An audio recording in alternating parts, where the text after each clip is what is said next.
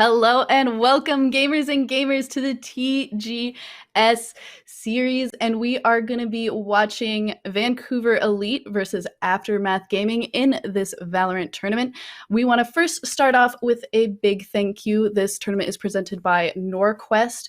We want to say thank you to Norquest, and TGS and Norquest colleges would like to acknowledge that they are located on Treaty 6 territory, and respect the histories, languages, cultures of the First Nations, Métis, Inuit, and all First Peoples of Canada, whose presence continues to enrich our vibrant community. Thank you so much. And gonna go ahead and say a big, again, thank you to Norquest. Want to know what's happening in Norquest's esports scene? From Rocket League, Super Smash Bros., all the way to Valorant and League of Legends, their community server is a host for many of this and more. So what are you waiting for? Join the Norquest community with the link in the panel below the stream. And then finally, a big thank you to the host and where you're watching this stream. TGS, today's event's put on by Canada's leader in esports, the Gaming Stadium. Are you looking for the next big thing in competitive gaming? Well, look no further. The team at the Gaming Stadium are leaders in online esports and tournament events. Check out the action at tgs.gg. I'm your host, Becky Bear, and I am joined by the lovely Cuppafrag. I can call you lovely, correct? You can call me lovely. Okay, great.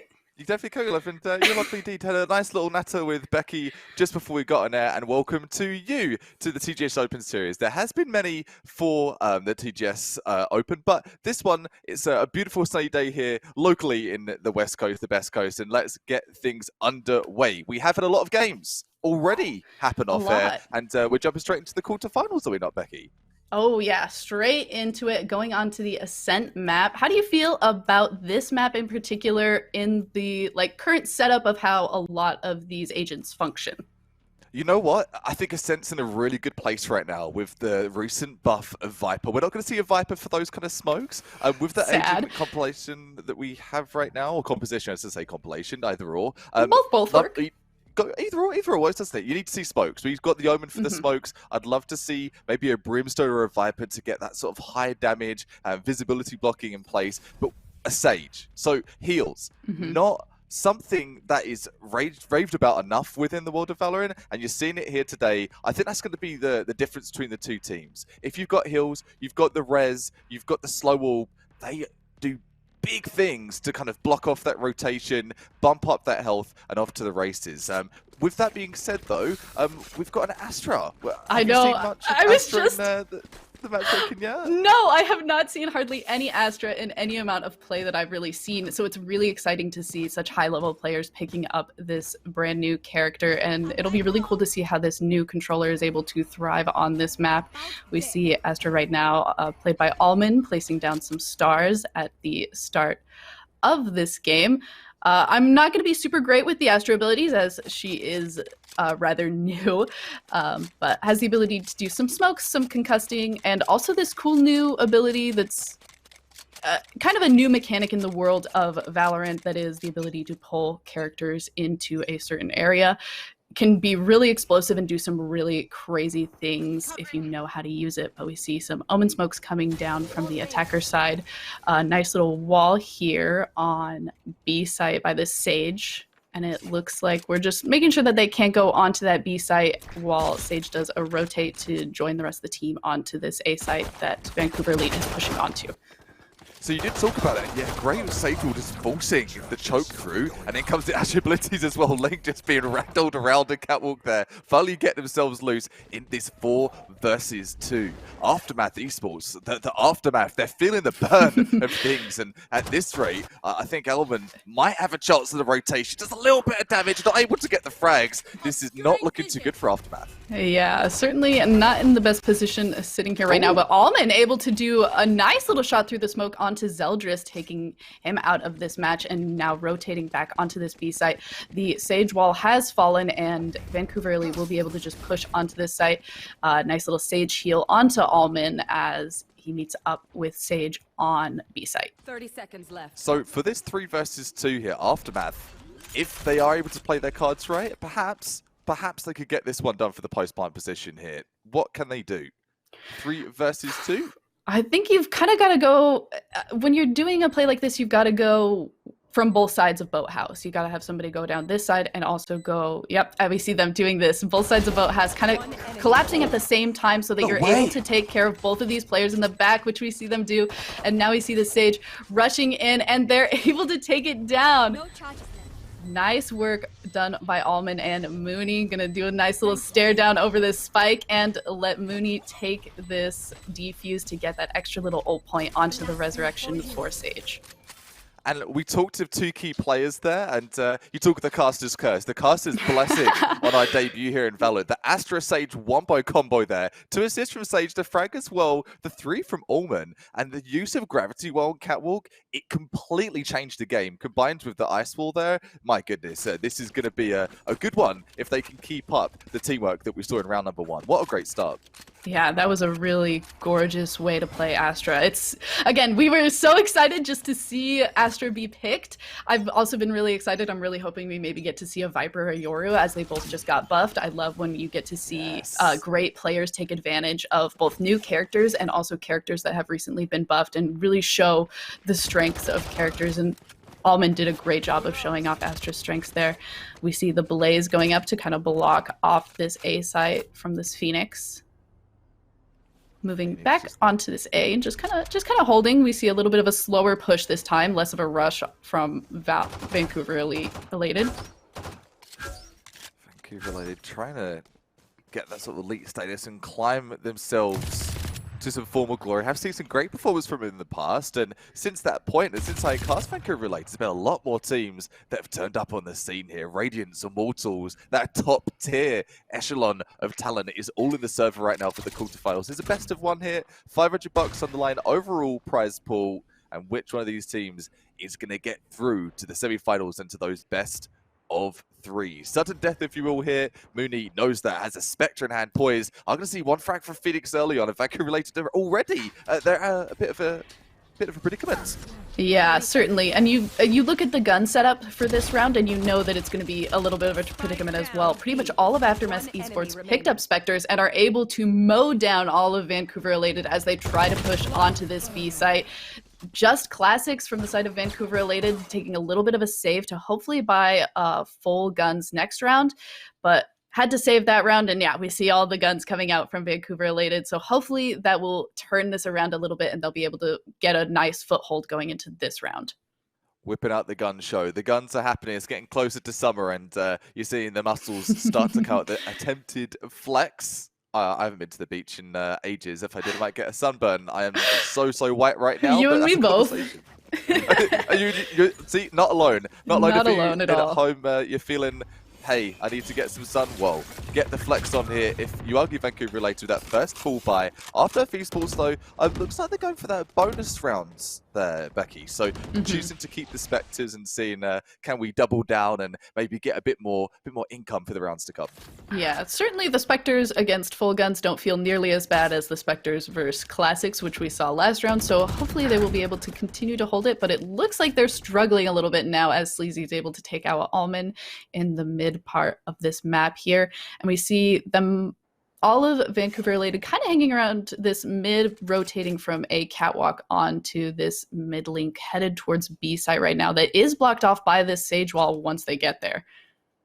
So we don't see, for the first time here, Aftermath Esports don't have the Nebula of Astra. So with that in mind, yeah, you're going to see Omen chucking down the smoke at mid as well. So get Paranoia in as well. Sage trying to best hold the angle. Gets one and done. It will be to the 3 versus 2. All right, but we saw 3v2 went the way of Aftermath Esports earlier in these rounds, so it is possible that they can pull it out again. It's not it's not Allman and Mooney this time. This time it is at least the Silva and the Phoenix, but some blinds, some shock dart, well, a shock dart from the Silva, and maybe they will be able to pull it out and show that they're also as good as Allman and Mooney were. We see YMK is able to take down a Link before being traded off, and Amex not able to pull it out here, and it looks like Vancouver Elated will take their first round. Definitely do. It's a gamble, isn't it? You go for the bonus. The bonus is denied. Is denied there by Vancouver related. Now, I don't know if Aftermath Esports have calculated their math correctly. Vancouver related, they've been around the block. They've definitely been to that high tier of Valorant, and we're talking of this as pre-game Radiance and Immortals, right? So when you're playing at this level, this isn't your average matchmaking game that perhaps would find ourselves in. It's that high tier where people aren't missing their one taps, and they have been in the range all night and all day. For this one, Vancouver related back on the ball tier and feeling good after that round. Oh, that was a cheeky little shock dart just to make sure that if you are on that Sage slow, you're going to get hit a little bit there. Nice little bit of a combo from the Sage and the Sova. Sadly not able to find somebody out. The Sage wall coming down almost ritualistically onto this B site, but Vancouver related does mow it down fairly quickly. Doing a little bit of a standoff here. Perhaps the curveball is going to come out from this Phoenix as they prepare to push onto site. A nice judge on this Jet. We'll see if she's able to do some dashes onto the site and take control. We do see a dash onto the site, but Salmon is the one taking out Mooney. YMK takes out Sleazy. Sova for Sova. Really enjoying the ult use there of the run it back and the hot hands just to get that entrance into hold down site for Aftermath. All talk of that. One frag is going to be picked up, another one to this 4 versus 2. Aftermath Esports looking really firm on this retake here. Yeah, we see Yex kind of holding this back of sight here, is able to take out Amex, kind of try and even up this situation a little bit, but YMK takes out Yex, links with the shot onto CJB, but they are able to... Allman, again, really doing a good job of clutching these later rounds and takes them out, finishes this round in the favor of Aftermath Esports. You brought up a very, very good point, and the composition of how different agents interact with each other. Just earlier this morning, I was watching a video, a Shroud reaction of a Hiko player, like, what's this? What are we talking about here? Obviously lots of clutches, but this one, it was the Astra Sova combo. With that in mind, you've seen some great clutches with the Nebula here from Allman, but that sort of recon dart combined with all of the abilities that Astra has in her disposal, the Nova Pulse, the Gravity Well, I'm expecting to see some really, really cool plays here. Maybe some players being taken adrift by some of those moves. Really exciting stuff. And as you said, we still haven't seen too much of Astra, so this is really new territory for all of us. Yeah, I was watching a lot of pro games. I was also watching some Hiko plays, so very cool to see a lot of these new interesting things being played. And yeah, hopefully this Astra will continue to do some great things and we'll all be able to learn something from it. And we do see Allman doing great on it so far. All right, trying to shoot down this wall here, kind of peek onto this A site. Taking it a little slow now. We're watching this corner as Salmon. Amex kind of knows that they're out there as we saw some of the shots, and we're just kind of peeking around this corner. The Blade Storm out for Yex as we're kind of pushing down this mid. Perhaps gonna try and come behind them on A site. Cloudburst going towards the back to block off some of that vision. Walking up onto Catwalk here to join Link. Salmon continuing to watch this corner, perhaps gonna throw up Blaze here to block off some of that vision as they begin to push onto this A site. So Blaze not successful, and that's going to be a Duelist down. No worries though, Duelist on demand. Coming through, he's going to be the Blade Storm. Yex grabbing one, able to grab the second. Will be skeezy, that's going to put them in a really good situation here. 4 versus 3, Vancouver related. They've got sight on lock. Yeah, the Cloudburst and the Dark Cover onto Heaven there means that Aftermath is not able to push through both of those smokes to really get onto the site until after this spike has been planted. The slow orb coming down and allowing a little bit of control here. The Resurrection onto YMK, allowing this to go back into the favor of Aftermath Esports in a 3v1, and Mooney is able to take out Zeldris, and a clean taking out of all of the members of Vancouver related and a little bit of a defuse. Along with that defuse, Not to mention that cosmic divide there. Allman, again, not just in frags. We talked of abilities, we talked of nebula smokes, but chuck up that cosmic divide. It's actually quite difficult to execute on it as well. And I think in general, for a controller, your Brimstone, your Astra alike, you really have to know your setup and make it pitch perfect. Doing so, blocking off the wine cellar and enabling that indeed pitch perfect diffuse. We're going to see an operator in this server, my favorite weapon. Is it going to be put to use for this pig at middle though? Perhaps if CJB is about to peek around this corner, we might just see his elbow and we might just take his whole arm off, and it looks like Yikes is able to take out CJB, punishing that peek around this mid section of Ascent, doing a little bit of a reload here, and now gonna watch Market. So that's a great start. That's what we needed to see from Vancouver Related. Exactly that punchy start, and that is going to be a kick right to the groin there for Aftermath. One player down already, and they have been playing their retakes almost perfectly in the match so far. So Vancouver Related, they can work on their picks. They might be able to break down the armor here, working through mid as well. This is looking really, really healthy here from Vancouver Related. So this is an interesting push. We see one member of Vancouver Related kind of pushing onto trees, 2 going through mid and 2 going through garage. The Sova has spikes, so I assume that they are trying to go onto this B site, but they're really coming through all different angles and perhaps trying to throw Vancouver Related off and catch people on rotates as they're pushing onto this B site. A very interesting push that seems to be going pretty okay. The members of Aftermath Esports, Astra is not anywhere close and is running all the way from A, and it seems like this little bit of a throw-off is able to really push things in a numbers favor for Vancouver Related. I'd say so, yeah. A lot of confusion. Amongst all this confusion, who's going to be able to clutch it?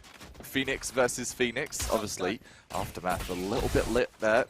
And that damage trying to be done by the shot dots here from YMK as well. Speedy they need to be for this retake. One, Allman taking that, going for another. This is going to be really difficult here. One lonely Sova left. Hunter's Fury has been blasted. Oh, Sleazy able to take out both Amex and YMK before being concussed by this Astra. Astra has a feeling that they know where this Sova is, and Allman knows it, takes him out. Now with the defuse, should be able to lock this up. Oh, no, Sleazy with it. Nice clutch on Sleazy's part. Taking out 2 of them, plays the time, and is able to get that bomb explosion and a point for Vancouver Related. We did talk of that early pick, and we were all hype on that op play, and it's going to do them justice there, Vancouver Related. And that's what it takes. It doesn't just need to be an op. It's just about working those picks and waiting for Aftermath to make a mistake. Vancouver Related capitalize for one. Can they do it again, though? With this buy that I'm seeing, Vancouver Related looking a bit scarce for weapons. Maybe one person to go short. Yeah, but we do see CJB on Aftermath's side also a little bit scarce. Picks up just the Sheriff, but Sheriff in good hands can certainly be still a very strong weapon. We see a very different push this round from Vancouver Related. We see them all rushing onto this A site here. And very different from the 1-2-2 push that they had the previous round. And they're getting punished for it as Amex mows down 3 of them. Holy smokes. Holy fire? I don't. Holy fire, Phoenix, we'll take it. Yeah. Smokes doesn't feel like it works for Phoenix, but now it's just Zeltrus here, stuck in wine, about to be caught out by this owl drone. Throws out the cyber cage, but I don't know that it's really going to be enough to get you out of this sticky situation, friend. Oh, he gets one, but yeah, I think he's going to be stuck to the rock and a hard place here. Wine cellar, he's got a couple of crates of wine, but is that going to be enough to wine and die in his opponent's here? Not sure. 6 HP, I think you're right. Oh no, he's got another Dinkoff, so maybe, just maybe. Maybe? No, not with all 3 of them watching that spot. You don't really have anywhere to run unless you're going to crawl into a wine barrel yourself and just... Maybe, but it might have been a better plan there for Cypher. Contortionist at heart. If any agent in Valorant would be able to do that, I feel like Cypher would be the character that's able to do that. MVP to jump in a wine barrel? Cypher, yeah. What does he do on his Friday nights? Well, I think we just found out some of the activities. Hanging out at Wine Cellar is one. 5-2 is the score here. Aftermath Esports starting to run away with this one just a little bit. Yeah, if Vancouver Related doesn't pick this one up, my favoring goes heavily towards Aftermath Esports. I feel like it could certainly be just like a little bit of, we see the heavy Sentinel on the side of Vancouver related. We see this Cypher. Cypher not as good on attacking, especially we haven't seen Aftermath Esports ever rotate to go behind Vancouver related in any of these fights. And because of that, this Cypher isn't really able to maximize their utility. And that kind of leads for having just a character that isn't having any abilities used. And because of that, I think they're really going to hopefully pull it back up when they go to defending side. That is such a great piece of analytics there. Yes, Cypher really hasn't been coming into play, and it isn't due to kind of fault use of abilities. It's just there hasn't been any flanks. There's been nothing but defaults here from Aftermath Esports, and it's working. Another headshot coming in from Mooney. Sage, Battle Sage commence, and we talked of it. We talked these amazing abilities from Astra. It's giving it all away here for Paul Zeldris, getting pulled into that, and see you later, Alligator. Oh, that Astra is just continues to be MVP in all of these rounds with these amazing pulls from these Astra stars. Absolutely amazing. This is one of the best things I feel like I could possibly be seeing in a pro game of Valorant right now, is somebody using this new character to just 9s and 10s all across the board. Absolutely stunning to see this play. And you've got to be knowing those lineups and setups. To talk to controllers, there's no room for error. There completely is no room for error. You know that plant, I should say, sorry, I can't call you the words. The placement yes. of the Astral Star needs to be perfect, but speaking too much, and the plays continue. Another 2 frags coming in from Aftermath Esports. Vancouver Relate already are in a 5 versus 3. Yeah, Mooney able to make a little bit of an off angle with this this wall on top of Pizza right here, and is able to get a little pick into mid, as well as Amex getting a pick on A, I believe. Very interesting to see these cheeky little plays and uses of utility from all of these members, except for Vancouver related. It just feels like they aren't utilizing the utility of their agents in the same way that Aftermath Esports is, and I feel like that's where Aftermath is pulling forward. But Zeldris able to get back on the board through this heavy push through mid and takes out Mooney. Cover going out.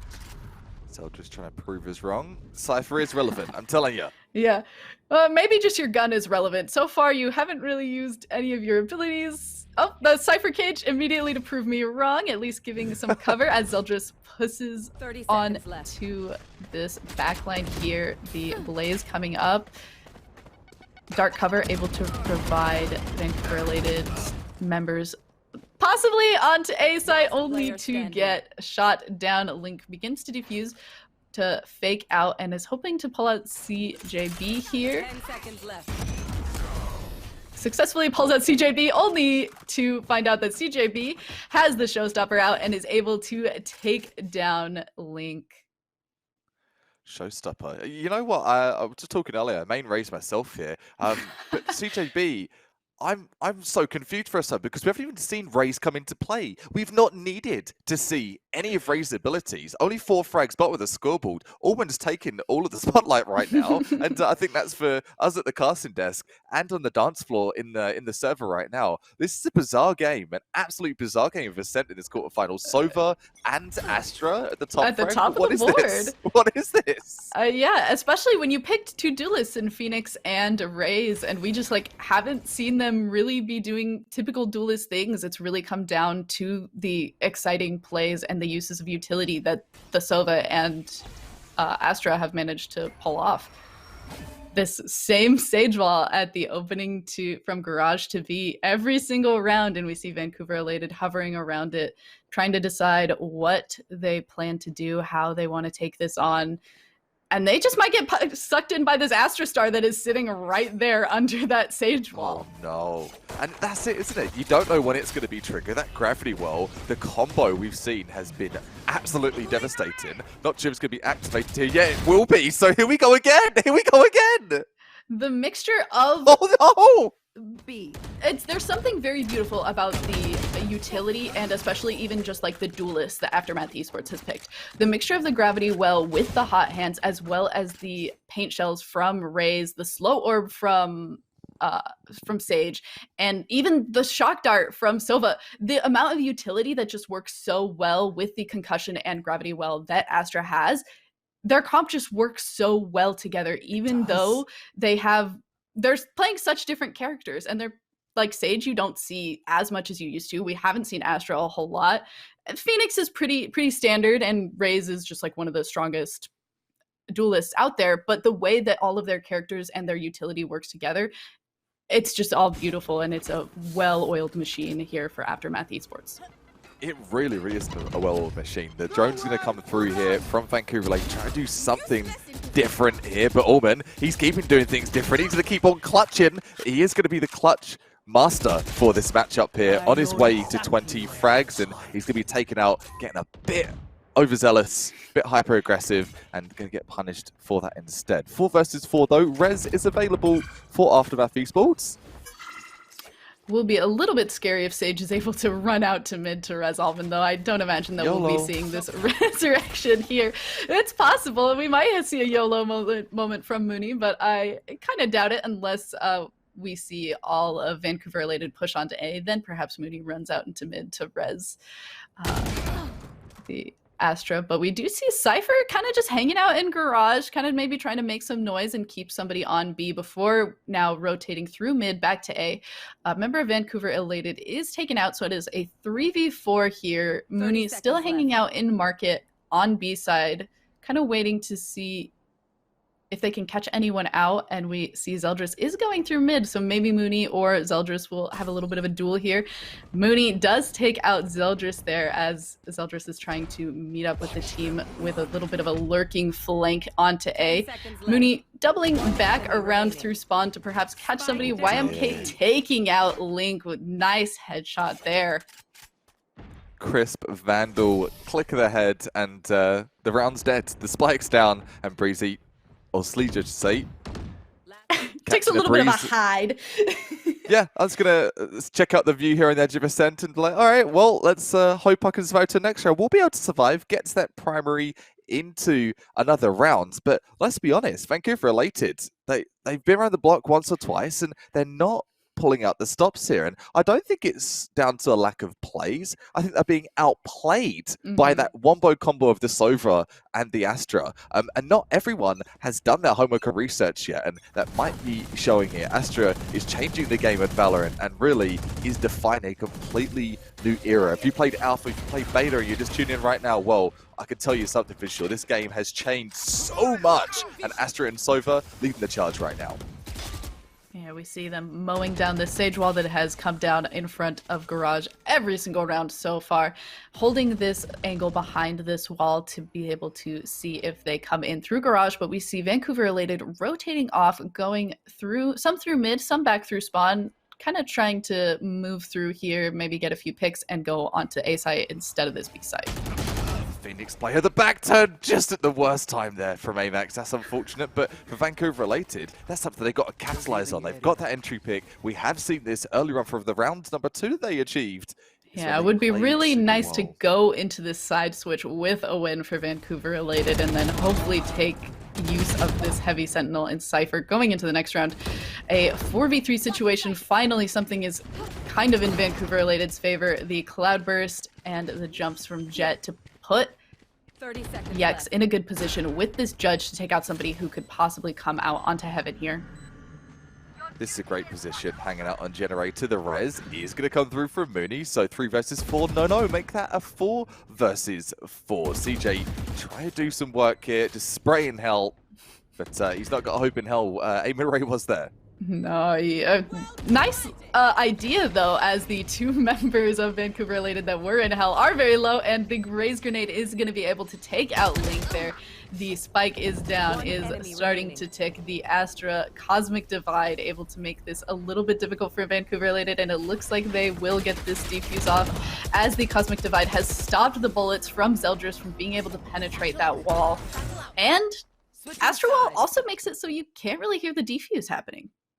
Yeah, Cosmic Divide, if you want to report someone for griefing, yeah, that's going to be the ticket right there. Cosmic Divide goes up, you're like, I'm also going to be reporting you, because that sucks. It sucks to be on the other side of that. All you can hear is just a... that's like people's footsteps. You should be hearing stomps, but not hearing anything. And with removing sound cues, it's pretty much going up to your enemy team and just taking the headset off. Like, I'm going to take that for 30 seconds. Don't mind me. Give it back. No, Yeah, it's you mine. don't need this. Yeah, can't shoot You your can bullets worry. through it, can't hear anything else, and now we've got a round switch. How do you feel about the setup for Vancouver related? Do you think that they're gonna hopefully be able to make use of their characters a little bit better than Aftermath Esports on a round switch? I think so, and that's a great point to bring up. If Cypher's util can be used pristinely from the beginning, then yeah, we should have no problems. But that is the problem, isn't it? When you go into that second half of double figures against you, oh, this is a great start here for Salmon. What a play.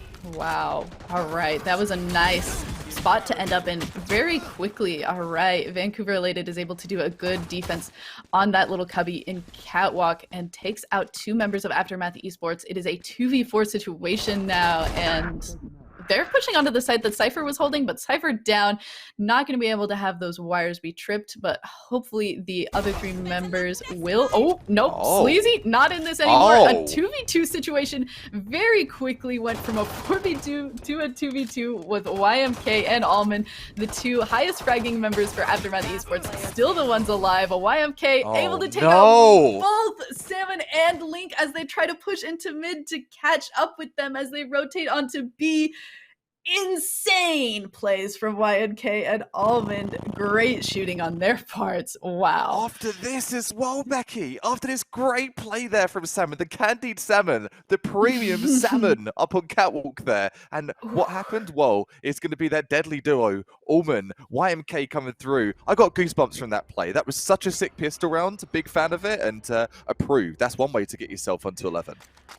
Wow, that was absolutely insane. Yeah, and after Salmon was able to just take out 2 members so quickly, Vancouver Related is going to need a Hail Mary into these next few rounds if they're going to hold up against the insane play that is coming out of Aftermath Esports.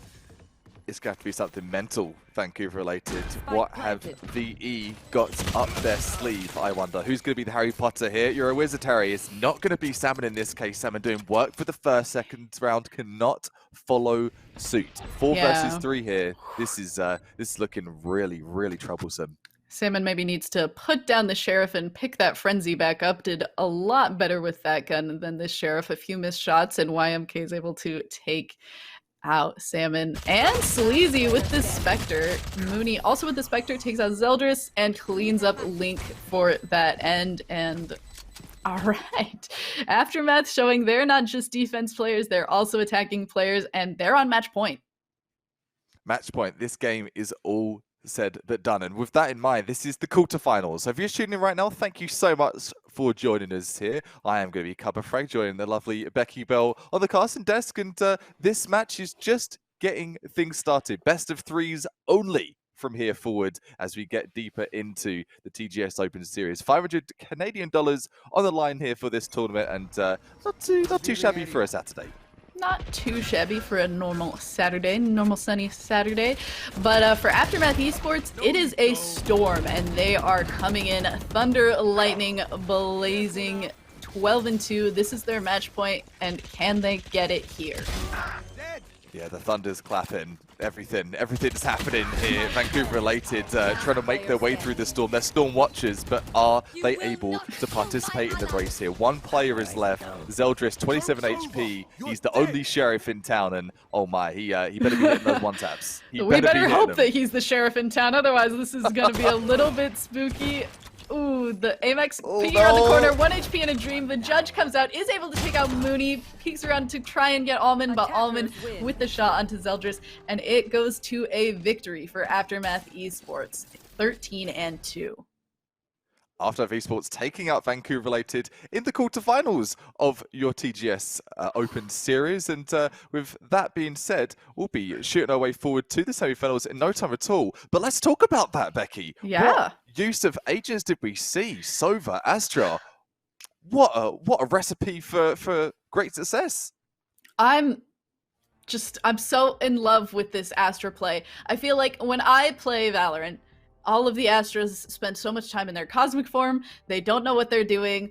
It's nice to see an Astra shine just like this beautiful play that happened in just this first round, this double push in a 3v2 situation. They identify that, okay, there's two openings, we got to both come in at the same time so that they're a little bit confused and we're able to catch somebody off guard, push the numbers back into our favor and take it out. And that just really swings the momentum really early for Aftermath Esports and really shows the power of this Astra that just continues to be chef's kiss. Absolutely beautiful. Top frag on the team. Allman on this Astra. Absolutely beautiful plays all across the board.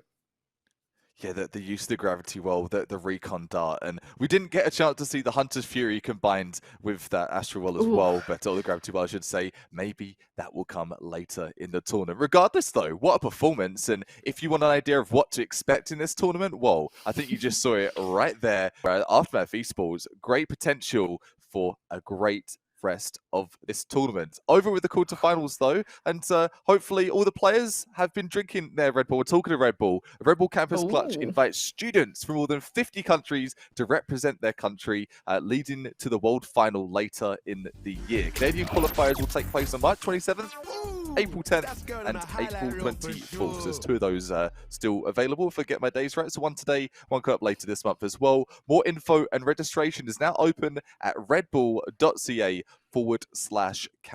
clutch. So if you're just checking this out, I've been with a few different tournaments that have been talking about this. Man, this is sick, and this is worth me going back to university potentially if I get accepted. I haven't got much time. I've only got a couple of weeks, so I might be out of luck for that one. But Red Bull really getting involved with that local scene here, and make sure that you are getting yourself in for the chance to be in the mix. With that in mind, with the next players coming in, hopefully they got their Red Bulls lined up and they're all gassed and ready to go. Oh, yeah. And we just saw the run it back that was presented by Kanto. Looking for the final piece for your workplace or gaming setup?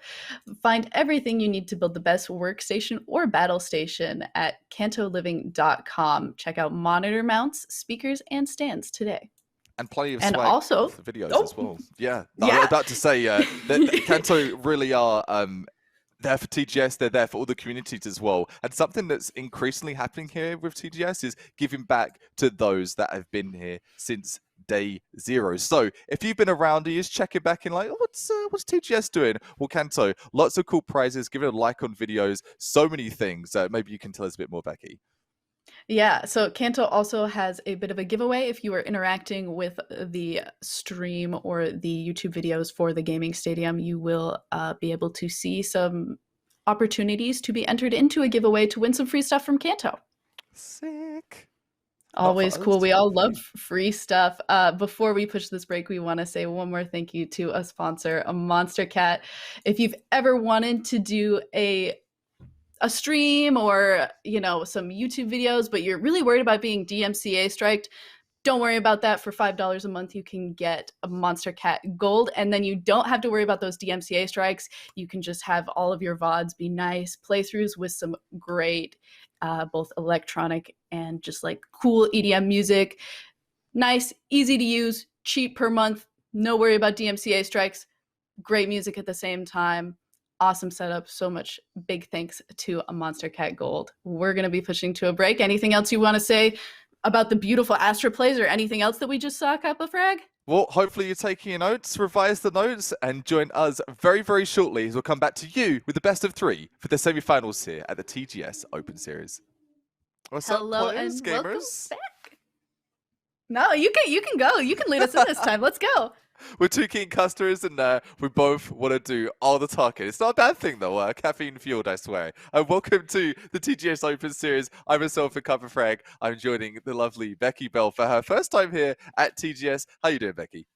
I'm doing so good. It's awesome to be here. It's awesome to be casting Valorant. We saw one great game already, and it just makes me more hyped to see the more great gameplay to come. Woohoo! And who are we going to have? It's going to be Aftermath Esports back at it again. They're taking on Able Esports.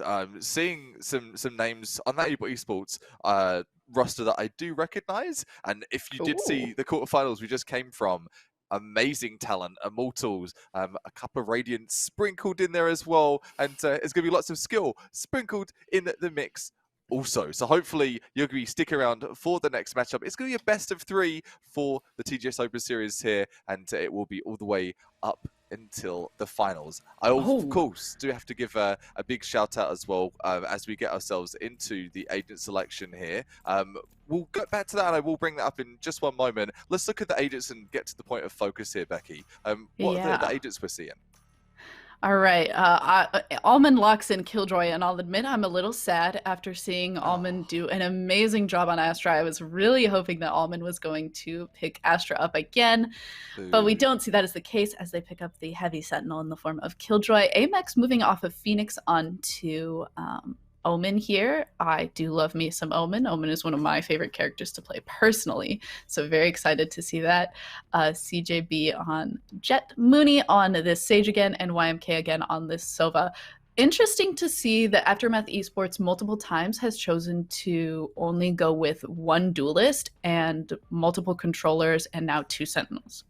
It puts a lot of pressure on that one fragger, doesn't it? And if you're not having a good day, you're not hitting your shots, and hopefully they are, especially if you're in a tournament. But let's just say, for argument's sake, yeah, one duelist leaves no room for forgiveness. And in this case, Jet is that key duelist. You've got all of that aerial abilities, but is that going to be enough to take this one into her hands? And talking of that, it's one duelist apiece. What a weird combo. Yeah, okay. And we are, I mentioned earlier after we saw the Astra, I was saying hopefully Viper and Yoru just got buffed, so hopefully we'll be able to see a little bit of both of those characters going in to this tournament. And we do see the Viper picked up for Able Esports, so it will be very exciting to see how this Viper is played on this Icebox map. Personally, I know a lot of players don't like Icebox. I kind of like it a lot, especially, I think it's partly because I like to play Omen so much, and I find that Omen is a very cool character to play on this map. Just a really bunch of cool ways to use the smokes, the teleports, paranoia into kind of niche spots, and just get able to make yourself able to make a lot of really cool picks. So I think it'll be really interesting to see how both of these Omens play attack and defense side on Icebox. It definitely will, and off to the races we go. This semi-final here, this is going to be the best of 3, so if one team's to lose Icebox, never fear. There's another map here available at their disposal, but no team is going to think like that. They want to get this first map under their belt here, and what a push, an aggressive push through mid. Yeah, Swifts with the nice taps onto Almond, taking down the Killjoy, not having to worry about a turret or anything else from them anymore. Able also making some nice swift picks with the headshot after headshot, taking out multiple members of Aftermath Esports. It's a 2v3 situation now. The Sova, Sage, and Viper versus this Jet and Omen. We'll see who's able to get the most of it. This nice Viper smoke and this wall cutting off a lot of the important sections on this B-side push. Toxic screen can be ever so powerful here. This defuse, you're going to see the snake bite put on to the spike as well. So is this going to be a post plant? It is going to be a beautiful post plant there. That's going to be too many toxins. Feeling toxic? Yeah, that's right. Jet, are you going to be able to get this one? I don't think so. Not at all. Denied. Ooh. Yeah, Viper says, I'm toxic, but you're slipping under, and I'm going to take this round for Able Esports. What a view. We did just speak to production pre-game, and that is a sick fly-through. Where am I? I don't know, and I absolutely love it. Somewhere in Icebox? Somewhere in Icebox, you get to see a nice little snake, and I believe a little penguin. Very cute. There's apparently like a lot of, there's like a bunch of little penguins up on the side with building a little snowman over there. There's a lot of nice little things on Icebox. I heard there's a couple of penguins the other day. I just finished around the guys like, there's a penguin through that glass. I'm like, what? I'm fragging. What are you talking about? There is plenty of sightseeing to be done in the trip through Icebox. Bit of a safari, not a safari. It'd be more like a what would it be? I can't use my words right now. A bit animal sightseeing. It's okay. I don't know what you would call it either. I don't know what a sightseeing in an Arctic is. So anyone in the chat, please feel free to chat. Please help. We saw some shock darts into the dark cover, hopefully taking out anyone who might be pushing up, but doesn't actually catch anyone. CJB holding this angle, looking to see maybe somebody will teleport or jump up there. Doesn't look like they will, though, but gonna continue to watch this angle through this mid-part push onto A. Vulcan with the blind on, doesn't get the blind Omen does the blind onto CJB, and then they're able to take out that Jet. A 3v5 situation. Will Aftermath be able to pull it out and hold this A site? The bomb is down. We're doing a retake. Swifts and Vulcan. Oh, nope. Aftermath not able to even get onto this site. Killed all as they're trying to even walk up to take this site back. Aftermath summarizing the aftermath of that round and assessing where do we go for a buy. They're going to go for the full buy, just about with the Phantoms and the Vandals. No strict Phantom or Vandal club members here. A bit of even spread. We'll tell lie, we're going to have more Vandals than Phantoms. I've recently switched the Vandal. I found that sort of first tap accuracy, the damage, it really does me justice. The Phantom, obviously a bit more room for forgiveness and spray. If you're a sprayer, well, the Phantom is your jam. And usually, truthfully, that's it's not the best. But that aim is in the server right now. Hopefully, they're feeling good. Yeah, I'm certainly still a member of the Phantom gang. Swifts with a nice push here. Takes out Mooney, but Almond taking back a few kills onto Able Esports. And finally, something is kind of in Aftermath Esports' favor after these two matches. Viper with the same screen and smoke lineup here, able to block off all of the site from anywhere that isn't this B corner on attacking side. And hold up at Snowman. Viper's got such a sick play here. I don't think this is going to be predicted. It won't be. Coming through the Spectre, grabs another, picks up the Vandal for a free upgrade as well to the one-on-one, and gets it done there too. So Viper plays, you spoke about it, of, hey, I'm happy to see a Viper, and I'm sure Able Esports are super happy to see that as well. Icebox, maybe Viper's the meta, who knows? Yeah, very cool to see how Viper was able to put down that screen and that smoke, block off all the vision on that area, and walk back to Snowman, and then be able to take out one member of Aftermath Esports.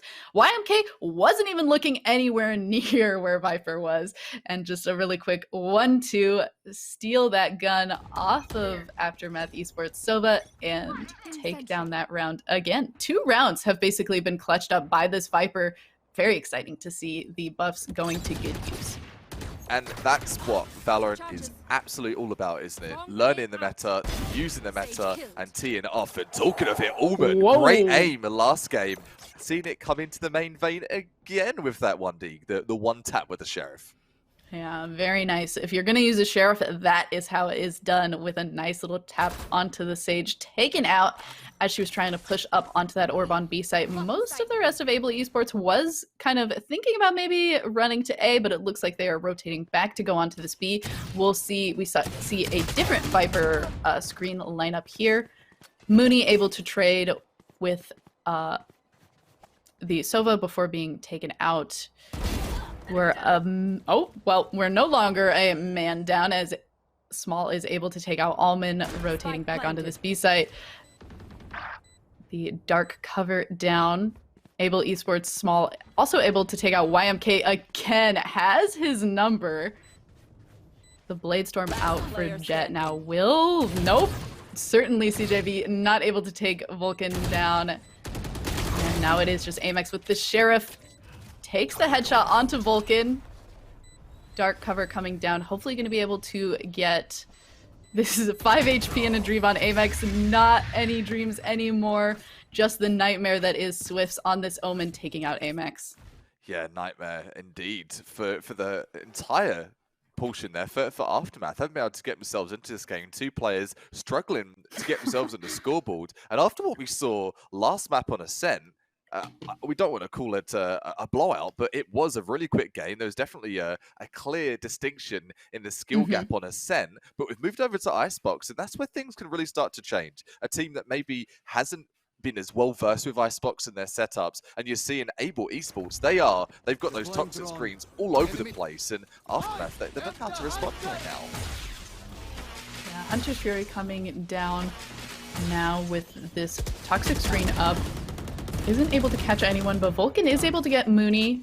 YMK trading for Small, and Vulcan also going down to the op on CJB, but CJB goes down. Oh my goodness, they don't give me any chance to talk about anything that is happening. Able just a fury as Chicago reses Small, and Swift says, you're not allowed to do any more talking either. I'm just going to take out Almond and call this good. Able Esports 5-0.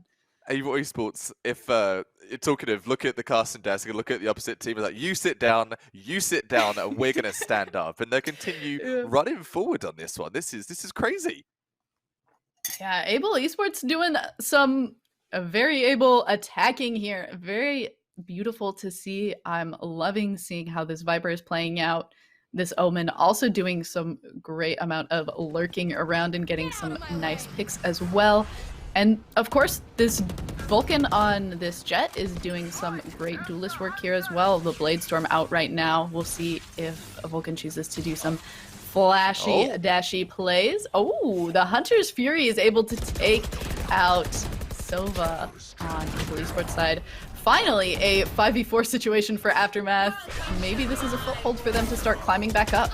Perhaps, but not if Vulcan has anything to do with it. Cut through the Blade Storm. Hyper aggression, not going to cut the mustard there. Allman traded back out. 4 versus 3, make that the 4 versus 2. So this just could be their chance to get themselves to the scoreboard here.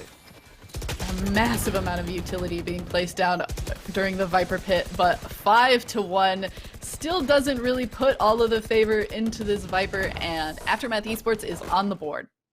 Definitely are, and they are going to start running away with potential for the comeback here. And the question is, what's that economy looking like? And that's the first assessment from, as a spectator, as an analyst, what's going on? What do we need to pay attention to? The money is not looking so hot for the likes of Aftermath. Yep, they have one rebuy if they were to lose this round, but this is the point where, as an IGL, Aftermath are starting to make those decisions. We're looking to build up a couple here, and you're seeing that Viper util go out straight away. The toxic screen has been deployed, and those setups there from SML, they're looking really, really good. Yeah, and this is a new screen in these 6 rounds. We haven't seen this one be used yet. It looks like they're going to try and use it to do a little bit of a mid-push. Some shots from A to this under tube here, but isn't able to find anyone. Chicago taking out CJB. Before Mooney pushes up and is able to take down Chicago here. Kind of behind enemy lines. Mooney might have to play this a little bit safe, but perhaps playing a good little battle sage here. Yeah, I'm liking this position. Yeah, questionable perhaps that that resident medic is making the push up, but it'll do for now. Puts it to the 4 versus 4, and it's going to force them through to the hands of Allman. Allman had a bit of a quiet game so far. Would love to see some more of those delicious frags that we did see in Accept. Ooh, but YMK is going to take a little bit of the spotlight, taking down 2 members before going down himself.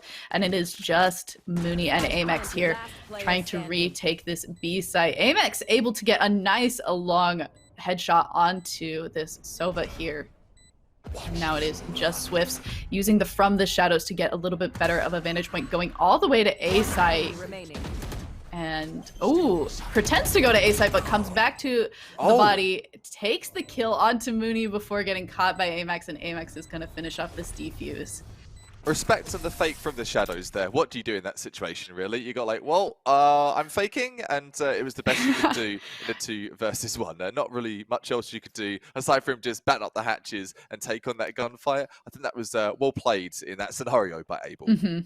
Yeah, that's kind of one of the situations where if you are playing the Omen and you have the spike already down and you're in a 2v1 situation, there isn't a ton that your ult can really do other than scare the enemies and make them think that you're getting to be in a better vantage point to watch them defuse, which Amex did Swifts did successfully do there. Kind of made Mooney push forward and was able to get the kill onto Mooney. Sadly, it was still a 2v1 situation and wasn't able to get the 2-for-1. Only had a 1-for-1 before going down. That toxic screen again, so griefing from Viper. We just caught a glimpse of it at screens there. The defenders just trying to get a bit of an eye above screens. Nope, denied. Viper screen, the toxic screen right in your face here. And look how aggressive they are. They're already in the site, Able. So fast, and we do see at least Sova is still hanging back to make sure that nobody flanks completely from the back, but the rest of the 4 of them are all heavy pushing onto this A site.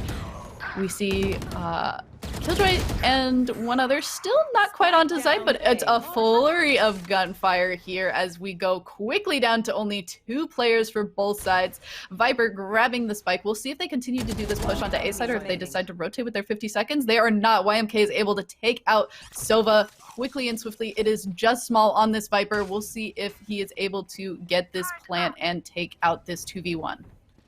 That would be nice, wouldn't it? That would be that poetic story that we've seen so far. It's Viper, the Viper story on the World of Icebox. And I have seen Viper plays before, but not to this caliber. This really has been something special. Up goes that toxic screen again. He's got an inkling as a player at Heaven, not able to cut it, and 5-3 it will be. So Aftermath able to climb themselves back into this game here. I did see an operator. We are going to see that on the defender's side. So when the op is brought into play in the World of Icebox on the defense side, it really does put that pillar of support for the entire team. I'm wondering though, where's Jet going to play with that?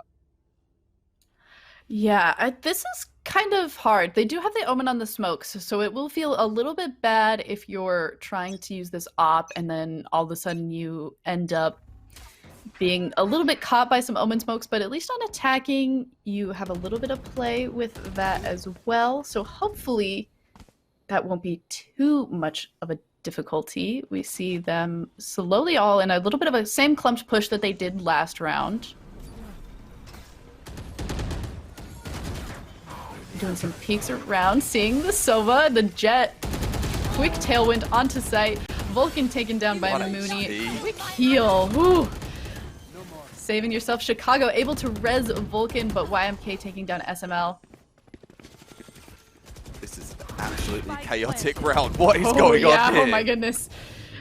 The dark cover able to block off all sides, and that walk through these walls. Both of these Sage walls kind of blocking off different parts of A site. Ooh, Vulcan with a nice side shot onto Almond. Going CJB running through these multiple smokes here. It's like a... Let's see, are they able to pinpoint where Vulcan and Amex are? Enemy remaining. Ooh, Amex taking down Swifts. Oh, clear. Oh, the Hunter's Fury onto the spike. Tailwind forward, being aggressive onto... Ooh, that looked almost so clean. Wow. That was a beautiful use of the Hunter's Fury to stop that defuse on the spike. Make somebody play aggressive, make somebody come to you, stop them from defusing, play that timer. Absolutely beautifully done.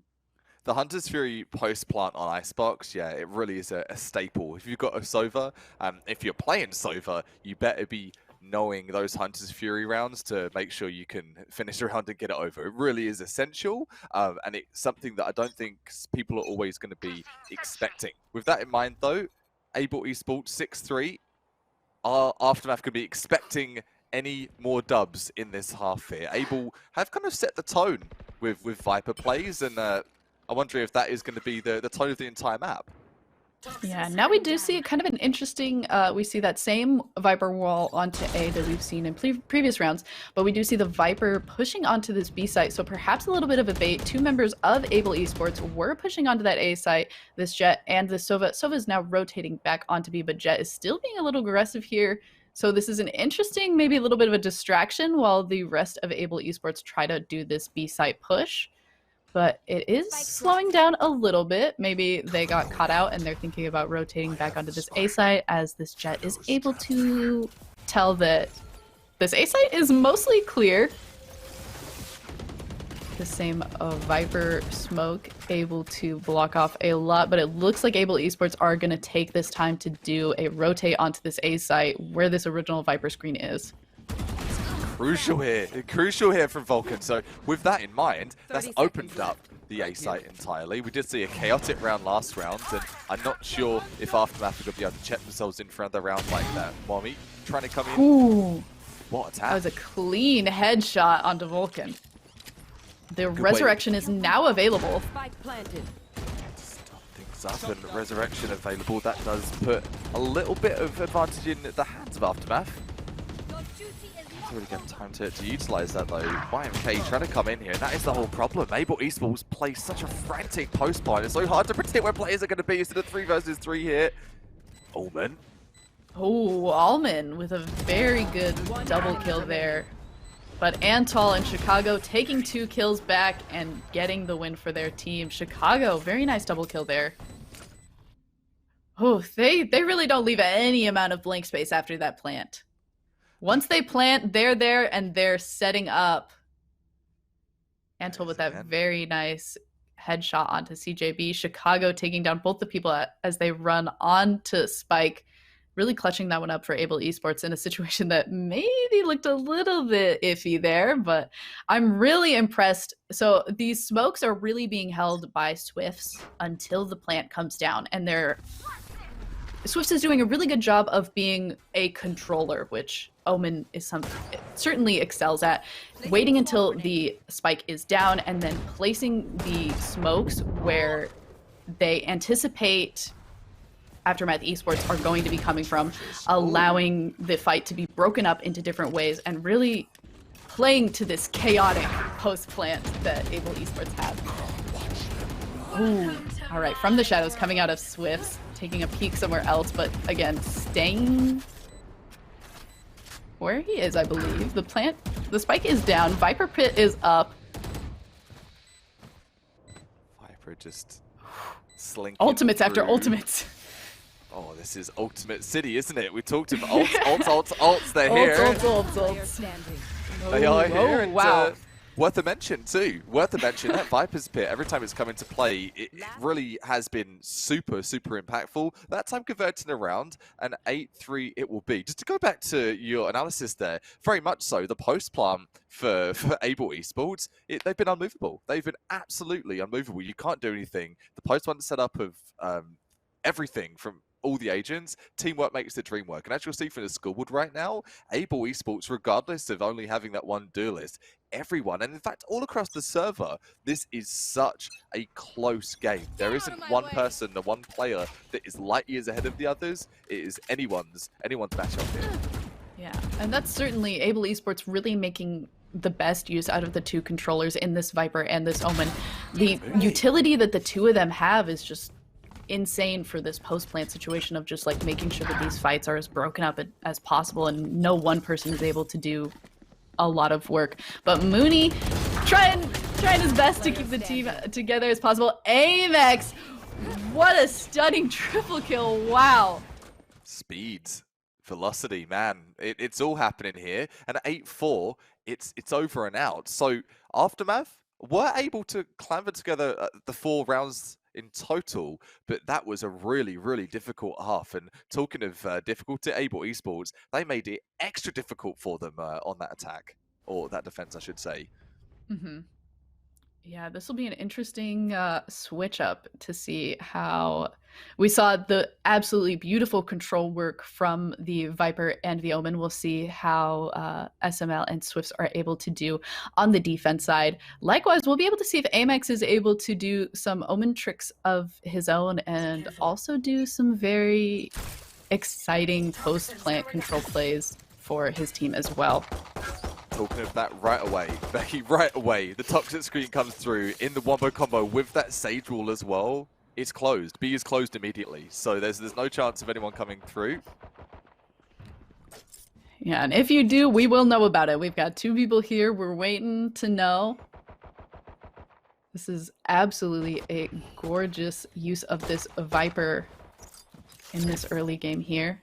Swifts continuing to be a top fragger for the team. Takes out Allman there early. Always nice when you can get rid of a Sentinel early. CJB with a quick tailwind onto site. Trying to do a nice job controlling this situation as well. Takes down Vulcan. AMX also is able to take out Swifts. This looks like it will be a swift and great plant for Aftermath Esports. They just have to defend versus this Viper and this Sage. And it's a 4v2. 4v2? All but 3. I'm not sure if the classic is going to cut the 4v1, actually. I spoke too soon. Just a tad too soon, and Small hopefully feeling massive in a 1 versus 4, but I wouldn't say so. The classic or one tap, that'll do. Take that frag and maybe head out. No armor to be saved, nothing to be saved at all, so might as well go all in, choosing just for the sake of maybe saving some face, heading out. Yeah, we'll see. Looks like we will be taking the dip from SML here, going a little bit back. Maybe we'll be able to catch somebody as they're also rotating out of this flank through the Viper screen. Ooh, oh, but YMK, the Wiser, catches SML as he's rotating out there, and all the members of Able Esports taken down by Aftermath. Aftermath, maybe they were just meant to be attacking. Attacker-sided, guys. We're attacker-sided. We're not good at the defense, and maybe that is their story. If it is, well, this could be the beginning of their success story. 5 Spectres across the board, 5 heavy shields purchased as well. So, if we were to talk about an all-in, the all-in is happening right here in the first map of this potential best of 3 for the semi-finals. And you can feel it right now. Aftermath, they want to get map number 1 into the bag for themselves. Oh yeah, it's gotta always feel good to start off on a strong game 1. Allman with the nice kill onto SML there, but Chicago trades for Allman there with a nice headshot and the quick rotations onto this B site. Oh. Wow, yeah. Omen on A site is like, this is clear. Guys, Amex is like, hello? Team? There's nobody here. We could just come, yeah. Come here, Mooney. Let's go. We're just running all the way up here. We'll just hold this site. We can fight them from here.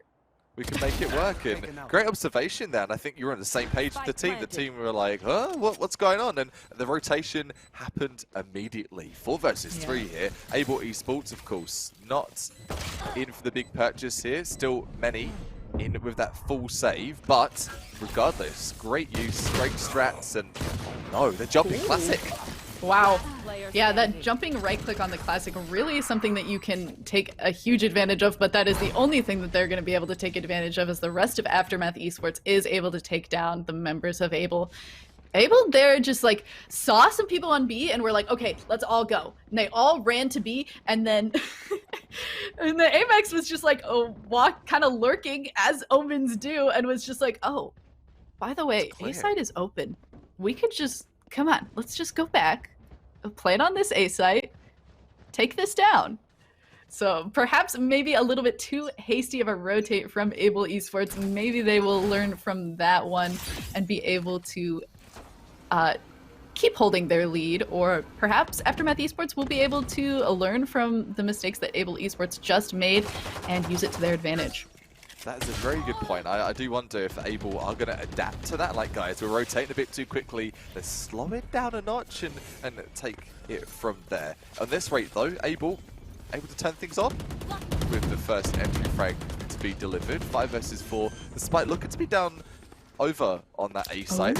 Wall's going to be down as well from Sage Wall. So this puts them in a pretty decent post plant. Yeah, I do like this Sage Wall a lot. Really cornering the spike in this spot of A. You really have to go around in this singular direction to get to any position without breaking the Sage Wall, of course, to defuse the spike. But Able Esports simply says, oh, we'll just kill you all first, and then we can worry about this funky Sage Wall. So not really a concern, but in a normal situation, I do quite like the use of that Sage Wall to really defuse situations and fights on that A site. Good attempt, and the right idea from Aftermath Esports.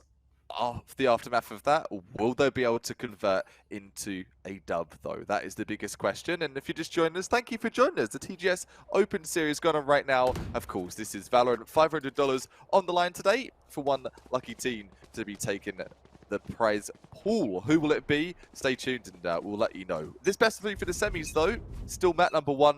Who's going to take Icebox? Talking of Icebox, not everyone's favourite. I know it's we talked a bit pre-game. You said it was one of yours, and it's grown on me. It's definitely grown on me, Becky. But for the player's perspective, set lineups, the set plays that you need to learn for Icebox, it's a really high skill ceiling map, I would say. Yeah, I agree. And I'm not a very high skill player, but I still like a lot of the little angles that you can do. Once you learn one thing, you really get to make the most of that one little thing that you learn about on this map. And that doesn't really get to be something that you can do quite as much on all the other maps. Things like that Sage Wall that we just saw Mooney do, something that you really get to just use time and time again and get the most out of pretty much every single time.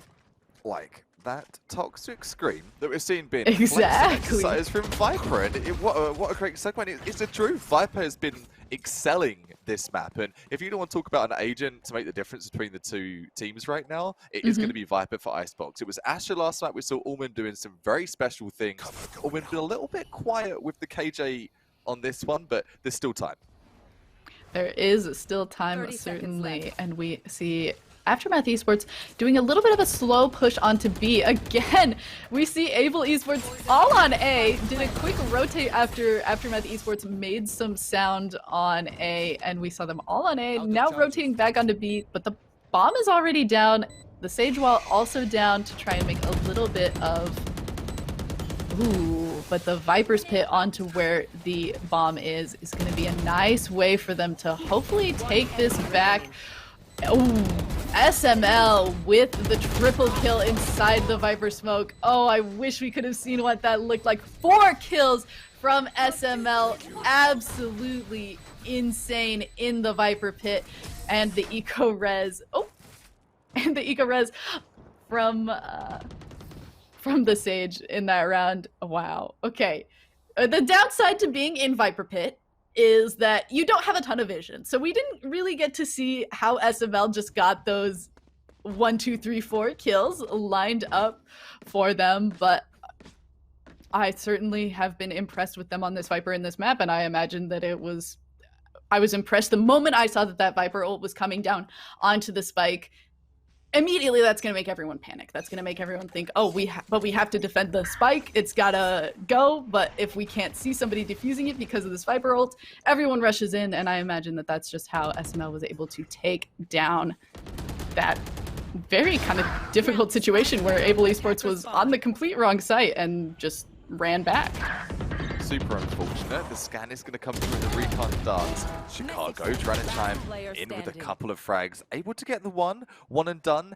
He's to the 2 on 1 here. Takes it to the one fragger, the one player. Speak of him, and he will surface. Allman stepping up to the plate. 12 frags this matchup, and I say not performing as well as last match. That was an exceeding performance. A good performance in the match of Icebox, and they are starting to get themselves back into this game. 10-7. I see this game going to overtime, and commonly for Icebox, in my experience at least, from casting, from playing the game as well, Icebox, it goes to overtime a lot. It really is a coin flip because it comes down to so many gunfights. You want to talk about those set plays, and every player, regardless of the level you're at, you have that kind of one-trick pony play. How many of those do each of the 10 players in this server have? Swift starting things off here, trying to set the tone.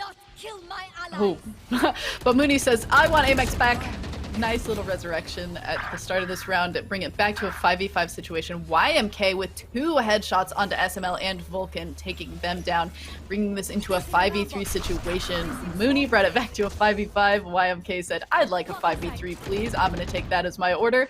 And they are pushing and planting on this A site. Did see the lockdown come into place as well, so just deterring Able Esports just for a little bit longer. An extra lifeline here for Aftermath. Good lineup as well from Swift, played super well. Not able to get the flanker. The flanker getting the better of Chicago coming in, trying to get those taps up on pipes. Not able to though. Oh, wow. Okay, yeah. Aftermath Esports just able to figure out where all of the members of Able Esports are after that lockdown and just mow them down one by one as they try to come back onto the site and retake it. Aftermath Esports looks like they have a little bit of a footing now, and they're at 8-2 against Able Esports. Ooh. All right, it's got to feel a little bit better to have this momentum, and it's going to look a little bit rough as Able Esports looks like they're taking a bit of a save round here, mostly Sheriffs. Ooh, a Vandal, though, onto Vulcan. Oh, they're looking, someone said this in CSGO the other day, the Iron Man plays, that one player that's got the full kit, the full loadout. I like to call it the Gladiator play, but whatever you call it, is okay, that I've also heard hero play, or a hero gun. Hero gun? Oh, I like Yeah. that. That's even better. Talking of a hero gun, that's a hero. That's a hero right there. Yeah, all right. Amex with that nice wallbang headshot. Mooney also with a Swift headshot onto Swifts. Ooh, but Chicago and Vulcan saying we're going to fight back a little bit, but YMK taking out Chicago. Ooh, a 2v2 now between this Jet and Viper and this Sage and Killjoy. The Sentinels versus the Duelist and the Controller. Who's going to take it down? Viper's clutches have been pretty special here. Oh, yeah. If that's It's always a little scary when you see just a Viper left. The Viper's bite, or Snake Bite, loading up, but going back to that gun, not going to use it quite yet. Mooney may be trying to signal that they're perhaps moving and try to get Able Esports to rotate onto the other site. And we do see that Viper is moving more towards mid to be able to see if they are rotating onto B. Been very conscious of that this whole game, but here's Killjoy fall down onto A site and is running back. The Snake Bite, ooh, almost, but is blocked off by that Sage wall, and the plant is able to get off this cheeky wall again. Downside to this wall, Jet is able to jump up over it and certainly take advantage of it and not be in the worst position as you would maybe normally like somebody to be. Great vision of the abilities as well. She does have updraft available, choosing to take the long route, and the long road is not going to be the best road in this case. Elbow, like an elbow to the face, and big disgrace. 10-9, Aftermath are really starting to be a problem for Able Esports. Excellent start they had on the attack, but Aftermath, they've got a good attack as well. Interestingly enough, looking at the statistics, I'll look at the spike.gg before we're through with Icebox. I do believe this is a defender-sided map within the statistics, only by a couple of percent. But if that is the case, both teams defying the odds right now in the first of this best of three, and what a way to start things. Yeah, I also really want to highlight the way that last round ended up.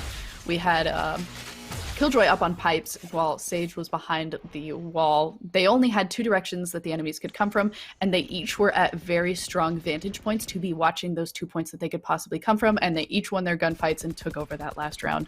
Very beautifully played by Mooney and Allman. And we're one round from evening up this game, and we might, as you said, go into a nice little bit of an overtime. Swift's doing some little jumps to maybe make some noise and try to get some cheeky little shots as they have in previous rounds. The recon dart, just trying to clear Antol what he can to get that pre-info. Q for the rotate if necessary. Allman queuing up his U2 as well. Throwing that now to swarm down. SML though, the deadly Viper, that Viper setup gets the entry frag and puts it to the 5 versus 4. 30 seconds, not too much time left for that plant. Ooh, but YMK taking back that kill onto SML. Entry frag Viper going down. Super strange. Never seen an entry Viper, but you're right, it definitely is the entry Viper that's doing it here. And with that in mind, I'm going to see the res. Aftermath, back for the 5. Ooh. All right, Hunter's Fury able to find the kill from Antol onto YMK. Allman and Mooney showing their strengths again, taking down the enemies, and CJB with the Blade Storm is going to finish it up with the kill onto Antol. And the game is even up 10-10. That's the first time this game we've seen that. Aftermath get themselves to double figures. Not only that, get themselves, well mentioned, to that tie. And now, this is where I think Able Esports, you're going to be shaking your boots. You have to be shaking your boots for your buy. Look at that, humming and hurrying. Do we buy? Should we stay or should we go? What are we going to do? Going for that Shiko, the Sheriff save there, bit of light armor, the Sheriff being picked up. I've seen some deadly shots from Able Esports with the Sheriff, but I'm not too sure against a Vandal of Aftermath if that's gonna do it. Yeah, that seems a little bit scary. The one shot from the Vandal, perhaps a tad easier than the one shot from the Sheriff, though in the hands of these absolutely amazing players, perhaps not that big of a difference. The armor perhaps going to be more of the difference in the long run. This Owl drone doing a little bit of a recon here, trying to get some information for Able Esports. Just probing, and that is the job of Sova, isn't it? That UAV, like from Call of Duty, if you're a COD player. Talking of COD, there is actually going to be a Warzone tournament coming up later in April for TGS. Do check that out. if that is your jam. But for Valorant right now, 55 seconds, and these players absolutely trembling and wondering what to expect here. Still a 5 versus 5. This is how you know tensions are riding high. No one, I mean no one is making a peek yet. Yeah, you can see the moment things evened up, everyone started playing a little bit slower. This aggressive nanoswarm coming down onto Antal. The paranoia as Aftermath Esports decides to take their moment, rush onto site, quickly kills 4 of them, headshot after headshot after headshot, and SML is rushing onto this site. I don't even know if SML is going to be able to do anything in this 5v1 situation though, and Amex says final headshot, all 5 of them headshot. Aftermath Esports cleanly steps into the lead. Clean indeed, and looking dressed up in their best tux, their best dress, looking awesome. 2 operators are picked up by Able Esports, trying to take Aftermath down a notch and going back to just the 1 operator. I was going to say 1 maybe, but 2 operators... Two's a little aggressive. bit overkill, maybe a bit overkill. He mentioned people in tuxes now, and all I can do is imagine Omen in a tux. For some reason, I imaginally just imagined Omen in a tux. I'm sure Omen looks very fly in a tux. He would look pretty fly for a dead guy. That's right. That's right, Omen. Shadows traveling. Is he dead? Is he dead, or is he just a? We know nothing about Omen. We don't just know that he has a Batman voice. He just has the Batman voice, and he's rumored to be a ghost. Is he a soul? Yeah. No one knows. Is it a bird? Is it a plane? No, it's Omen. In this case, the YMK going for that entry here, trying to get the recon out as we breach B site. We've seen Viper be an absolute threat from the attack, but can Viper do the same on defense? Oh, Viper did an interesting thing this round, put the Viper's bit down on A to maybe try and drag some of the members of Aftermath Esports onto that site. But Aftermath Esports being a little bit of the wiser after Mooney was able to catch out Antal on a peak. Antal getting rezzed by the Sage on Abel's side, and Aftermath Esports being a little aggressive now as they've kind of swapped directions in an interesting way. This is an interesting little run both ways here. It is, and seeing a completely different team for both teams. We're seeing 4 teams play here right now. The defuse is going to come in. Aftermath being reverse swept. I feel like we just went from a 5v4 to a 5v none in 2 seconds. Yeah, I was still trying to figure out what was happening. Yeah, you blinked and that round was over. And that's what it's all about here for TGS at the semi-finals of the Valorant Open Series. Thank you so much for joining us. Kappa my name here. You might have seen me around these realms before, but we have someone new to the Valorant scene, Becky, and a pleasure to cast with. Doing a great job so far. These teams as well, Becky. What a semi-final. Wow. Going the full distance. They both have such an explosive way of playing. I mean, we talked about Aftermath Esports in the round that we just watched before this. We'd be talking about something and then all of a sudden everyone's dead on the enemy team. But Able Esports also running at the same speed as Aftermath, also doing the same kind of play of, if we're going to make a play, we're all going in and they're all going to be taken down. Not really a ton of time to breathe for either of these teams. When they commit to a play, they commit. And that's the tilter. That's the tilter of Icebox. That's the tilter of Valorant. You do not have chance to respond. It's like having a conversation with someone. They keep cutting you off before you finish your sentence. And I think that's the whole map of Icebox. Talking of that, Allman had a quiet start. He's loud and proud now, starting that entry frag. Yeah, nice little pick there. Hopefully that will be able to pull some momentum for Aftermath as CJB is also able to get a kill onto SML. This is looking really difficult for Able. It's going to be a 5 versus 2. What happened? What happened to this map, Able? And the lockdown comes down as well to push them off of this A site. I just talked about how when they commit to a play, they commit hard. Everything happens super fast. But this round, Aftermath Esports just picked them off one by one. At least a little bit of time in between each kill. And it doesn't feel like anything like what I just said they were playing like. But Allman switches to the classic, jumping taps with the right click onto the Vulcan, yes, and takes down Vulcan there, going back in Aftermath Esports' favor. Match point for Aftermath. How frustrating. If you're sitting on the side of Able Esports, can I say tilt much? It's the first map. You think you had it in the bag. I think it was 7-2, 8-2 in that first half. Things were all but done. You had it in the bag, and that goes to show the world of Valorant, a comeback is always possible. Anything is possible, and you've seen it live right here, right now on your Saturday evening, afternoon, wherever you may reside. Amex, try to do what he does best. He's got some really good entry picks here, and it goes to show tenacity is key if you're to do competitive Valorant. And this team right now change up their playstyle. Really, really interesting stuff here from Aftermath. Ooh, Antal showing us where he's gonna aim this recon dart should he shoot it to get a little bit of information. That's one of my favorite things also with things like Viper, things like Sova, it's really cool to see the really interesting plays. You know somebody was sitting around in a custom game for hours being like, where can I shoot this thing to figure out where it ends up that gives me just the perfect lineup here. And Sovas are one of the best ways to get that information. Oh no, the CJB spraying into the dark cover and gets Antal. Wow. They knew he was there.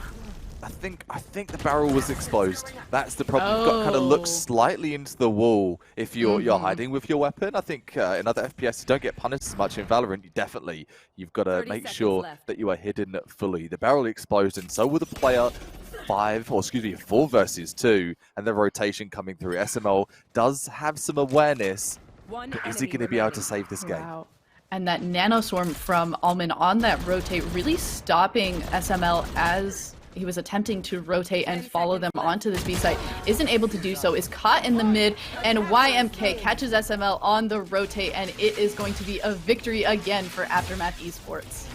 Aftermath, really a rocky start to things there. Certainly a rocky start. Turnaround. I thought we were watching a different team at the start there.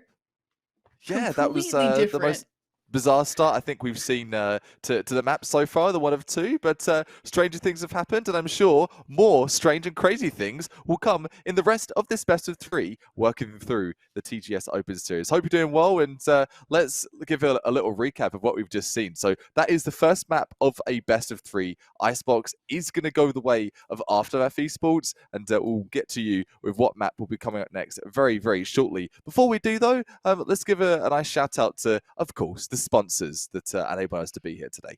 Yeah, let's go ahead and thank Norquest College. TGS and Norquest College would like to acknowledge that they are located on Treaty 6 territory and respects the histories, languages, and cultures of First Nations, Métis, and Inuit, and all the First Peoples of Canada whose presence continue to enrich their vibrant community. Thank you so, so much. Norquest College would also want to give a big thanks. They are the presenters of this tournament series for the gaming stadium. Want to know more about the Norquest College growing esports scene? From Rocket League, Super Smash Bros., Valorant, and League of Legends, their community servers host many of these and more. So what are you waiting for? Join the Norquest College community in the link panel below the stream. And of course, as always, TGS, the gaming stadium itself. This is going to include TGS's Open Series for Valorant, which is happening today, and many more games, as well as more Valorant action. Norquest Esports Series is starting through April 24th and 25th. It is a $2,000 Canadian tournament and is free entry. It will be an event that you do not want to miss. And for more information, you can go to tgs.gg. And you heard it there from Becky herself. Definitely get yourself in. TGS got a lot of opportunities to make some money, and not just make some money, get in there and make yourself a better player. Obviously, it's not always about the win. And for the match we just saw, Able Esports are looking to make their comeback in the second map of this potential best of 3 to keep themselves in this tournament. Before we do get to that, though, one last thing to let you know of, and it's going to be Red Bull, of course, but not just talking about that fiery drink that gets you fired up for your gaming needs. I'm talking about something else that Red Bull are offering, and hear me out on this. If you're a university student, if you are studying, this could be your chance to get into something pretty cool. Red Bull Campus Clutch invites students from more than 50 countries. So if you want to play someone from EU you know play before, this could be it. NACS, or excuse me, NA Valorant, NA FPS in general, start broadening your horizons a bit. For this one, it's leading to the World Final later in the year once you've gone through all those 50 countries of teams. With that being said, the Canadian qualifiers, they'll be taking place on March 27th, April 10th, which is obviously today, and April 24th. So if you missed today, do not worry. There's still a chance for you to get yourself in the mix. More info registration is now open at redbull.ca/campus clutch. So if that's your jam, get in there, man. I'm not a university. I've joked about it for so long, but jokes aside, if that is something you're interested in, make sure you get signed up for that before it's too late. Yeah, please do. We would also like to do a quick little thank you to Monster Cat Gaming. If you've ever been a streamer, if you've ever made YouTube videos and you're worried about those DMCA strikes and you just don't want to worry about it anymore, Monster Cat Gold, $5 a month, get access to a huge library of EDM music and be able to use that in your content without worrying about being DMCA striked. Thank you again, Monster Cat Gold, so much. Check it out. Easy peasy, save yourself from, where'd my video go? It was on here yesterday. It's not on here now. I know, I'm sure you saw it as well there, Becky. There was that big flux there where so many streamers, oh, where'd the video go? Where'd that YouTube video go? It kept disappearing. It's happened to me before. And there you go. It's not happened to me. I was lucky enough. I haven't got the funky tracks on mine, but definitely it does happen. So make sure you got yourself covered. Either way, do not go anywhere. We'll be right back with plenty more Valorant action. Maybe grab yourself a drink, grab yourself a snack, and we'll catch you on the flip side very, very shortly for the second map of the semi-final.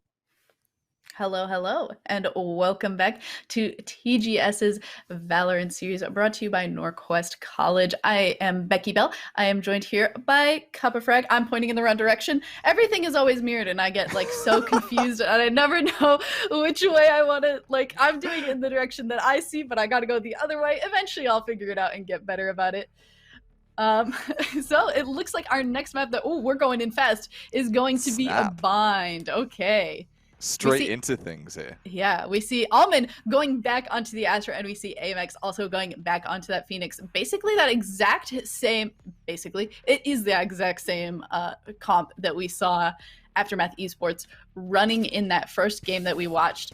And I highlighted then the amount of beautiful synergies that we can have with these Astra Stars, with these Astra Pulls, the concussions that we are able to do with the utility from the other members of this team in the Sova Shock Dart, the Raze Grenade, the Sage Slow, and the Phoenix Hot Hands. All of these things in combination with these Astra abilities makes for some really explosive and beautiful utility battles that we saw in the first game, and hopefully we will be able to see again from Aftermath Esports as we're going on to this bind map. Yeah, it's been something to be in awe of, the Astra plays that we've seen comboed this matchup with Sova Darts. Is it going to happen again? And also, heads up there, Becky, we've got a Cypher in the server again as well. So here's hoping a Cypher could be a bit more impactful than we did see on Ascent. Is there going to be any flanks? I think for a map like Bind, Cypher's tripwires, perfect for those holds. Ooh, all right. And I am always excited to see a Cypher. I think that Cypher is probably my favorite Sentinel. I just think he's a very fun character to play. Learned recently, I didn't play when the game first came out.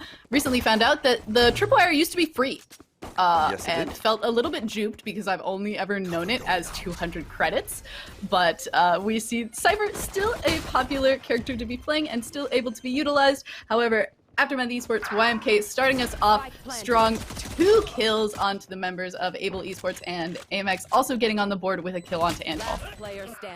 Off we go then. So AIM getting another one. Doubling down. It's a fight for the triple kill between YMK and AMX.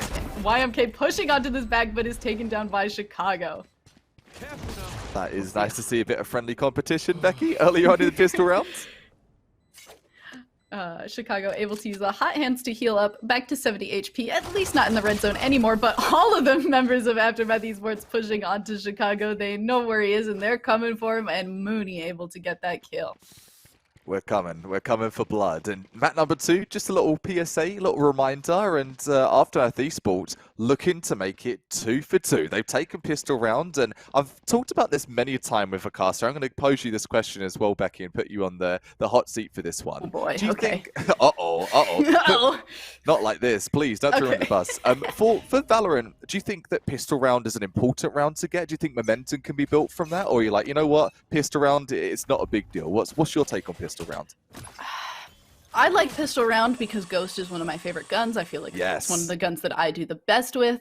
But in actuality, pistol round is usually only 2 rounds, and you need to get 13 to win a game. So I don't think that pistol round is really all that important. You could honestly, in my opinion, spend a lot of it just saving as much money as possible.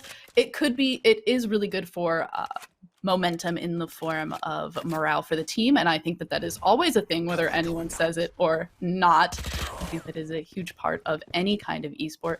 I'm talking over a lot of what is happening, and I feel kind of bad about it, but we are going into these morales, and we will be able to see if Aftermath Esports has the morale from taking this pistol round. It is going to be able to take this match and bring them to 2-0, or will Able Esports be able to say, we want a pistol round too, even though Aftermath Esports bought all Spectres, so is it really a pistol round anymore?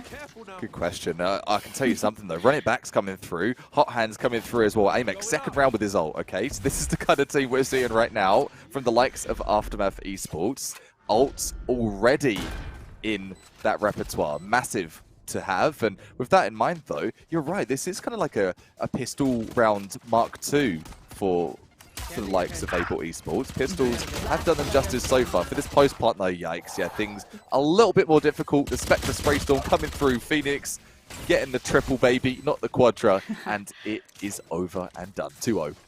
Oh, baby, a triple, but right before being taken down. That's one of my favorite memes ever. The oh, baby, a triple. Can we just put that over Amex's? That's fine. They're memers here at TGS. We'll get it eventually. Oh man, that's such a classic. Or Mom, grab the camera, Mom. That's another good one as well. So classic memes for days here, not just the frags from the Valorant world. And talking of frags, who is next going to be on that frag menu in the server? We're seeing a lot of Vandals, seeing that full-fledged buy from Able Esports. They're not hesitating, they're going all in. Yeah, Amex has certainly been a little bit of the middle of the board for Aftermath a lot of the time, but Amex is now saying, I'm here to be at the top, I'm warmed up, I'm ready to go. I mean, he played a lot of rounds before this, but certainly in these finals matches is now raring to go. Takes one down before going down himself, and it is 3 members of Aftermath versus these 4 members of Able, but Omen getting really hurt before Chicago is able to take down Allman. Ooh, the 2 members of Aftermath very low. Chicago takes down YMK, and SML takes down CJB. That was a clean one from Able Esports. Crisp, clean, and sound seal delivered. However you want to put it, that was a fantastic round from Able, and this is the caliber of players you're seeing. A semi-final, you're probably like, well, this is a close game so far. It definitely is, because both teams have earned their spot. They have been gaming hard all day, strapped into their gamer chairs, drinking, chugging the Red Bull, and they have arrived here as they sit in front of you, the spectators and the casting desk, to be criticized, scrutinized, and hopefully they're going to be unionized together once they get that win. Which team is it going to be? Aftermath, they took map number 1. Can they take map number 2? Able Esports get one on the scoreboard tier. Are they going to get themselves back into the business? I always think it's really interesting. So earlier you asked about pistol rounds, and while we're waiting for the teams to really have some excitement here, I'm going to go back to it. In pro games, I've noticed there isn't really, in normal games that you'll play, like in solo queue and such, there's usually like 2 rounds of pistol rounds, sometimes like 2.5, depending on how people play. But in pro games, a lot of it is just 1 round of pistols, and then 1 team buys all Spectres, and 1 team stays on pistols, and then that 1 team that's saved ends up going to all full guns the next round, while the other team is still on Spectres. And it's this weird kind of back and forth that usually shakes up kind of the same way every single game based on who wins this first round. So it'll be interesting now that we're all kind of on this same playing field, how it really shakes up. And I feel like this 4th round is really the most important round for a lot of pro teams.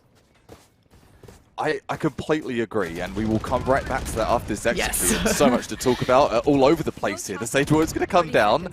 All of the util is going to be put in place here. 1 member of Aftermath left, just like that. And you talk of kind of that reverse sweep and how things pan out. And there you go, 2-2. Straight back to your point, because that is a really, really valid point. That's a great point to bring up. With the observation of in pro games versus sort of your solo, maybe the games that the spectators are watching play as well. Mm-hmm.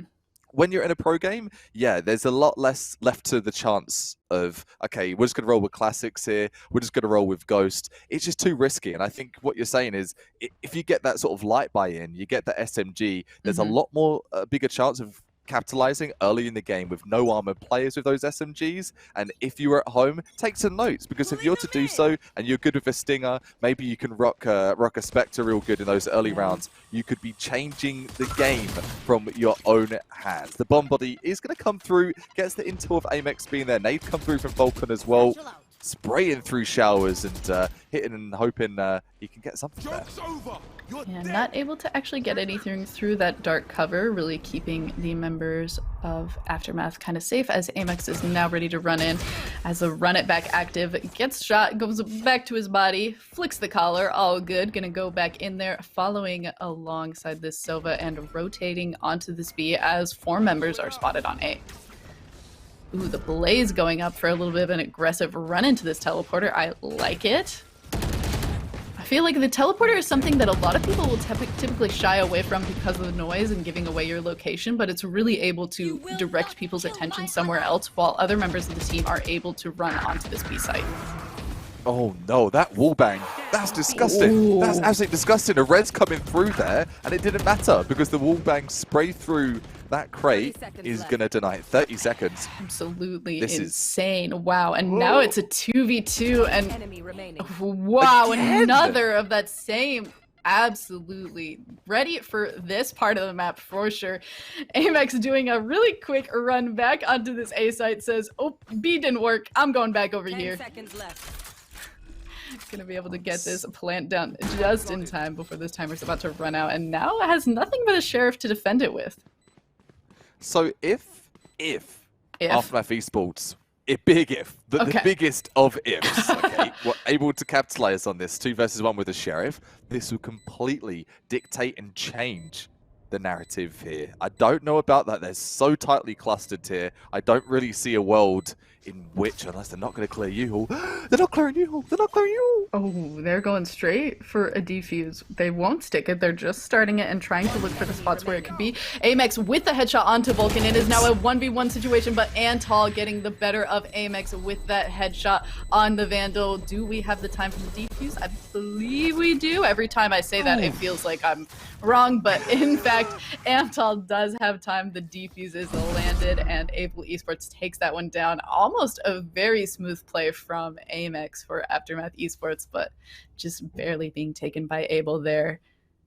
Ooh, yeah, let's watch it back. Beautiful, just misses that, shoots Antal in the shoulder, well, right over his shoulder, and isn't able to get that kill. And it was a little rough, as you were saying. It would have been very cool if we got to see that sheriff take down both of the members of Able Esports, but a little rough when they had a Phantom and a Vandal, respectively.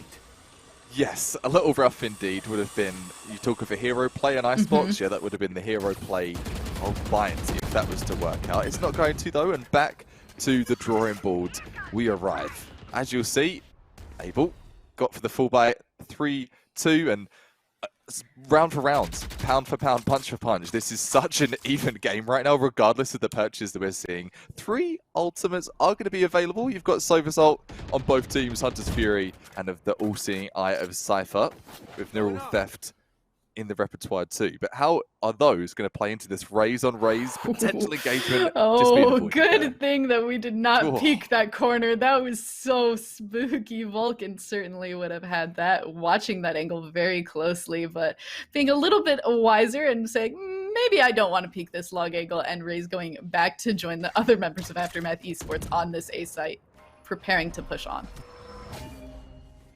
Holding U-Haul, holding lamps. And we've not seen too much of the Astro util in this matchup so far. We are starting to see it wind up as we go deeper into this half, though. They've got the entrance to site Swift. He's been delivering some nasty headshots. Not able to get that one. Allman, speaking of the devil, stepping right up. And Hunter's Fury looking to deny it. So much util. What's going on? Yeah, that was a little rough there. We saw that Swifts was able to throw out the Paranoia, blind 3 of them, but actually the Cypher wall that happened at the same time kind of took away a lot of the ability to find where the members of Aftermath Esports were. However, Able Esports still able to take care of everyone on Aftermath sides, regardless of that little bit of a stumble that possibly happened there. I really want to see some more Gravity Wall combos and the Shock Dart, Recon Dart combos with Sova that we did see on Ascent. If that can be incorporated into the playstyle of Aftermath, and there still, of course, is time. They've got the defender side up and coming as well. That would be, I think, the deciding factor to change this for them. They did great before, and if they can do that once more, it could be a GG for them. Yeah, perhaps they need to be on defense side to really set those up in the exact same way when we saw Alman and the other members of Aftermath Esports really set those up the first time they started on the defense side. So we really got to see the extra setup pay off there. Perhaps on the attacker side, they aren't as used to using these Astra abilities, and we need to wait for the defense side to really get the most out of those. That is a great point, and defender side, watch out for those Astra and Sov plays. In the meantime, though, what have they got available? Hanging outside Hookah. Hookah is open. Getting close in time, though. Antol poised and ready with that Vandal. Oh, if someone peeks, that's going to be a big problem. Ooh, but CJB with the Sheriff and the wallbang onto Antol actually takes him down. Chicago able to get kills onto the rest of Aftermath Esports, and the quadra kill for Chicago on that long side. Nuts. Quadra? Wow. Getting it done. Go on, Phoenix. Wow. Oh, 13-3. Looking really What's good. the Owen Wilson meme? Wow. Okay. Wow. I actually had a problem, Laz. He casts at TGS sometimes as well. I'm sure he'd attest to this. I used to say, wow. That was my word that I said all the time. Wow. I've tried to condition myself out of it. Don't start, Becky. No, Don't start the wows again. I'm sorry, I've got to get a little bit of it into as the members of Able are really kind of pulling it forward after those pistol rounds, showing that they are a dominant force to be reckoned with. The paranoia coming out from Swifts as all of the members of Aftermath Esports are trying. Wow. What a good shot from the top of U-Haul onto the members of Aftermath. Amex also able to get the better of Alman and gets a headshot there before being taken out by Amex. A 3v3 situation now on this A site. Talking of wows, though, you're right. The retakes of Able Esports have been disgusting. Absolutely disgusting. Synchronized, synergized, however to put it. And it's happening yet again. I need to put $1 in the jar every time Swift's blinds with paranoia more than 3 members of Aftermath Esports, because I think that's the 3rd time that we've seen a 3+ person paranoia from Swifts on this Omen. And those are hard to line up. Let's just run it back a sec here. All puns intended with double Phoenix in the server. It is so difficult to line up a paranoia because you can dodge it. There is that time where you see that massive purple, blue, I'm colorblind if you can't tell, a massive blob coming at you. You're like, oh my God, and you get out of the way. But to line that up and get a triple, the timing has to be immaculate. And kudos to Swifts. Not to mention that you have to have it ready and you have to anticipate somebody coming, because it takes almost a full 3 seconds for Omen to whip that out. A long time, and it won't be a long time. The Vulcans not a long time for Vulcan server, anyway. Ooh, another good paranoia. That time only catches 1 person, but is enough for Chicago to clean up quite a few people before Alman also takes down a few. SML also cleaning up quite a few people. It is just Alman versus SML and this Sova for Able Esports. If anyone can do it, though, I've seen Alman do some impressive things, though under that all-seeing eye of Cypher, it is going to be a little bit difficult. He knows exactly where you're hiding. So maybe it's time to do a little bit of a rotate in case you don't want to fight both of them on this B site. Quickly through the teleporter, running onto this A site, knives out. Stars also available if we want to take the time to go into Cosmic Form, as well as Cosmic Divide available. Possibly just trying to play this slow and catch somebody out. Ooh, another teleport play. Yeah, let's just run around the map. Let's run it back. We got 39 seconds. We could go back to A. Can we go back to B, back to A? Who knows? Someone get a compass for Alman. He appears to be lost here. No, I think Alman knows exactly where he is and is just trying to run the members of Able Esports also around the map, anticipates them coming from this spawn side. Almost is able to get Antol, but Antol just a little bit quicker on the wrist there and gets the headshot to Alman. Oh man, the tactical squats coming in as well. Yikes. Massive yikes. Antol working those thighs, doing those squats. This is slowly, yeah. You asked me earlier if I think the pistol rounds matter. Aftermath Esports took those pistol rounds, but Able Esports in a position of 7-2. And that spells the story of it doesn't matter. I think it's a mindset, isn't it? Really, when it comes to pistol, if you can get the momentum off it, or even if it's the counter pistol, you lose pistol and you're like, I'm going to go all in and we're going to get this done. I'm really curious if Aftermath have got anything left in the tank here. They seem to be all but empty. Just off that last round, let's break that down.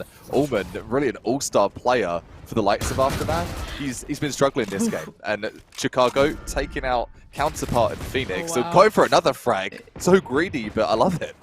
That was a nice little Phoenix on Phoenix duel. The top fraggers of both teams on these Phoenix saying, let's go at it. Much ablaze, but in the end, Chicago wins the duel of the Phoenix. Highlander, there can only be one. Ooh. One enemy remaining. Did you see that Sage wall over the Cypher cage? Yes. Oh, the Cypher cage? And actually brings up Cypher, and then Cypher with a little bit of a higher angle is able to take the members of Aftermath Esports out, and Vulcan finds this last kill onto CJB. Wow. I'm super impressed. I've never seen the use of a cage combined with a Sage wall. And we talked of last game of sort of seeing, or excuse me, on Ascent previously, where what a Cypher looks like unimpactful, but super impactful on the aggression. And that Cypher is 9-5 with 6 assists. So definitely doing his job well. Yeah. SML is who we saw on the Viper in the previous rounds also. So we know clearly somebody who knows all about trying to learn lineups, and I'm sure knows quite a bit about the most important places to put this Cypher utility, and is making the most out of these very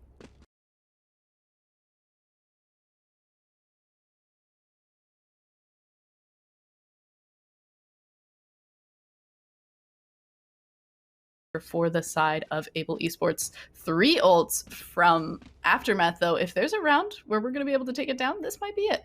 Watching this bit of a replay again as the paint shells comes down on Vulcan's side, catches the peak of CJB, says, we got a little bit of a Raze on Raze fight and a little bit of Phoenix on Phoenix fight, and both of the members of Able were able to say, we're the better duelists, we're 8-2, sit down, we're going to take this one over. We are the captain now as a team, if that's possible. I am the captain being the quote, but we are the captains, if I can use my grammar correctly. I am from England, but you'd be shocked at some of the atrocious grammar. Please, chat, and Becky, feel free to give me all the hate you like. We are back in business, though. That tactical timer, or that technical over and done with. Thanks for bearing with us. And back into the mix of Bind. Aftermath, they did win map number 1, as you'll see from the tally there. But as things are going, they're definitely losing map number 2 right now. A little bit of another Phoenix on Phoenix fight, but that time Amex was the one with the run it back and is able to take down Chicago before being caught by the showstopper and dying to Vulcan in showers. Chance. Ooh, but YMK getting that tag back onto Vulcan. Aftermath Esports in a 4v3 got 2 picks onto both the duelists on Able Esports side. Which side will we push onto? Ooh, nice shots onto Mooney through the Cypher wall. That's what you love to see as a Cypher player.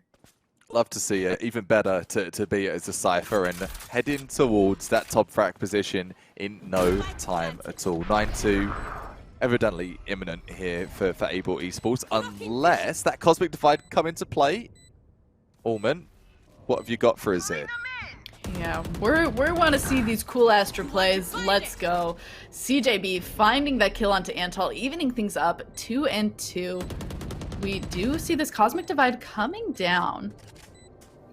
Playing around this wall. Ooh. Swifts with the quick peek around the side. Catches CJB behind that wall. Allman able to get the kill onto Swifts by playing around this wall, and the head tap onto SML, playing ring around the Rosie in the Cosmic Divide. Catches both of them. Allman, with the beautiful Astra plays that we saw previously, finally has it back, is stepping it back up, and is at 5-9 on this board, and gets a win back on the board for Aftermath. 8-3. Aftermath still has got a lot of room to go to make up this gap, but that is certainly a step towards getting some morale back. Yeah, it's going to be the treadmill on like the max incline level, like almost there we vertical. go, yeah. It might not even be a treadmill. It might be a full-on Stairmaster. Oh, now you're talking. Now you're talking of a real good workout. I've just started working out, and I'm feeling the pains of that. I wonder what team is going to be flexing after this match, though. Last round of the half here, this would be massive. If Aftermath could get this, Becky, this would completely change the game, and they would be back in it if they can take that first pistol round. And oh, that's a great start. Auburn feeling super jacked after that last round. Oh! Yeah. Ooh, okay. YMK taking down Chicago. Also, Almond with this great little spot. That was a nice one-way smoke from the Omen, but Almond able to actually play around it quite beautifully. All right, we see Mooney on Aftermath sides. Nice to have this res on this final round. They're peeking around the site of B, trying to see if anyone is on here or if the site is free. Looks like it's mostly free. The members of Able Esports are running through spawn side to get onto this B, but all the members of Aftermath Esports are here and ready to take it back over. Getting this kill onto SML in elbow. Very nice. Swift's able to bring it back a little bit onto CJB, but Almond, nice triple kill, taking it down for Aftermath Esports. Almond's turned on. Almond's ready to go now. That clutch injected Red Bull into his veins. Clearly. Clearly. Love it. Very clearly. A little bit of Red Bull, a little bit of straight gasoline as Almond is able to clutch up 2 rounds in a row for Aftermath Esports. Now they're only half of Able Esports, and they're on the defense side. We saw them really shine with defense in the first match of the day that we watched, and perhaps we will be able to see some beautiful defense play from them once more. Something I thought about the other day, I've started to get a lot more of 1 versus X within my matchmaking. It's only matchmaking, not toot my horn too much, guys. I am just in the silver gold region, so I'm not saying I'm the next Radiant to be. But that kind of adrenaline rush that you get from an ace, from a 1 versus 2, 1 versus 3, can define the change in the narrative. And right now, you said about it, and I think it's a worthy highlight. Ullman, I think he might be the deciding factor here for them to take this to the dub. Yeah, I mean, we watched. Oh, there yes, it is. There is a beautiful gravity well pulling in. Vulcan is able to get the kill. CJB also getting a kill onto Swifts there. Ooh, and a nice also second tap onto SML. That is how you're going to get back into this game. Aftermath. Let's go. This is sick, and disciplined plays. They've been practicing. You talked to hours in the range or hours hanging out on the map, and like, guys, walk into my Astral again. The gravity well doing work, and CJB doing work as well with the 3K, with the triple. A nice little triple onto this raise. Very good to see. It's nice to see a lot of ult points going onto these duelists early.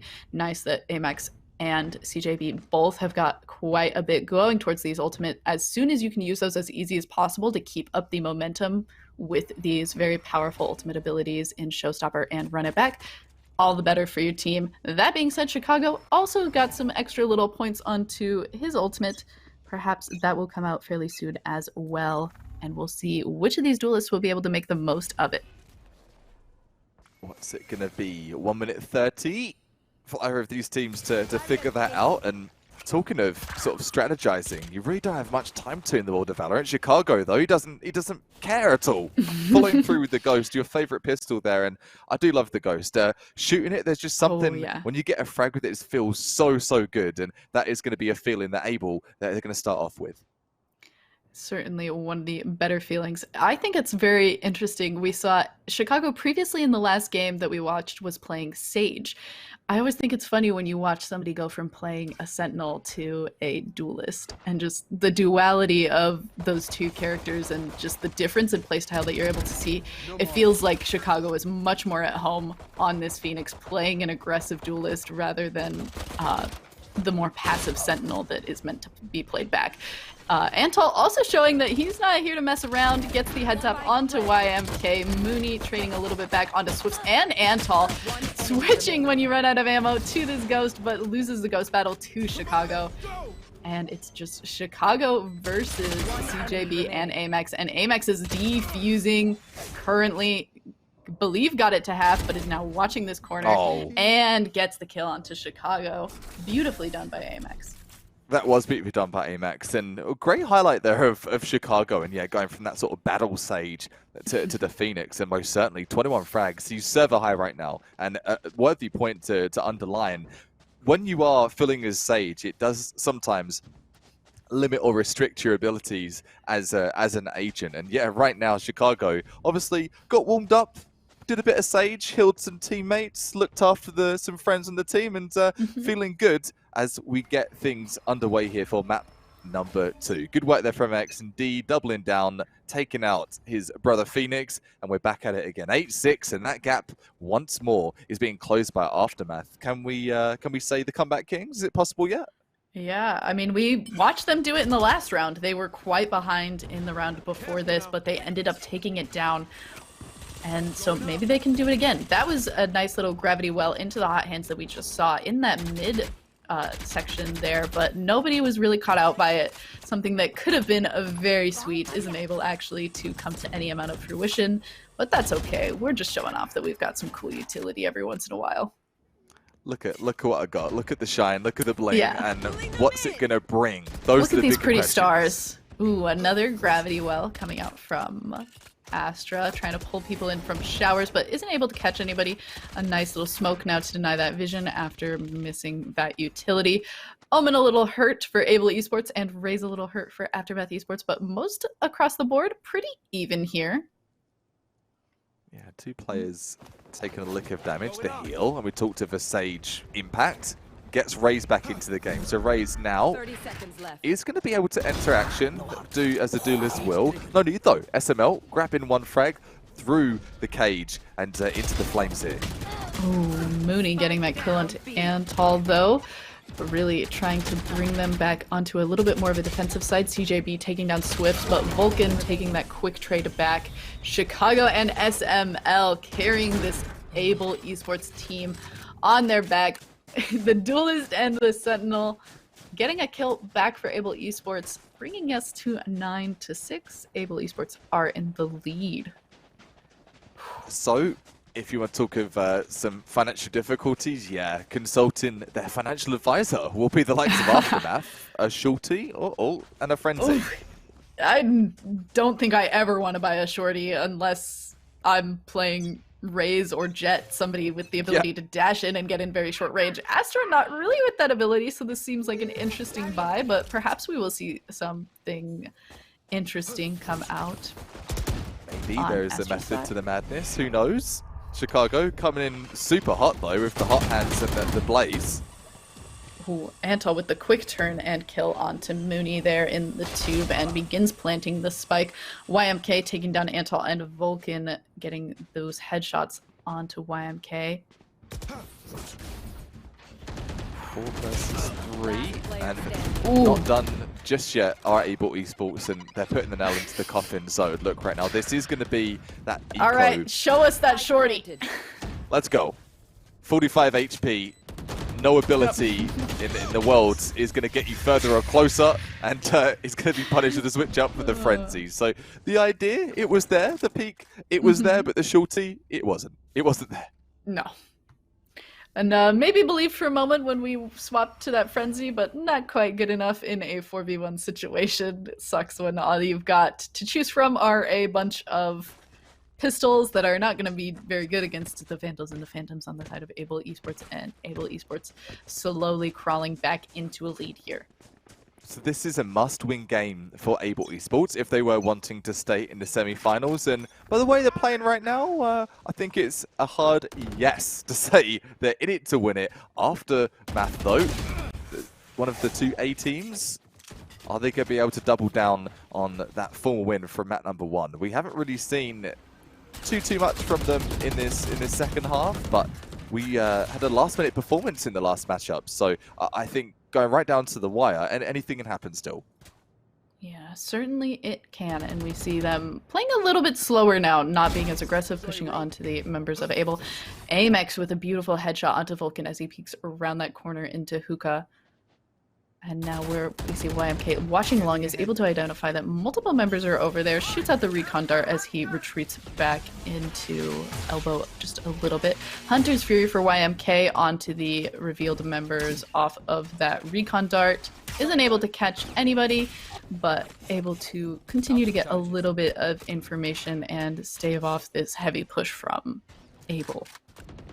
So quite a bit of damage been inflicted there to the Aftermath roster. 30 seconds One left. player obviously make that 2 players for Abel Esports is going to perish. The 3 is to the 4 versus 2. So surely Aftermath, 20 seconds here.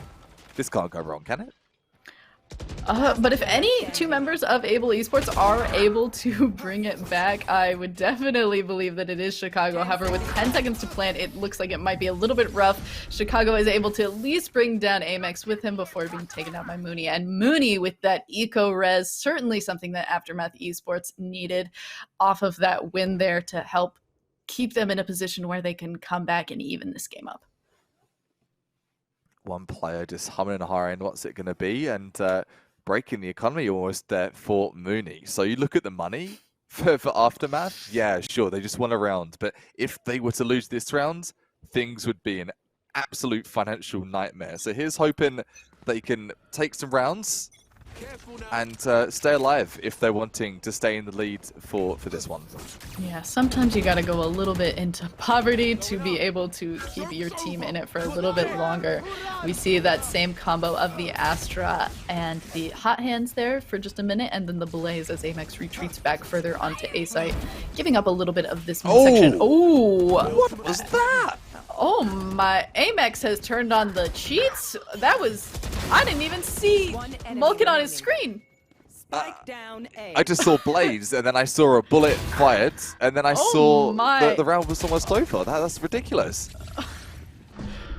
All right, well that went back to the very explosive direction of playing that we saw from the previous Icebox match. Most of these matches on this map bind have not been quite as crazy, but that one certainly was. Aftermath Esports got a quick kill onto Vulcan, and then the rest of Aftermath's members went, oh, we got this, and just went ahead and shot down the rest of them. I believe only Antal was able to secure a kill after all of Able Esports got taken down by the members of Aftermath.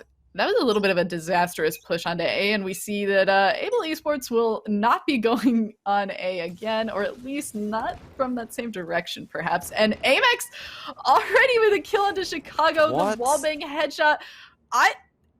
Amex turned something on.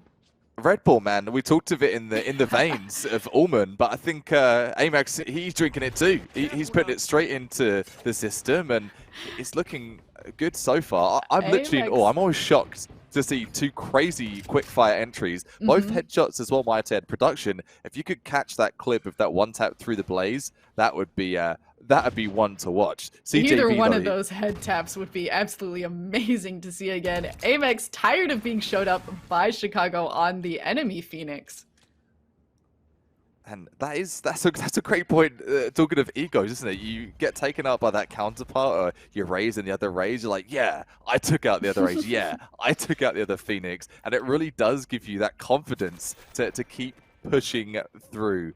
And just try and do what you can here. Just lurking outside hookah, going for the information, and he's given none. 30 seconds left. Yeah, Swift's now setting up a dark cover. Has the ultimate, multiple ultimates available for Able Esports as 2 members, Antal and SML, run through the teleporter. Oh, 3 members, Swifts! Okay! 10 seconds Swifts left. with 2 beautiful kills as they rotate through here. Antal is planting, Spike planted. curveballs coming out, trying to make some good peeks onto this. Amex able to take Cypher's hat and the top of his hat right off there over the top of One enemy remaining.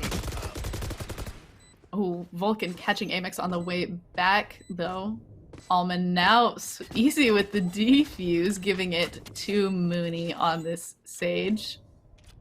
Get those res orbs up and at him, and Amex almost going towards the ace there. Had the triple, baby, almost for the 4th with the run it back, but no bueno, not able to do so. 18 frags is going to be where Amax is sitting. Chicago, 25 frags. 25. Wow.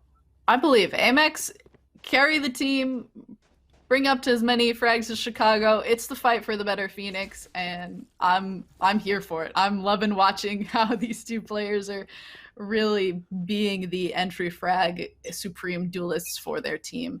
It'll be interesting to see how the different ults that are available for Able Esports are used here, but Vulcan with a nice op shot onto CJB to start off this round attacking strong.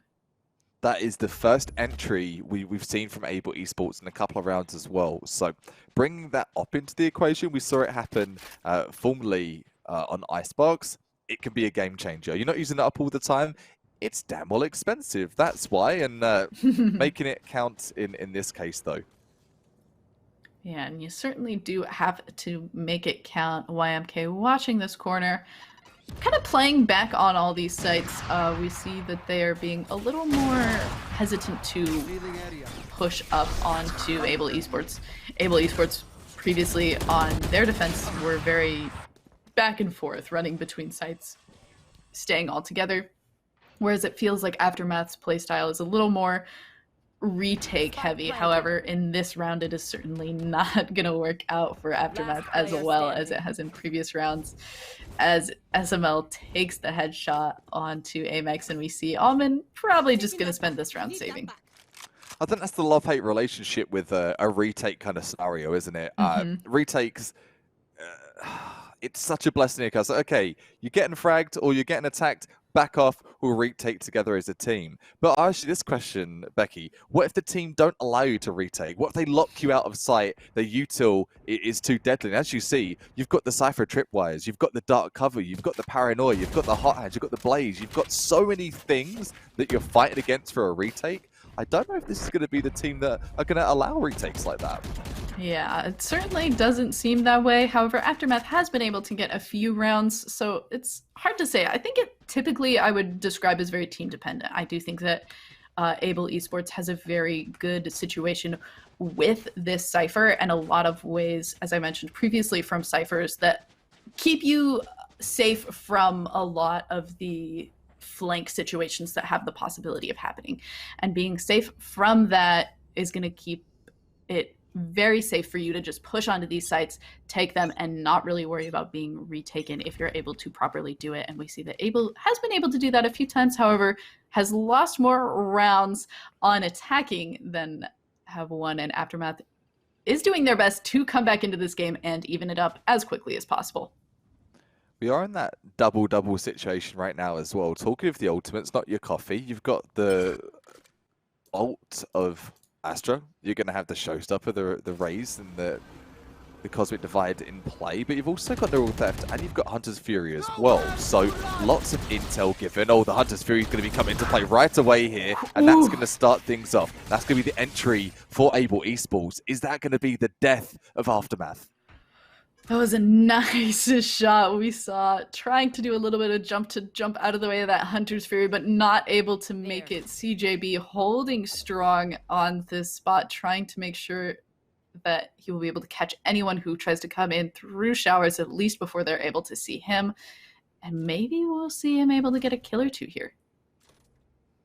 Great. If he could take out Cypher, deny that neural threat right away, gets one headshot, able to get the second, not headshots to finish, but bodied in the bag. 4 versus 3.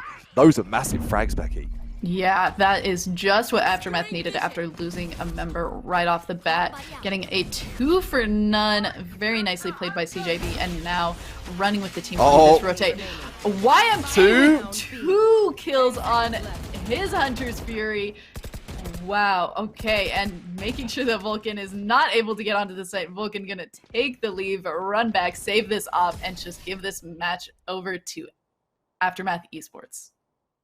What a round, and yeah, get that op out of here. We talked of ops being expensive, and look at their economy. If they weren't able to save that weapon, they probably wouldn't have been able to get a full 5-player buy for this round, and even so, barely being able to do so with the funds that they have available. It's like you've been saving up to go to the corner store all week, and they're going to make sure they keep a hold of that money for a little bit longer. So the tale continues. Aftermath still hinting they want to get it done in 2 maps of this best of 3, but Able, they want to stay in this. Yeah, and the best part about that kill that CJB just had is both of them were not headshots. He had to shoot them multiple times in the body before actually being able to kill. They weren't one-shot kills, and he still was able to kill both of them before any of them were even able to hit him. And beautifully done, able to get that nice little sneak attack onto the members of Able Esports. Yes, it single-handedly was made that sneaky. team. Yeah. Perfectly. That's I always like make the joke. There's a character in League of Legends called Twitch, and he has a line that goes sneaky, sneaky, and he's a little rat. And I find myself making that same reference in this game quite often. However, Aftermath Esports not going to be able to be so sneaky, sneaky in this game, as Neural Theft is able to find all the members of Aftermath. However, Able still dropping the moment that that is done. Oh my goodness. I don't even know what just happened.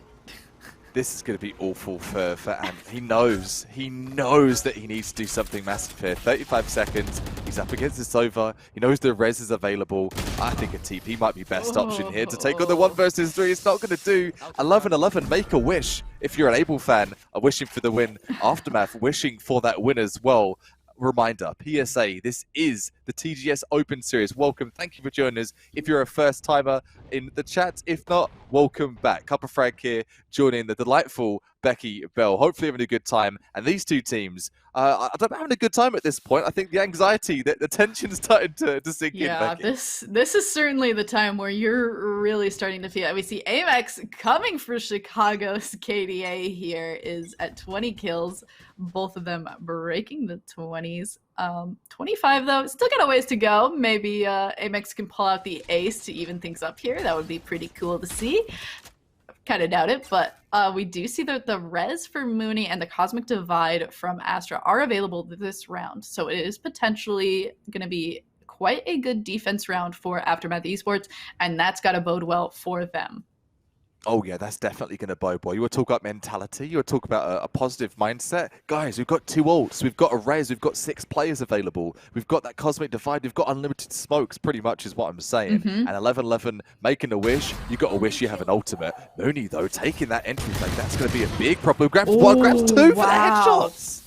What a beautiful, turns into the wall, keeps his eyes safe from that blind, is able to take 2 down before dying. And just Chicago is left, and Chicago's at 5 HP, but does have a 1v3 situation happening, has to run it back. Hot Hands is down, able to heal up to 16 AP, but Amex runs around and is able to take out Chicago from behind at the back of tube there. 12 points, match point for Aftermath. Aftermath, more like after a few rounds, we'll turn it on and we'll just come back into match point. They keep, aside from that first game we watched, Aftermath was on the back foot for so long in these games, and now is just like, match point, by the way, hi, you have to beat us now.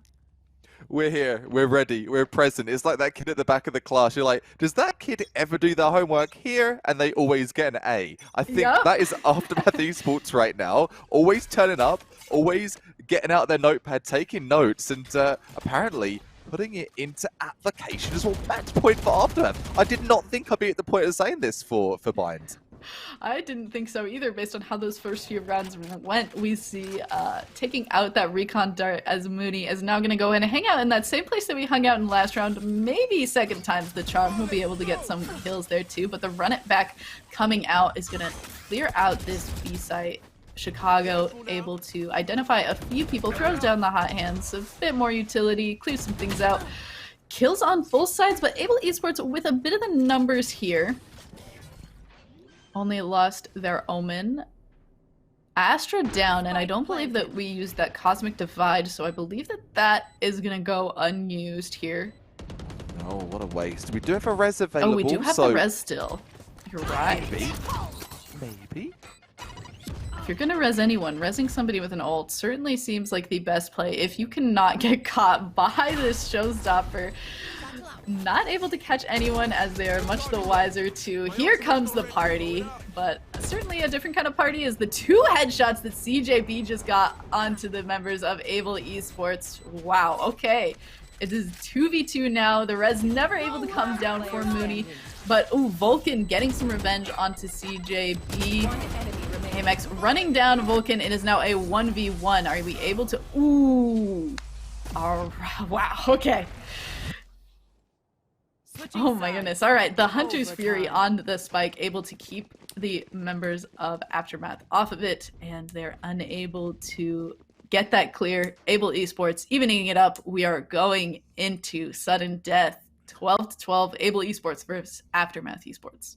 It's OT time. It is OT time, baby. And we said about it earlier, didn't we? We did talk about this early on. I think it was in the beginning of the first half. Just a little mention, and hey, it might go to overtime. And it happens. It happens so often in these semi-finals where skill level is absolutely matched. And we did see in pre-game there's a lot of Immortals here. You've got a couple of Radiants sprinkled in the mix as well. They've all been practicing the range, all been practicing in the aim labs of Salts, the Kovacs, whatever they're using. And I wonder who is going to take the King's hats here. Who's going to take this one? Yeah, if I had to guess, I would put it in Able Esports' favor. We saw them just be such an insane force in those early rounds on defense, and Aftermath really couldn't get their footing until they went on to defense. So if I had to guess, I think that Able Esports is at least going to take down this one here. A little bit of a prediction, but I will be very happy if Aftermath Esports is able to prove me wrong here. And that's what it's all about here at TGS and the world of Valorant. Place your bets, please, metaphorically speaking, as a caster as well. And we're making those bets at the caster desk. Yeah, I think it's going to be Aftermath to take this one. They've been so tenacious in their comebacks. I'm going to beg to differ on that one, Becky. But time will tell. 50 seconds and tick-tock, tick-tock. What you got here, guys? They're both teams certainly feeling this stress here as, yeah, we are in this sudden death match and still both 5-5. No damage has been done. Just some utility been thrown out. Still kind of skirting around the map, but it looks like Aftermath Esports is solidly moving onto this B side of the map and looking to attack this B side on Find. So that's that last minute push that you said about Hail Mary. This is the ultimate Hail Mary. Swift's grabbing one, denying entry. All the others are coming flying through Hookah. This is an absolute mess. What's going on? It's down to a 2-on-2. 10 seconds, 13 seconds. But this Almond is too spicy. With that flank is able to take one out as well. Oh, if Almond can get this plant down. Okay, all right. Now we are in a good 2v2 situation. Mooney with that nice triple kill, the head tap on the Swifts. It's a 2v1 now. Antal taking it down. No way! No! No way! Not like this. Not with the res as well. That's such a kick to the stomach there for Aftermath. Oh, that triple kill into the res, thinking maybe I can use this as bait, but you just don't have a ton of time to pull out your gun after using your res on Sage, and you just have to hope that in between that time, one of you is able to shoot back, but neither of them were able to shoot back onto Antal. Let's, watch this replay. Antal with that quick kill onto Almond takes down Mooney while the res is happening, and then the moment that CJB comes out of that crystallized form, gets that headshot, takes the three of them out very swiftly and quickly, and we're going to another match. Wow. I'm shaking my head. I'm tilted for Aftermath Esports off of that. No bias at all here. I know that's where the metaphoric bets are going to be, but you're looking at it from sort of the IGL, the coaching perspective. That's so unlucky. That is so unfortunate. Did all the right plays and not going to get that round of the day. But for Able Esports and for your guys, if you will, from the sake of argument, they're looking in a really good position right now, and they don't have to do anything. They just need to wait for Aftermath to make a play and make a mistake. Yeah, make a mistake, or at least just play into their good players, as it were. I mean, we've seen this Phoenix from Able Esports has done so much in this game. It's absolutely a complete 180 from what we saw Chicago doing in the game before this.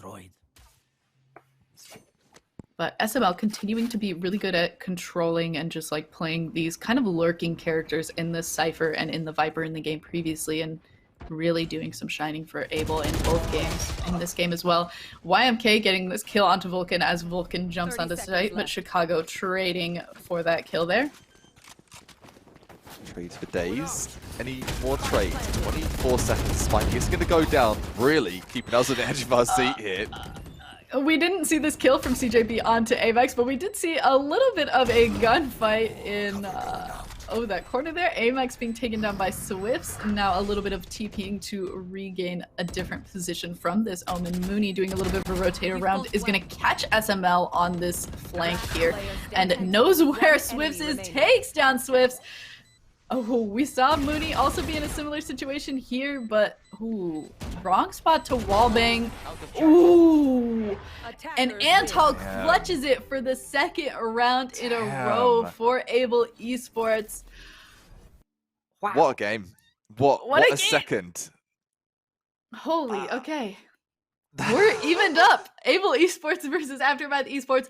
Antal really shining in that second game on that Sova. Absolutely beautifully done in those last 2 rounds. Sweating situations, but you would never even notice.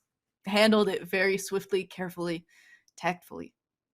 Absolutely there was beautiful. so many patient plays that came through from both teams there, and to see that go to overtime, both teams deserved to be there, but only one could take that map and bind, this time going towards the likes of Able. So Aftermath won, Able won. To come from the aftermath of that, what's going to happen in map number 3, we'll tell you very, very shortly. Before we do though, thank you so much for joining us. Cuppa Frank here, joining Becca on Becky, on the casting desk. Get your name right, Cuppa, get it right.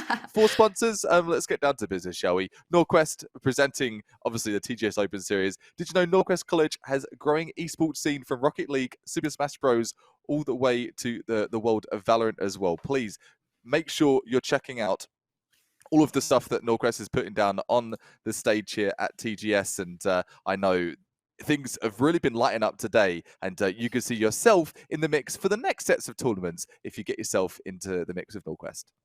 Yeah, and another big thank you to Monster Cat. Have you ever been DMCA striked on your stream or your YouTube videos or anything of the sorts?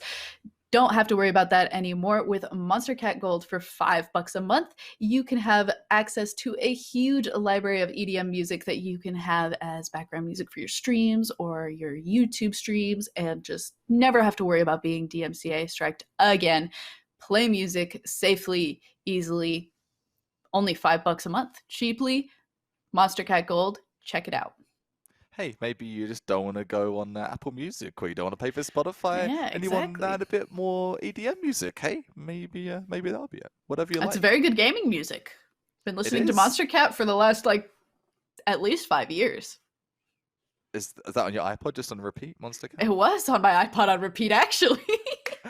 Oh my goodness. A little bit of a throwback. Man, I knew I didn't know. Well, we'll be going to a break very shortly. Please do not go anywhere. Maybe grab yourself a drink, a snack at the Max, and we'll be right back for the 3rd map in the best of 3 here for the semi-finals for the TGS Open Series. And welcome back to the TGS Open Series here. I am with the lovely Becky Bell. How are you doing, Becky? I'm doing great, and how about yourself? I'm doing fantastic, thank you. Trucking on through the semi-finals and right into the last map of this best of 3. Both teams, they've taken a map each, and we'll be getting down to business very, very shortly. Before we do, though, but let me just give you a spiel of something very important of what's going on here at TGS. TGS and Norquest College acknowledges that we are located on a Treaty 6 territory and respects the histories, languages, and culture of First Nations, Métis, Inuit, and all First People of Canada, whose presence continue to enrich our vibrant community. Please feel free to check out Norquest. Plenty of great tournaments, lots of money up for grabs and opportunities. Make sure you're not missing out on anything that they will be putting down today at TGS. Yeah, thank you so much, TGS. And if you're interested in checking out other TGS events, they have many other open series for things like Call of Duty. You were mentioning a Warzone tournament that's coming up as well. More Valorant action that we will talk about more later. And many other tournament series happening. You can check it out with more information at tgs.gg. Heck yeah. What you're here for, though, is going to be some Valorant White, of course. And we did see Ascent in the quarterfinals. We're in the semi-finals now. I had a little brain fart for a second. Like, hold on a second. Didn't we see Ascent already? Yes. No, that was in the quarterfinals. So catch up, game. Cuppa, catch up. Different game, but one of the same teams. We saw Aftermath Esports have a extremely explosive and dominating match on Ascent, and we see them picking up the exact same team that they dominated with. They lost with this team just this last game on Bind, but we see them picking up the same team that they dominated with previously on this map. So we'll see if this same team comp is able to do a little bit better for them this time around against Able Esports. Looks like SML, a very versatile player, started off with Viper, played Cypher last game, and has locked in Killjoy for this game. All the util use that you can possibly have in Valorant, I think that every setup has been learned by this guy, and bringing it all into the server today for the Open Series. One player still deciding though. Swift's seen him on Omen quite commonly across this semi-final. What do we see here for this last matchup? 10 seconds, keeping us in our seat, and that's the question. Lots of different strategies to consider, and Omen is going back to the default, back to what you know. So I got a question for you. We see that Aftermath Esports, we previously didn't mention this, but they don't have any smokes on their team comp. How much of an impact do you think smokes have as a necessity in games, or do you think that, like Aftermath Esports, not super necessary, we're just going to focus on bread and butter and good combos?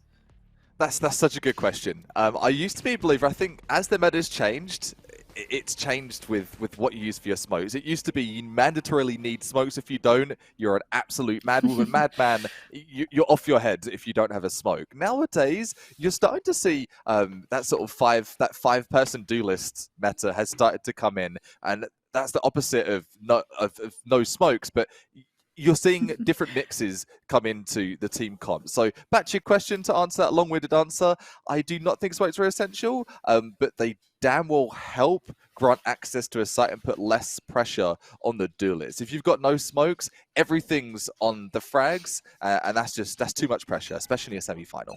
Yeah, and I mentioned there being no smokes, but of course the Astra orbs have multiple fields of use and can be used as smokes. So certainly, I guess not entirely no smokes, just not a dedicated smoke abilities. So we'll see how much of that is going to be used as a smoke, or how much of it is going to be used as some of the amazing pulls that we've seen these Astra combos be able to create. Ooh, nice shot across mid on CJB, taking out Swifts. Swifts is removed. Omen, the smokes, you talk of that, and that's a really big problem. Wait, let's talk about that. The attack, they don't have any smokes. That's awful. It's certainly not the best anymore, but we see Aftermath Esports able to take a moment to set up some of these Astra Stars before they push onto the site. Amex and CJB taking more people down, and Alman as well, almost a team ace, as it were, here, but not quite. Now it is just Killjoy, played by SML here, able to get 2 kills, taking out YMK and Alman here on top of this Sage wall. Ooh, all right. Kind of a nice little jump up onto that wall to get an off angle that was placed by Mooney, so taking advantage of a wall that was placed by the enemy team. Kind of a nice little play there. It was a great setup and really good work from SML here. I was hoping for the retake. I don't know if time is going to be his best friend, but so much damage inflicted. Great use indeed of that enemy util as well, but time tick-tock, tick-tock. Yeah, the frenzy spray. Rushing to the back here. Will Amex be able to win this gunfight? And it looks like Amex will. Very well played on the side of SML, though. Very impressive. Almost took that down. The triple kill, nothing to snuff at. Nothing to snuff at all, and something to definitely watch out for later in this third map. If you are just joining the show right now, thanks for joining us. We are well in the midst of this TGS Open Series semi-finals, map number 3 currently. Both teams, as you can see from the scoreboard there, from the lovely overlay from the production team. Thank you so much for all your hard work. There's penguins on this map too. Sorry? There's a penguin on that map too. Oh, I didn't see. I missed it. No. It's okay. We don't need to talk about the penguin, but we do need to talk about that nice little jump onto the side by CJB, taking down one of the members of Able Esports before going down, but able to take a few more names down with them.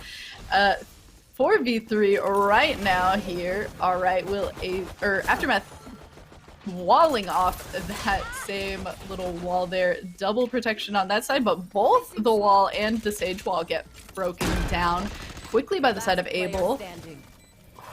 Aftermath does have the bomb down, and now we're in a 2v1 situation. That extra bit of utility that came down for that wall. Okay. Ooh. So, let's be honest, this shouldn't goodness. even happen. We shouldn't even be here for that one-on-one. No. A full buy coming in from Aftermath, and Aftermath breakdown as an IGL, as a team, to be like, guys, that was too close, be careful. Oh my goodness, yeah, but Aftermath able to pull that out. However, we saw this last game. Aftermath took the first 2 rounds, but then basically got decimated for the next 6 rounds. So we'll see if history will repeat itself, or if Aftermath is able to turn the tides on this map that we've seen them previously dominate on and keep control. Who is going to be in that driver's seat here? Don't want any backseat drivers, none of those. Backseat gamers, no. Everyone in that pole position, they are in charge of their own destiny here. Both teams, Able Esports, trying their best to pry open Aftermath early on. And that is a good point. If Able can repeat history and they can take the early round, maybe they can dictate the same kind of story as they did. Aftermath, as we've seen them previously, when they get a bit of momentum behind them, they can be damn well dangerous. Oh yeah, very dangerous. And we see they kind of spread out around the map and are now doing a quick rotate all onto this A site. A site is held by this Killjoy, which can be a little bit spooky, but we do see all the members of Aftermath Esports charged and ready to go. The curveball from Abel in Wine, able to take out Mooney as he starts to rush on the site. Hot hands to heal up a little bit, but is shot by... Oh, that was... Oh, maybe... Okay, I think he definitely used hot hands on himself, but I guess there was the hot hands from the enemy Phoenix as well, covering up the same hot hands, and he gets killed trying to run out of wine there. So okay, sneaky. that Sneaky, is sneaky. sneaky. Exactly, a little bit of a Twitch moment there. Very cool. All right, and now we see CJB running onto this B site here. Ooh, trying not to get hit by this. So this last minute play here, Aftermath, more like after hours. I don't know if they'll be able to get there in time. 4 seconds. Yeah. Oh, okay. Anything They happens, are but anything planting. goes wrong. They can make it. Oh, but gets taken out. Ooh, right before the plant gets made. Not like it would have really mattered. Yeah, that last minute ditch effort to go run onto B site maybe didn't go the best for them. And we see Able Esports, with that first win after these quote-unquote pistol rounds. Maybe this is a little spooky because we watched Able Esports really take over the game after the first 2 rounds previously. This could maybe not spell so well for Aftermath Esports, especially on this save round that they are having right now. I can sense a lot of taste of deja vu coming through for the 2 teams here. Aftermath looking to defy the odds though and turn the table, flip the script and get themselves back into this game. SML equipped with that Vandal in Gardens. The Gardener is here pruning all of those weeds, and Chicago, did he get knowledge of those players? He's pinged it. I think he did. I think he certainly heard them as they start to run around, has caught at least the notion that they're all running through spawn and heading towards B site. 2 members in garage, and 2 members are going to be caught out here by Vulcan. Vulcan able to get some damage onto YMK, some damage onto 3, not a lot of damage, but at least some amount of damage onto 3 members of Aftermath Esports before Chicago is able to clean up one of those kills onto Amex. All right, Vulcan able to also take out Allman, finally closing out that kill that he started earlier. Ooh, Swift. Nice wallbang headshot and another classic headshot. Ooh. Okay, yes, go.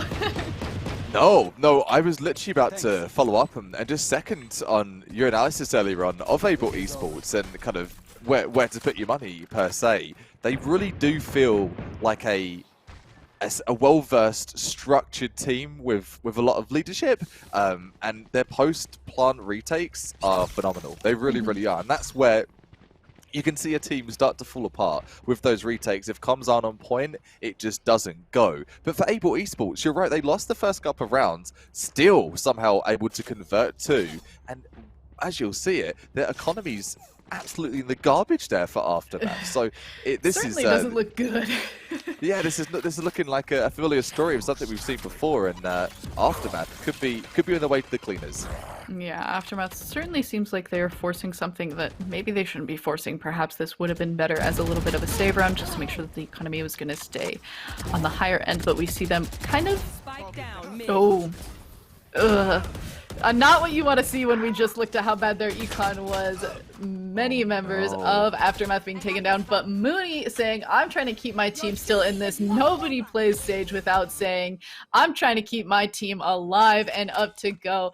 The res onto YMK after the 2 kills taken down by Mooney, and Almond getting the kill onto Swifts, and now it's a 3v1. That turned around pretty quickly, but Antal able to get their first kill of the game for Antal and the kill onto Almond as the other 2 members of Aftermath Esports rush onto A site and begin to plan.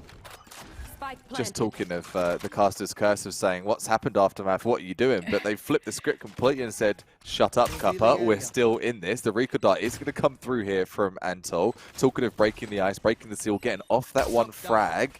Can he get 2 more and get the triple? Yeah, I meant to... Before many other things happened, we previously watched Mooney and Almond make such great plays on the Sage and the Astra, so I had a feeling that if any 2 players were going to be able to come back into this game, it was going to be those 2. At the end, we see Mooney and YMK, but it was that Astra and that Sage for a moment that were able to really hold down it for Aftermath Esports in that round, and we do see them taking that one for the side of Aftermath, and they needed that.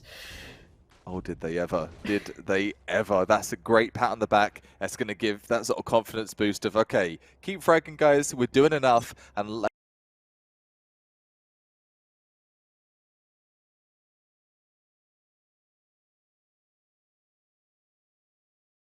You see run it back being used by Amex. All 4 ults, every ult other than Resurrection, ready for Aftermath Esports.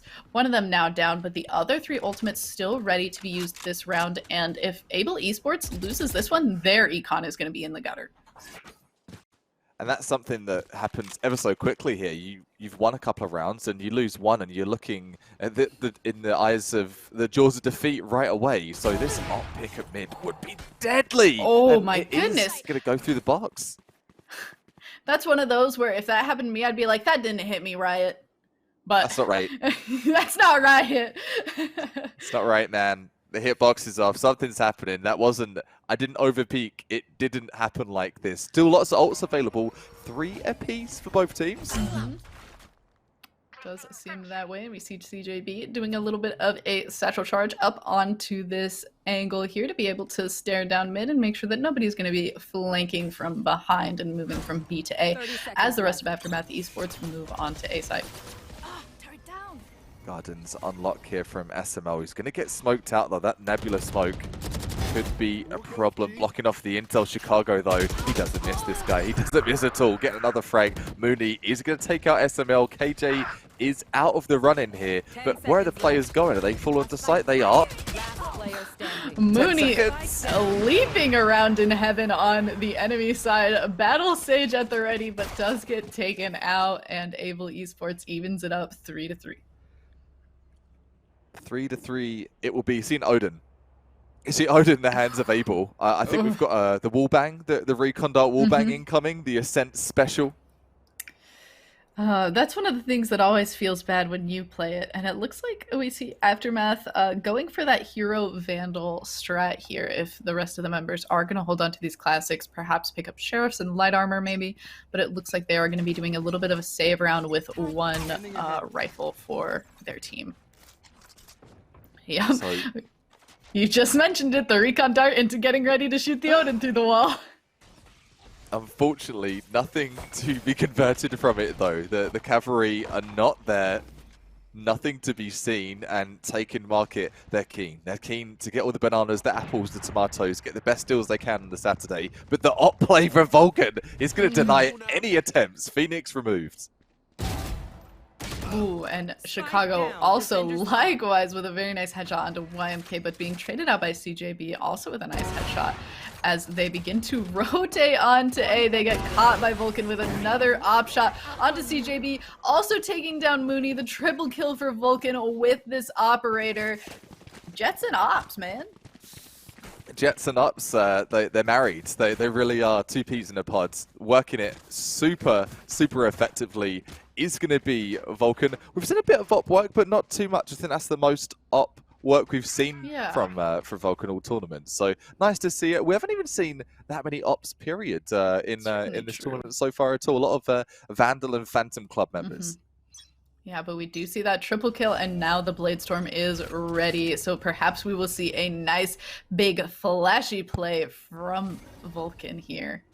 Would love to see me some aggressive Jet right about now. Go on, get it done. Nothing to be seen for this round, though. Just iron up any attack. Nothing to be seen off of A main. B main, though, is looking mighty busy in those B holes. Yeah. On A side, that was a nice little one-way smoke from Omen as well. Kind of nice. It is a little bit spooky to see these three members on A for Able, but we see them quickly rotating after getting this nice op shot onto Amax, and the call out saying, "Oh, their garage, move over, please." And it looks like, oh, some of them are gonna slow rotate, but perhaps one member of Able is gonna stay on A. Amax getting that kill onto Antal. Oof. That was the Sage Wall boost as well. I think you just saw it on the setup as they were coming through B holes. The boost off that box where the orb is, and you can get that sort of 10 feet tall kind of attack. Not going to cut the mustard with the Vulcan attack though. Bladestorm trying to do some work here in this 3 versus 2. Make that a 2 versus 2. One enemy remaining. Ooh, Mooney getting shot at in the corner a little bit, but the Raze is able to stave off SFL.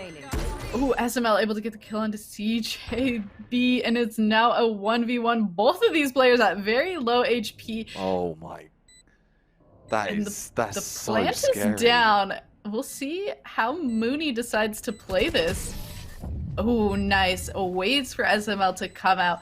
Sees that. Ooh, and again, the Econ Res. Mooney, kind of the king of using the Resurrection as an Econ Res, and pretty much every time I've been surprisingly impressed with it. When I'm playing in my games personally, I feel like the Econ Res is never the most useful in actuality, but in these games where econ matters so much because you're communicating with your team, you're saving on the same rounds, you're buying on the same rounds, these econ reses have really shined for Mooney. They most certainly have, and that's the impact of a good Sage. You don't see those heals on the likes of Able Esports, and at this level of play, is that going to be the difference maker? Having those heals, having the res to hold on to that economy. Excellent point as well. We've not talked about how a res can change the economy game, and you think of it, that's one, maybe 2 weapons you can get, one in the eyes or the hands of the person res, and their econ to go for another repurchase. So that's really a res and 2 weapons. That's massive. Yeah, certainly, and it's been very good for Aftermath in both of these games. And we mentioned that Aftermath won the first 2 and then Able clawed back another 2, and now we've kind of gone tit for tat a little bit back and forth, trying to figure out who's going to take the lead here, going back and forth, and it'll be very stressful if this game 3 goes back and forth this much. It will be. It will be a ride and die. But Moon, what was that? Landed on the moon. Yeah, apparently is just in outer space, out of his mind, takes that kill onto Vulcan. Up? 30 seconds left. Don't know her. Just got that kill and now gonna run and join my team again. Just like that, like nothing happened, like a thief in the night. 3 versus 3, Cosmic Divide is available here for Aftermath if they can get the setup here. SML spraying that door, let me in. Oh no, this isn't it. Ooh, YMK with the kill onto Chicago. Antal, Hunter's Fury, taking out Almond. Alright, the stage wall is blocking. Oh, nope, it is blown down.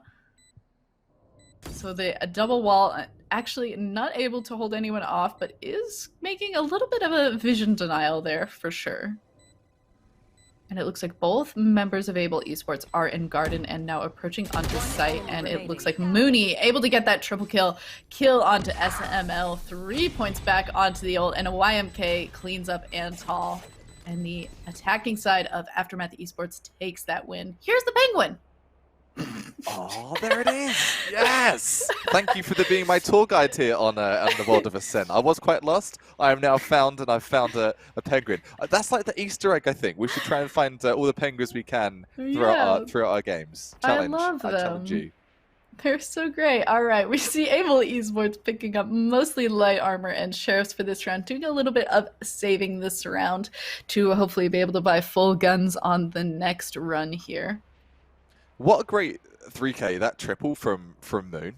That was such finesse of individual talent. It wasn't really team plays necessarily. It got those frags. It was all individual skill. I'm loving this penguin here, our new friend. He reminds me a bit of Pingu. Did you watch Pingu at all? Did you watch Pingu? No, I didn't ever watch Pingu.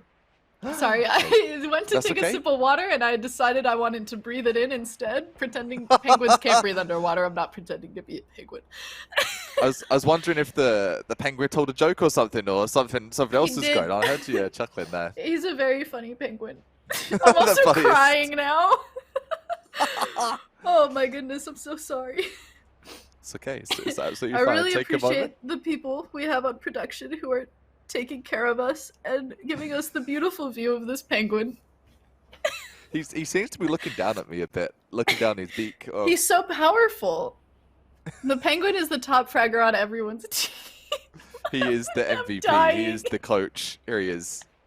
What a guy. Look at that. You see that face? You wouldn't mess that. That's the face of a killer. What's he wearing? He's wearing I don't know, like a little backpack and a beanie. That's a really cute backpack.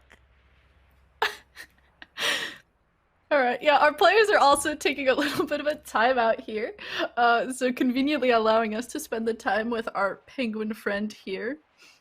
The TGS penguin. He's a TGS t-shirt. Where's his branding, guys? Yes. Come on. Oh, I'm doing that after this game. I'm drawing this penguin. I'm an illustrator by trade, and I'm now gonna be drawing this penguin with a little TGS t-shirt on. The resident penguin shall be created. And back to the game while you're here, as well as the laughs. I joined in the lovely Becky and Cover Frank is my name. Hopefully with a good time so far. The penguin is, we are, and the players are as well. Recap, Aftermath, they've taken a map. Recap. Able, they've taken a map as well. The showstopper is going to be put to work, starting things off for Aftermath here. In come the shock darts, raining down the pain. Who's it going to be here, Becky? 5 versus 4. Ooh, well, if it continues to go back and forth, then I can only say that Able Esports is supposed to take this one down. However, Aftermath is having a good start on this map. They've taken this B site pretty swiftly. Mooney with a nice wall-banging headshot onto SML, and Amex with a double kill here. This looks like it's going to go back in Aftermath Esports' favor, unless... No. Would have been cool to see Anton win a nice 1v5 there, but we see Aftermath finally getting a few more in a row here, and it is 6-4 now. Aftermath continuing to do this attacking side, has a bit of an advantage in econ here for sure. And we've seen Aftermath Esports do an insane job defending on this map in particular. So I think if they are able to go with a winning record into the Switch, it's really going to go in Aftermath Esports' favor unless Able Esports is able to really impress me. Yes, a lot of A's. A lot of A's in this this matchup today for Able Esports, taking out Aftermath. Been wondering why I've been fumbling all those vowels, but we know now because there's so damn many in this game. Definitely so though. It would be epic if Aftermath could take that. They've had a really good defensive side, and that would really set them up for success. They've struggled on the attack, and they've had a really good attack, and the curveball coming through as well as that run it back. Shut down immediately there by Volk. Done super well on the operator so far today. Oh yeah, and again, you mentioned it, we haven't seen Vulcan really do a ton with the operator in the previous 2 games that we watched. However, now with this op has kind of turned it on, and it's been very cool to see. I mean, you're used to seeing Jets with ops, but this is the first time that we're really seeing Vulcan make use of this operator. Can we see any more as the game gets going? A nice little jet spray with the heart on the wall over there.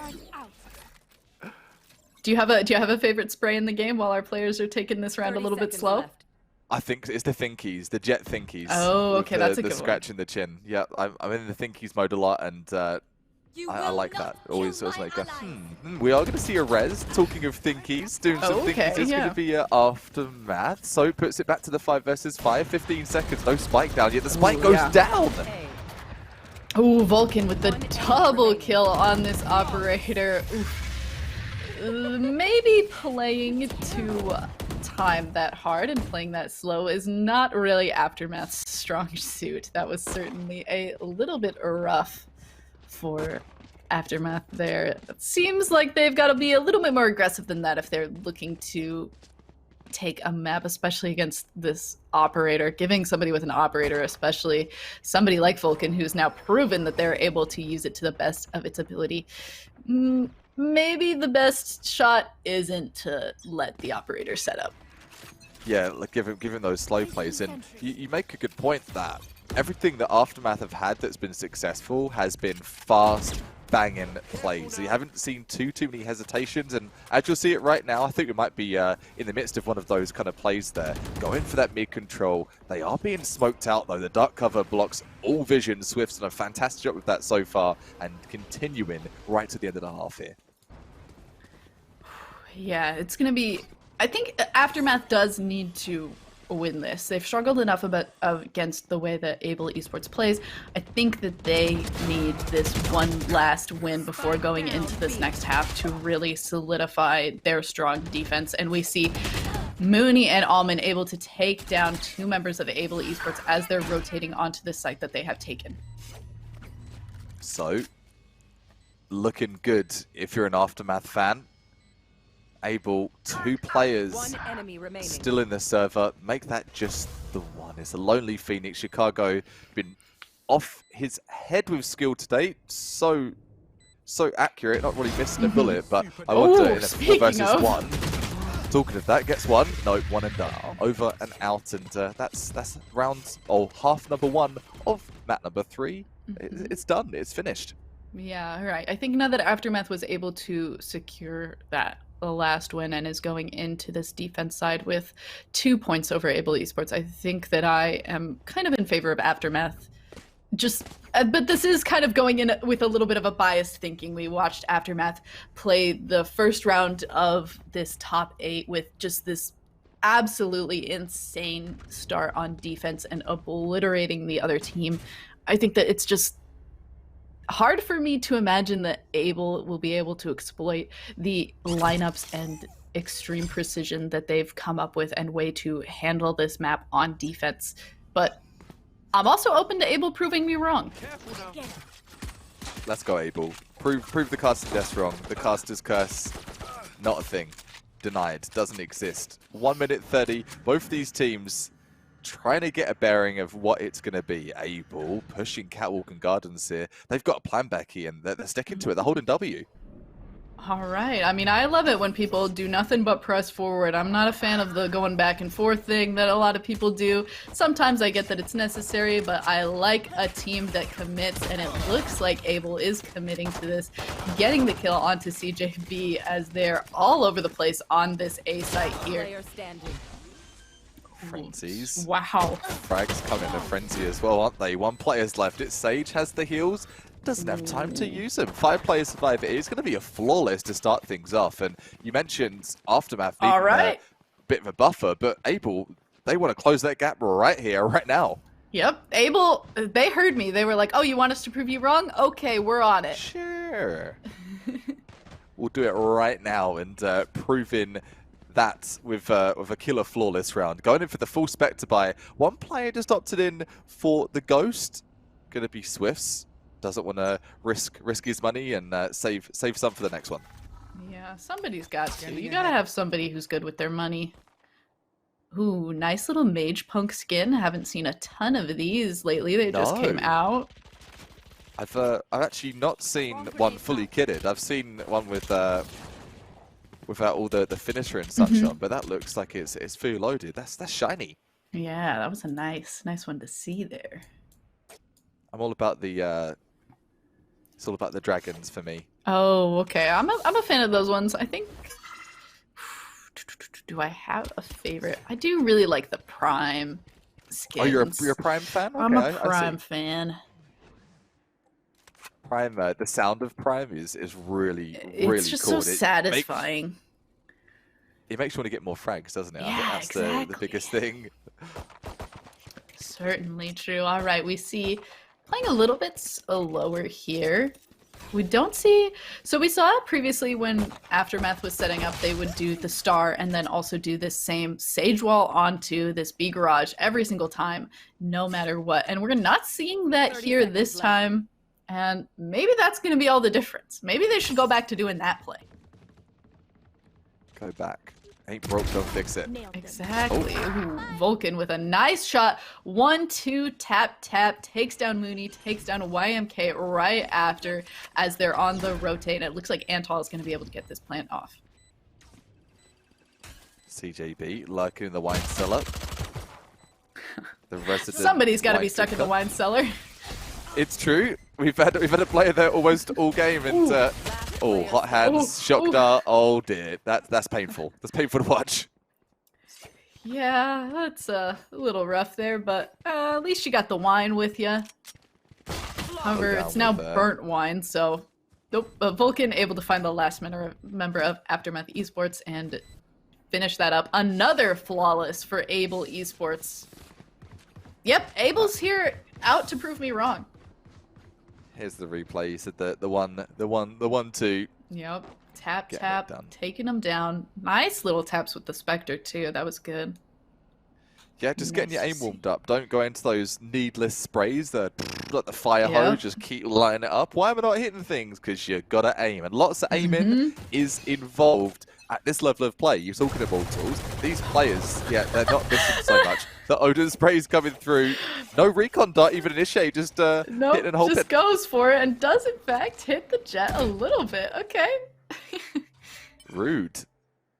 That's exactly what I would say if I got hit by that. I'd just be like, rude, and walk away.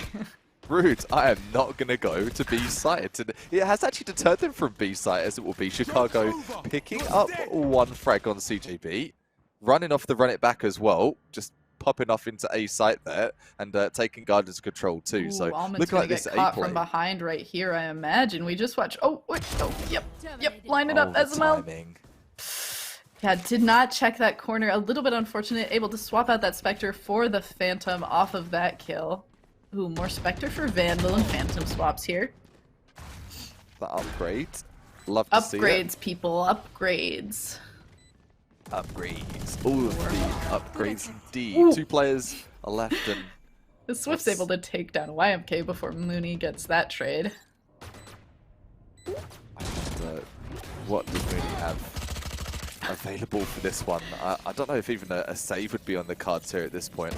Like, so much util, 1 player left. Mooney going down in the fire and the flames, and yeah, going to take potentially the coach's corner advice and say, you know what, maybe saving is a good idea. Yeah, maybe we just take a moment, do a little bit of saving here. Alright, I previously was talking about how much I was raving about Aftermath's Esports defense on this site, but they really haven't done the thing that we saw them get so much success with in the previous game that we watched. Maybe they're worried that the enemy team is going to know that strategy for some reason and is too scared that if they do go for a play like that, it's not going to be successful because that trick has kind of been revealed at this point. And so now they're just trying to do some different tricks that maybe aren't working as well. But we haven't even seen really the Sage and Astra on the same site yet. They've been kind of in close vicinities. We see them now both in the mid site. Maybe they'll be able to make something work together here, but we'd see Vulcan or Able running to do a very similar play here. 3 members going on to A, 2 members making noise B, and the spike waiting to be picked up by the B or A rotate in the mid. That's a great mention, actually. We haven't seen... Oh, good start there from Chicago. We haven't seen so much of that omnipresent combo of Astra, of the Sova Dart coming through. And we talked about that. There were some excellent plays earlier on today, but they've started to be a little quieter within the combos, and that could speak to fatigue. We are getting to the end of a tournament here. It's at semi-finals. Players have been gaming all day, and they're starting to feel the burn there. Dosing up on that Red Bull. Swift's grabbing one frag, and it's a 5 versus 2. Aftermath Esports, where are you? Yeah, wow, okay. I don't know if it's so much that Abel is coming to prove me wrong, or if it's Aftermath just not being able to get a foothold. It's like when you're trying to climb something, you think that something is a sure footing, and then it slides out from under you, and it just keeps sliding out from under them. One person will fall in Aftermath, and then the rest of them just fall like dominoes afterwards. And it's kind of falling apart for Aftermath right now. They have not been able to win one since the sides switched. And you talked of, and we both did, of, okay, there's 2 rounds for Aftermath. They've had a decent defense so far in this tournament with the Astra combos, with the Sova darts, with the Sage slows, the walls as well, but they've really not turned up with that. So I'm not too sure if that is part of the plan. Only one player will know. That's the IGL of Aftermath Esports. Time will tell though. Maybe they're saving that trickery right until the end of the game. But there isn't too much left here. No, certainly not. We're only 3 points away on Abel's side from match point here. But we see they're doing their best here to retake this site from Abel. Amex in market here. Gonna throw out a curveball. Get caught from behind by Vulcan. Did not check that corner. Took the 50-50 and checked the wrong corner there. Mooney knows where Swifts is, but gets lost in the gunfight. Head tapped, and Swifts and Chicago able to finish off the members of Able Esports and get their squats in. Squat 1, squat 2, and they're through with that. Talking of squats, funny story. I went to physiotherapy a couple of months ago. Hurt my back. You know you're getting older when you hurt your back, and if you're not there yet, you'll get there eventually. But I didn't know how to do squats. The whole time I thought I knew how to. When the physiotherapist like, do a squat for me, and I did a squat. She's like, what's that? I'm like, it's a squat. She's like, no, it's not. So definitely, practicing squats is important in game and out of the game as well. And I wonder for this point, who's going to be doing the heavy lifting for the rest of this one? Volk, he doesn't have an op, but he's still turned up with a Vandal pick. Still pulling hard. Almond, that was previously one of the MVPs on the team. Beautiful Astra play that we saw earlier in the day, just keeps kind of falling early in these later matches here. The Sage Wall finally in one of the default places that we were used to seeing it, but isn't going to be able to do any of the nice Astra combos since the Astra was the first to fall here. And that's it, isn't it? You lose that controller, you are going to start to lose control of the round. It's starting to slip away from them. Volk getting no intel, but just pre-fires market and says, I've got a feeling, and the feeling is going to be correct. 3 players are left, and this is looking bleak. Yeah, what a blind fire into the dark cover finds Mooney. That's got to feel just bad. You lose so many rounds in a row, and then you get blind fired. That's gotta feel a little bit demoralizing, and Abel continuing to just pick off members of Aftermath Esports one by one. Don't even plant the spike, just take that round down. My oh my, oh there's a squirrel too! Oh, a new friend! What? Oh, he's got a little acorn grenade. Oh, that's really cute. Maybe that would go really well with my copper frag. There you go, yeah. Frag. Nice. How cute. I like that the producers have shown us a new little friend here. Aww. Well, see, we aren't able to go to zoos in COVID, but it's okay. We're getting a little free tour here. Yeah, for exactly. the TGS Open Series. It's so good. Yeah, the little TGS Valorant zoo here. We're showing us all the cute little animals. Very good great. Fun. Good fun production. Thanks for sharing that. Always keeping a smile on our face. And we having no problem with all the smiles though. There's been so many good plays today in this open series. And if you're wondering what kind of rank are we looking at here, or is this an amateur set of games? Not at all. Immortal players are all over the place. A couple of Radiants dashed in here as well. So do not be fooled. This might be a smaller tournament, but some top tier talent is present here in the run-in for that $500. Semi-finals right now, and this is the last map of this best of 3 for the semi. So one team goes through. Aftermath had a great start to map number 1, but Abel, they're taking control here.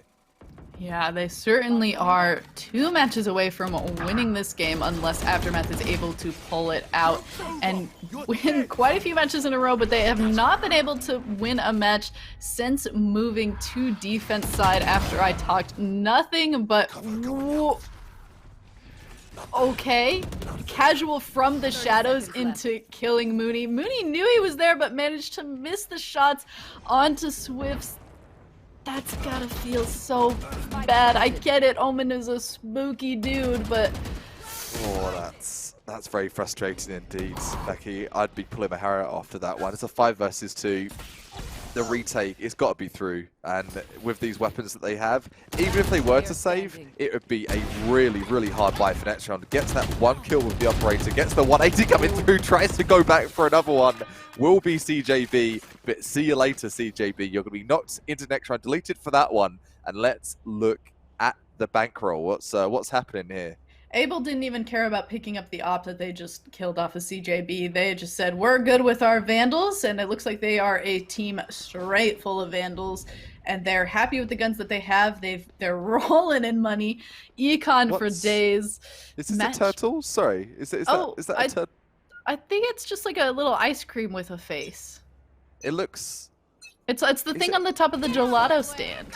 Oh, wow. I need to check my eyes there. I was like, is that it's an ice cream turtle. It could be a turtle. No, mate. It's just a turtle. I know on the back of this site there's a statue of a lion as well. I'm talking while we're in a match point of our Able Esports. Fine. No, it's been a clear tell here. Aftermath, though, they might be doing the reverse sweep here. They're not quite done, Becky. All right. This is what I would love to see. Aftermath bringing it to a 4v2 situation. Finally, let's turn it on Aftermath. Let's bring these kills back. Take Able Esports down a notch and at least bring us into a better spot, especially on this thrifty round for Aftermath Esports. Let's go. Let's go. Let's see it. We need to see the fire in the veins here of Aftermath Esports. We've seen some crazy plays so far earlier on today, and the time is now for some more. Able, though, they've been getting themselves out of these situations. I have absolutely no idea. For a 4 versus 2, straight to a 2 versus 2 with headshots exchanged, and this is, again, looking backs against the wall for Aftermath. Oh yeah, but we've seen Alman and Mooney pull out some insane 2v2s here, and maybe it's time to do it again, and we see Alman is able to take down SML. Now we know where Antal is, so maybe Mooney will be able to do something. Mooney reses YMK on B site, and the two of them are now rushing to A to catch up to Antal, who is beginning to plant the spike. Run, Virus, run! Heading out of the Forrest Gump style, getting the spike down, planted for Wine Cellar as well, but Anto, he has no intent of going to Wine Cellar. I think he's going for the big flank. Oh, this is I like making these like aggressive flanky plays when you're in a situation like this, but the glass in Garden is going to make it really difficult for him to actually get off an effective flank. When you have to break that glass, you aren't really able to do that, and we see Antal getting the nice tap onto YMK. The Hunter's Fury coming down to try and stop Mooney from defusing. Mooney starts the defuse, and Mooney is able to get the kill as Antal breaks down the wall, and I think Mooney will be safe to get this defuse and get a win back on the side of Aftermath Esports. Give me that Vandal. Give me that. Give me that Vandal. Give me that round. And give me this game. Aftermath still in the running for this one. Not tapping out just yet. But just to tell the tale of how tight things are right now, 4 players with light armor. And not only that, there's an Ares. There's an Ares. Hey, the Ares is pretty strong right now. Both of the machine guns are in quite a good/strong position for how expensive they are as guns. Most people I know quite prefer the Ares over the Spectre. I think it just kind of, in the end, is going to depend what you're comfortable with. But we do, see that Ares as the pickup among a lot of these Vandals and Phantoms. So maybe that little bit of a save will be enough to push them into a 12-9. I wonder what we're going to see here. Still 10 players alive. We've hardly seen any agent see the opposing agent so far, and as we mentioned, when you get to those later stages of the game, the tensions are riding high. No crazy hyper-aggressive things are going to be made. Oh! CJB just does not have good luck with these like little jiggle peeks that he keeps making. Every time I feel like he does it or he gets peeked on, just immediately gets taken down, and I feel for him. That never feels like a good thing to have happen to you. Placing swarm grenade. Definitely doesn't. And Swarm with grenade that out. kind of vibe, if you keep getting punished over and over again, maybe he's getting singled out. Maybe that's something that Abel have been aiming to do. The curveball coming through to backside. The spray of the Ares coming through gets one frag. Not able to double down. It's a 3 versus 2 though, and perhaps Aftermath, they're in a good post plant here. Yeah, but the 1-for-1 with the Ares is certainly not the worst situation to have been in against a team of all Vandals. So I imagine that if you're YFK, you certainly take that. Last player standing. All right, Alman and SML in a little bit of a gunfight, and Alman is going to win against SML. And the other gunfight on the other side of Boathouse also going to be one for the side of Aftermath Esports, and Aftermath Esports is going to bring this to 12-9. Match point still for Able Esports, but they have now lost the last 2. So maybe Aftermath just wanted to play with their food a little bit, and they wanted to wait for a dramatic reveal. Yeah, make it more dramatic. Why don't you make it more dramatic? Economy is still pretty damn healthy for the likes of Able Esports. So I'm not too sure if this really was the game plan. If it is, they're doing a very good job at making sure our eyes are glued to the screens here. We're off once more. Are we going to see maybe an entry pick from Able Esports? If they were able to do that, they would completely break down that defense, and we haven't seen that in quite a few rounds. So that would be really, really encouraging to see from Able. Yeah. Oh CJB no! does have, oh no! The wall bang onto the kill with Alman. Chicago with the kill onto YMK as they push onto this B site. Mooney is a little bit alone and gets shot from the side of the head by SML. CJB thankfully able to get 1 kill to try and bring this back. And the plant is going down with Ants Hall. Swifts with the kill onto Amex. Ooh, almost tags the Raze at the back of the site, does a little bit of a teleport to reposition and try and continue to catch CJB. This is all on CJB, and CJB's only at 19 life. Oh no, this is looking like a fairy tale gone wrong here. Oh no. And a spray coming through the cloudburst too. So cloudburst. Oh no. Yikes. That's insult to injury there for the likes of Aftermath Esports. And the aftermath of that one, they are going to be knocked out in the semi-finals. Able Esports are taking themselves to the finals, and GG in a full best of 3. You don't always see that, but it went the full distance for that one, Becky. Full distance, and we almost went into overtime in that final match too. Aftermath was really trying to pull it back after losing 7 straight rounds after that switch. That was pretty rough, and they almost got it back. They certainly made me get my hopes back up a little bit. A little heartbreaking to see Aftermath really struggle to defend that time after we saw such a beautiful defense from them the first time that we watched them play. It just wasn't the same against Able Esports. It wasn't. They did attempt those plays a couple of times, but they were just constantly shut down by Able, and I think there's a couple more individual plays is going to get them into that final. We'll be heading off to that final. I believe we have about a 15, 20-ish minute break just to get everyone ready up to scratch, get off their gaming chair, stretch their legs, get a drink, whatever they need to. Before we do, of course, we've got to give a plug to our delightful sponsors who are making everything possible to happen today. First of all, Red Bull, thank you so much. And give a little breakdown of something Red Bull have got going on. Perhaps not something for me, because I'm not in university, but if you are in the university, the Red Bull Campus Clutch invites students from more than 50 countries. Long story short, 50 countries are going to fight it out. There's Canadian qualifiers if you fancy your chances of playing against maybe some EU players that you haven't played against before. Different play styles, mix it up and make yourself a better player in the run-in and maybe make some money too. So make sure you check that out. I will give you the link in just a second there. And what is the link you're seeing for the Red Bull Campus Clutch there, Becky? Sorry, the link for it? In fact, sorry, my page just loaded. My apologies. No, yeah, it is Redbull.ca/campus redbull.ca, clutch. Yep. That's okay. It was a simple one, but my page didn't load, and I was, you're okay. out the zone for a second. We're good to go. I was looking at something else too, so I was like, "Oh, I'm trying to help, but I'm something else entirely." And our last thank you and sponsor we would like to say is from Norquest College, who this series is presented by. Want to join the growing Northwest College esports scene from Rocket League, Super Smash Bros., Valorant, League of Legends?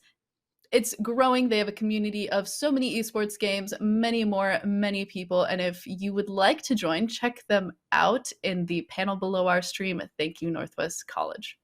Definitely so. Thank you, Northwest. Thank you very much, Red Bull. And thank you, TGS, for having us. But we're not going anywhere for the long haul just yet. Please take a couple of minutes, back in about 10, 20 minutes here, with the finals for the best of 3 for the TGS Open Series here for Valorant on your lovely Sunday, or Saturday, if I can get my days right. I'm about to say sunny Saturday. Wishful thinking, apparently, that I'm going to be asleep on a Sunday. More action to come in your way very, very shortly. Don't go anywhere. We'll catch you in just a few. Hello, and welcome back to the TGS series presented by Norquest. We are watching this Valorant tournament. We are about to get into the finals and figure out who is going to take home the $500 cash prize. It's been an exciting day. I mean, we've only been here for the tail end of it, technically. Players have been playing all day since early in the morning.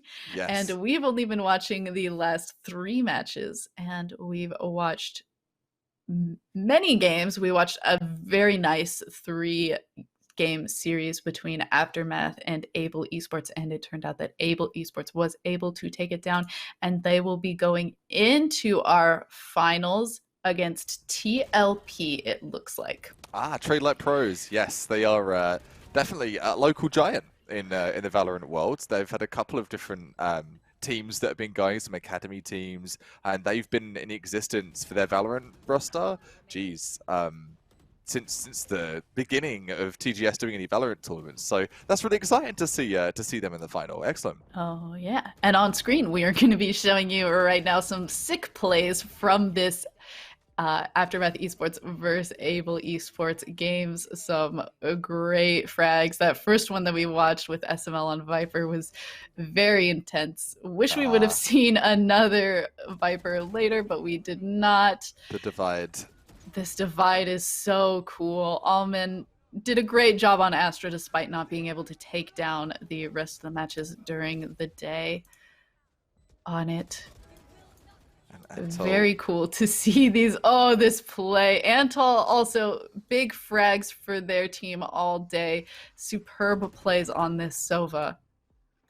Absolutely phenomenal plays. And just want to give a quick shout out to production as well, just so I've got the opportunity to. This is all new, and they run it back there. It's all presented to you by Kanto. And thank you so much, Kanto, for being another one of our beautiful sponsors here for the TGS Open Series, as we will. There's lots of giveaways. I know you mentioned it earlier, and you did a beautiful job of explaining it to Becky. Take it away. What else do we have to offer from Kanto?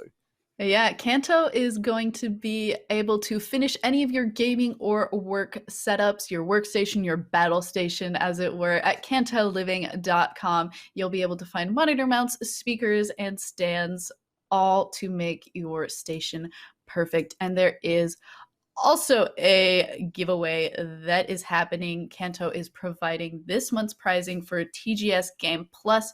For more info, go to tgs.gg.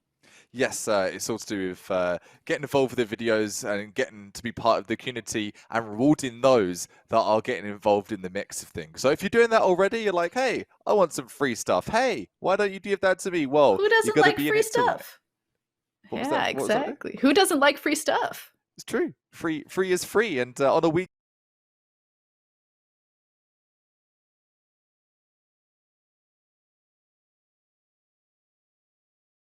To Norquest College as well.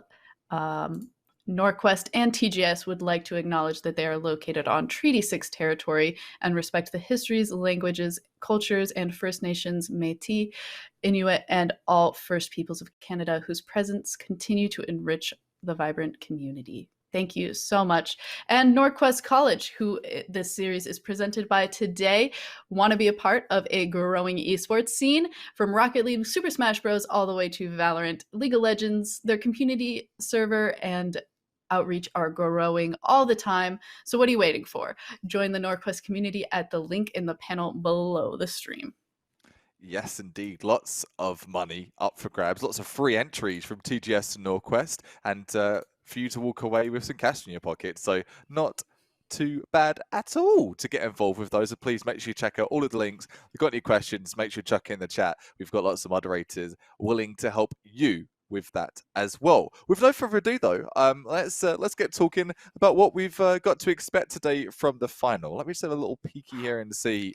I'm not sure if we've got any maps yet. We do not. So we're still just waiting Mm-mm. for the map vetoes and the bans, etc., to go ahead. In the meantime, though, let's talk about what we've seen so far today and what we need to see in a final for a team to take it away. So let's focus on Able Esports. We've seen the most of them across their Mhm. epic, that saga, that best of three, that was a grueling best of three. Do you think for a team like Able, that's going to make them fatigued going into the final, Becky, or do you think they're going to still have some fuel, some gas in the tank?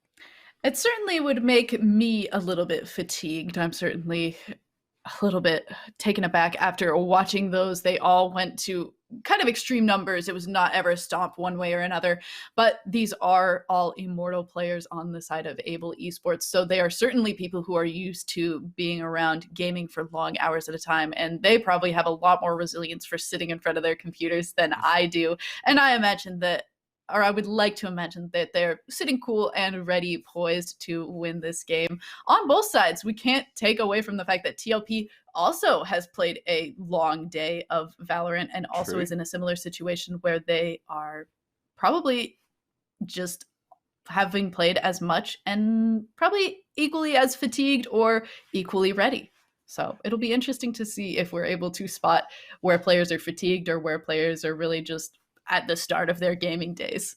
It's it's a big thing to ask and a good thing to consider if like Valorant and anything FPS. It's an endurance race. It's an Mhm. endurance race when you're going through these big tourneys where yeah, it's not just I played my game, sweet, see you later guys, I'm out. No, you've got more games to play, and when it gets to that best of three realm as well, it can get really spicy. I was looking through the roster on TLP, couple names that I do recognize from former casting, but some new names as well. So Chaotic, well known on that roster to be an absolute legend. And I've got Caspar, you've got Hira, a couple of newer players that I have not had the opportunity to cast before, but I'm excited to see what they can bring to the server.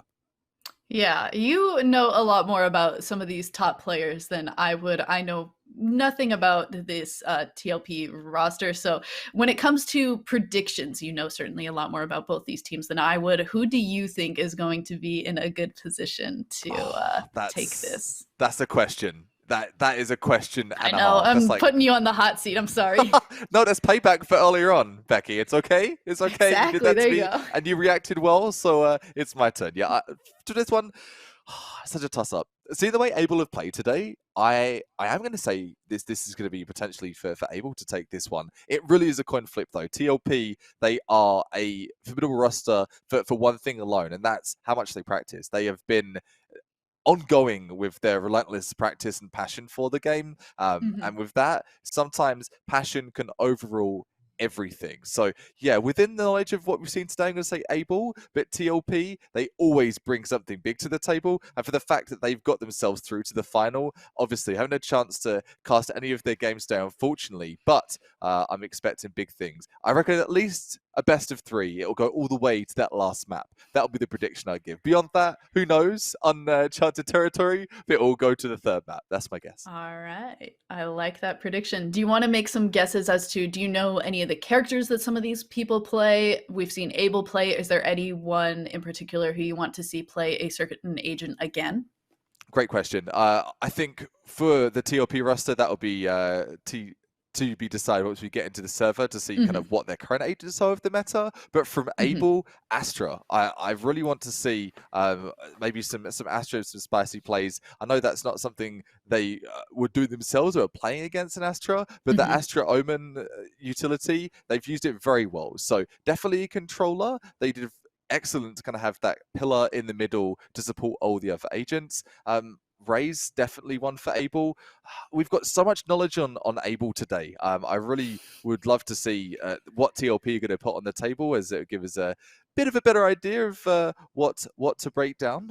I know TLP, I said they have been around, just to give you a recap, mentioned it earlier, I will mention it again. They have been around since the beginning of TGS doing Valorant tournaments. I've seen them pop up in a bunch of other tournaments as well, and they are a growing org from that grassroots scene. They've got their academy teams, and if you're talking about who spends the most time in the range, I'm probably going to say TLP for the two of them. Agent-wise, have you got anything from Able you're like, okay, you guys did this really well in the tournament today, we need to see this for you to get the dub? Have you got anything you've noticed that really stood out for you from the Able roster?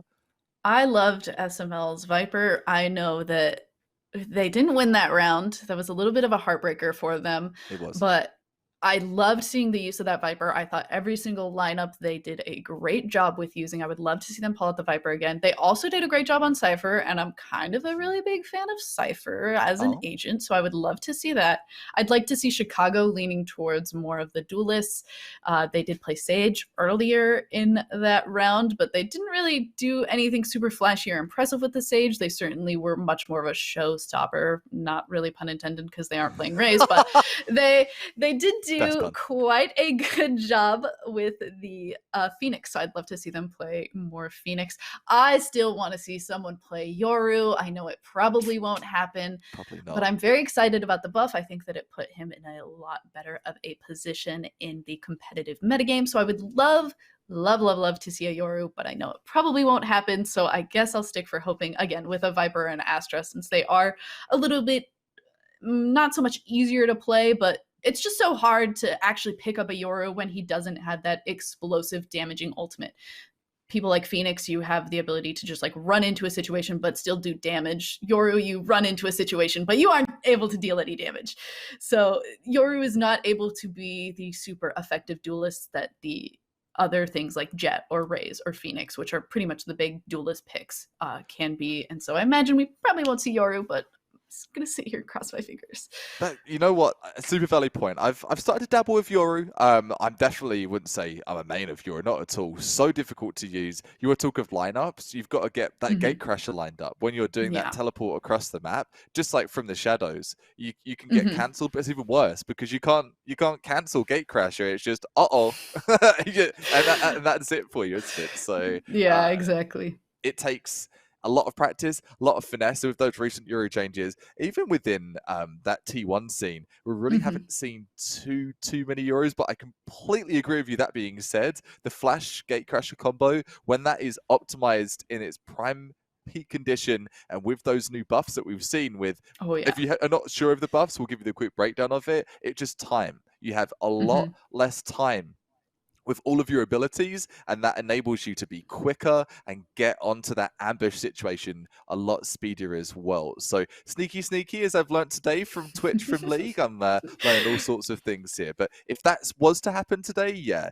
you got to be sneaky if you're going to be Yoru. Yeah, and every time I see a Yoru make the best use of that teleport with the gate crash, my mind is always so blown. It's always like grabbing like a kill somewhere, going into another place, just ending up in a completely different situation, kind of like you see with like Omens, and you just end up all over the place, being sneaky, and just getting to do some like really flashy plays. And when you see someone do it well, it's just so impressive, and I'm just always like, my mind is blown. You're insane. It's like, and so I would love to see that from these Radiant and Immortal players, but I understand he maybe hasn't been buffed long enough that people have really gotten to get used to playing him. So I'll accept if he doesn't get picked. I was excited to see the Viper. I was very excited to see the Astra. If we all end up picking older, very kind of comfort picks, I'm okay with that. I got to see some new and exciting things here today. We did. The fact we got to see SML doing the Viper on Icebox, I think that was a feat in itself. And we both were up in arms and excited about that one. Yeah, if there's any more to come, it'll be the double cherry on the cake of what a fantastic set of games we've seen so far today already. Talking of Yoru, though, and it's an interesting point to break down as well.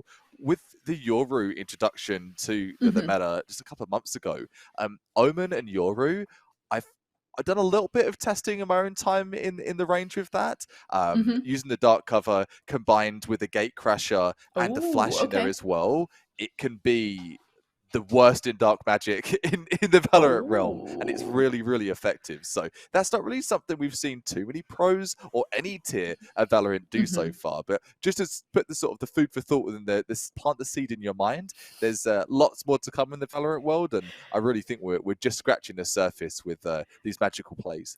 Yeah, get more people to play Yoru. No, plant that seed. Let's go. I want Let's more go. people to play Yoru. Yoru, let's go. Need to see it. All right, we've got one more thing. We're just waiting on our players to finish up here. We'll be getting down into the match very soon, but one more thing before we go down into it. We mentioned the TGS Valorant Zoo. What's your favorite animal that's on any map in Valorant? I've only seen the penguins, and you know what? It's as of a week ago that someone pointed it out. It was on Icebox. I just had a crazy clutch. Adrenaline was rushing off the charts, and this guy's like, "There's a penguin over there." I'm like, "What?" He said, "There's a penguin over there." I was like, "There's a penguin?" Run over, knife out, had a look. It's going to be the penguin so far. I thought I saw a turtle, but to my dismay, it was not a It's turtle. just some ice it was cream. just an ice cream. So I'm going to go with penguins. Have you got any other cheeky animals you've seen hiding in Yeah, in so Valorant? actually on Ascent in Hell on the left side of Hell, if you're in it and A site is in front of you, if you go to the left side, there's a sloth painting Oh. on the left side. It's like a monk sloth. I don't know. He looks like very cool. He's got like some robes on. I'm pretty sure it's a sloth. It might be some other animal, but let us know in Twitch chat what your favorite animal Please. painting, sculpture, critter on Valorant is. I want to know what everyone else's favorite little fun animals that are in Valorant are. Because I think that they're always so fun every time I see them. And if you couldn't tell from the game that we just watched, where I was crying over production showing me the penguin on Ascent. Tears of joy.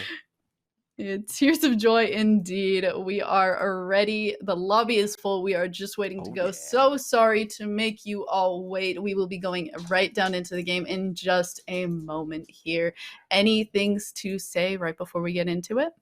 Talking of animals and with the ones we've seen, please do let us know what Easter eggs and what guys you found in hiding amongst the maps in Valorant. For things to talk about and ones to watch for this matchup, I'm going to say SML. He's been doing a cracking performance so far. I'm going to say he's probably the one to watch for going into this final. For TLP though, as I said, don't sleep on TLP. We might not have seen any of them on stream today, and if you've never seen TLP before, be warned. They have a sick roster. They're always practicing, and I know at least 2 to 3 players of this roster have been playing together for a decent chunk of time. So with that in mind, I'm not too sure of Abel's origin. This is the first time I've had the courtesy of being able to cast them. But yeah, I think today, this final, it is so evenly matched up. It is so evenly matched up. This is going to be, we talked about coin flips for maps. It's going to be a coin flip for the final.